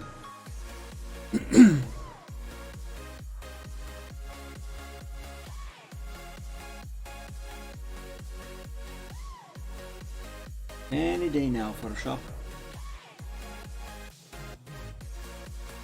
I think I can close this now. Oh, while Photoshop saves, let me save the Aurora brushes to here, this folder. Not save, move. There we go. Tutorials, let's close that. Just saving.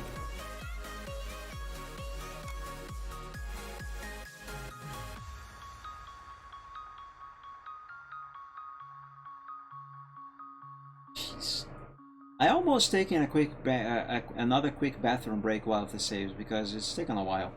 You know what? I'm gonna do that. I'll be right back.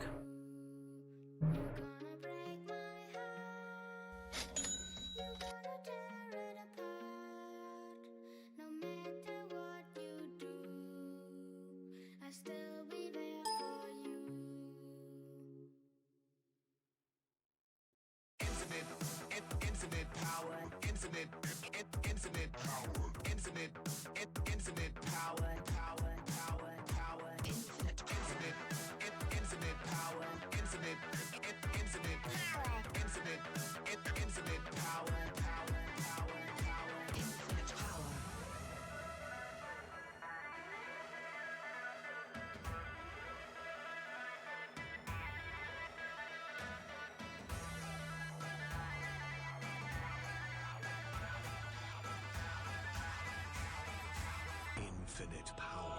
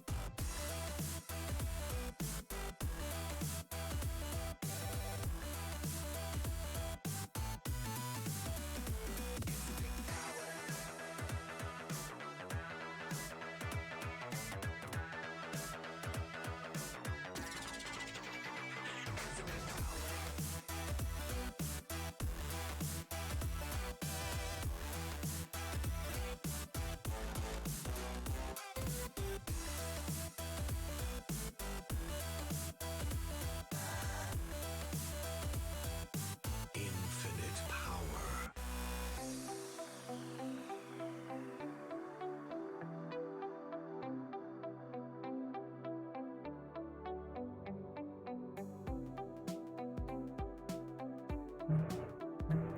Alright, I am back.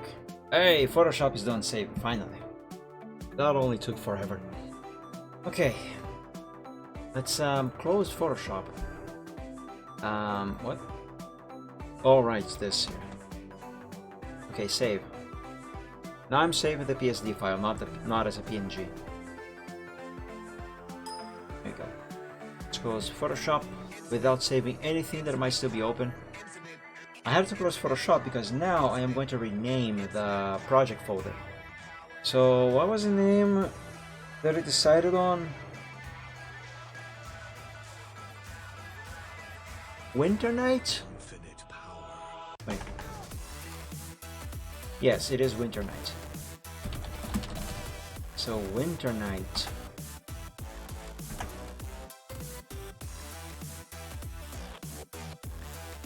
Now I can open Photoshop again.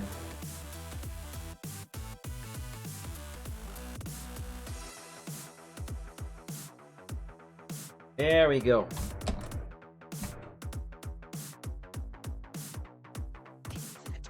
Alright, so it's done.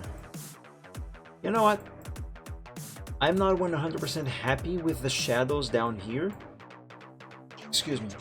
But overall, I am actually quite satisfied with how this turned out. I won't upload this right away because I still have a couple of the two things to upload. I still haven't uploaded the YCH commission auction things that I'm going to be doing for. Well, I actually didn't really forget about that. I just didn't really have the time to work on that this week. It's been a very, very awful week for me. So I still have to upload that, and then I'm gonna upload this. So that's problem. I'll probably not be doing that today though. But do check on DeviantArt, on my DeviantArt, soon for this picture if you want to see it for yourself. Because I believe I am done for today. Oh, my voice is actually tired. So yeah, guys. I stream every Wednesday, Friday, and Sundays.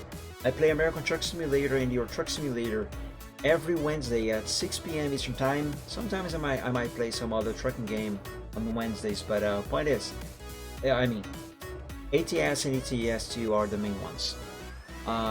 Every Friday I play a different game on every week, also at 6 p.m. Eastern Time, and on Sundays I do art live just like today at 2 p.m. Eastern Time. I have a Discord server available. It is called Dragon Realms. If you'd like to join, there should be a link below the stream that you can click on to join the server. But for the moment, that link should only be accessible by members of the art group Dragon Realms over at DeviantArt and subscribers to my channel here on Twitch. So if you are one of those, you should have access to the server through the link below. If you try to use the link and it doesn't work, because it does sometimes break, then you can message me on DeviantArt or on Twitter, or even send me a whisper here on Twitch, and I will send you a link, an invitation link, directly through there.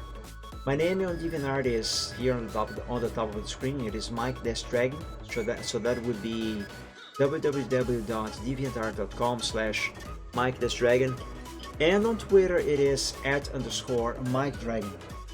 I will be opening the server to the general public in the near future, so anyone can join at any moment, but for now, only members of the art group and subscribers should have access to the server. And other than that, I believe that is everything. I don't think there's anything else. So yeah, everyone, thank you all so much for joining today's stream. I hope you enjoyed, I hope you had fun. I loved working on this here. It's actually turned out better than I was expecting. The shadows here could be a bit better, but it's alright.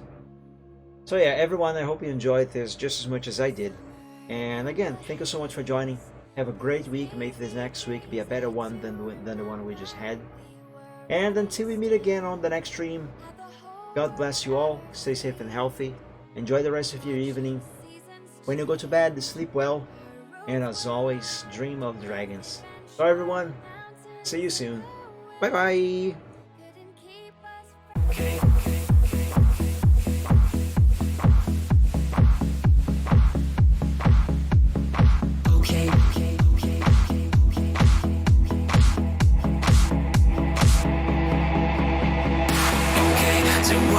Some problems and we don't know what to do. You've come to find your feelings and exactly what you knew. The odds are stacked quite poorly if without a winning hand. But bear in mind your bearing's only worse if you don't turn up. Go bad and taking trips because I'll turn your trips to trash. You've got to set your sights and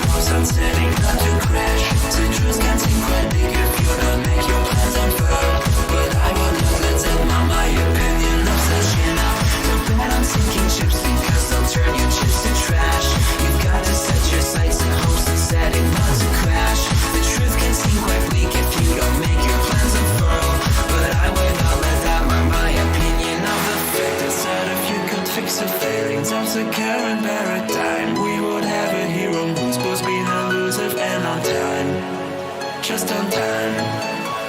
And then we would all contrive new conflicts, you know. So bet on sinking ships because they'll turn your chips to trash.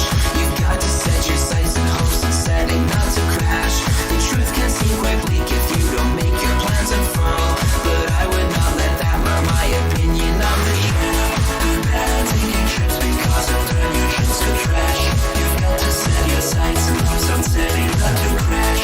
The truth can seem quite bleak if you don't make your plans unfurl, but I would not let that mar my opinion. Stipulations placed before you to get all the things you really need. Mr. Big may make things hard, but you have got to plant your seeds. Go to war, fight more. Your dreams thrive by competition. You'll find no one famous ever got there just by flinching at their foes. Cling against the torment, claw with all your might at what you know. Don't let go, just grow. Don't wait or play to indecision.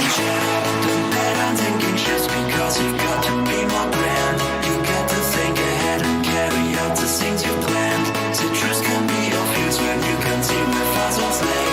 Don't quit on hopes or dreams when you have simply got to chin up. Don't bet on sinking ships because they'll only drag you down. You've got to keep on sailing even when you want to frown. The world will keep on turning without matter where you land. You might as well be running when your feet should hit the sand.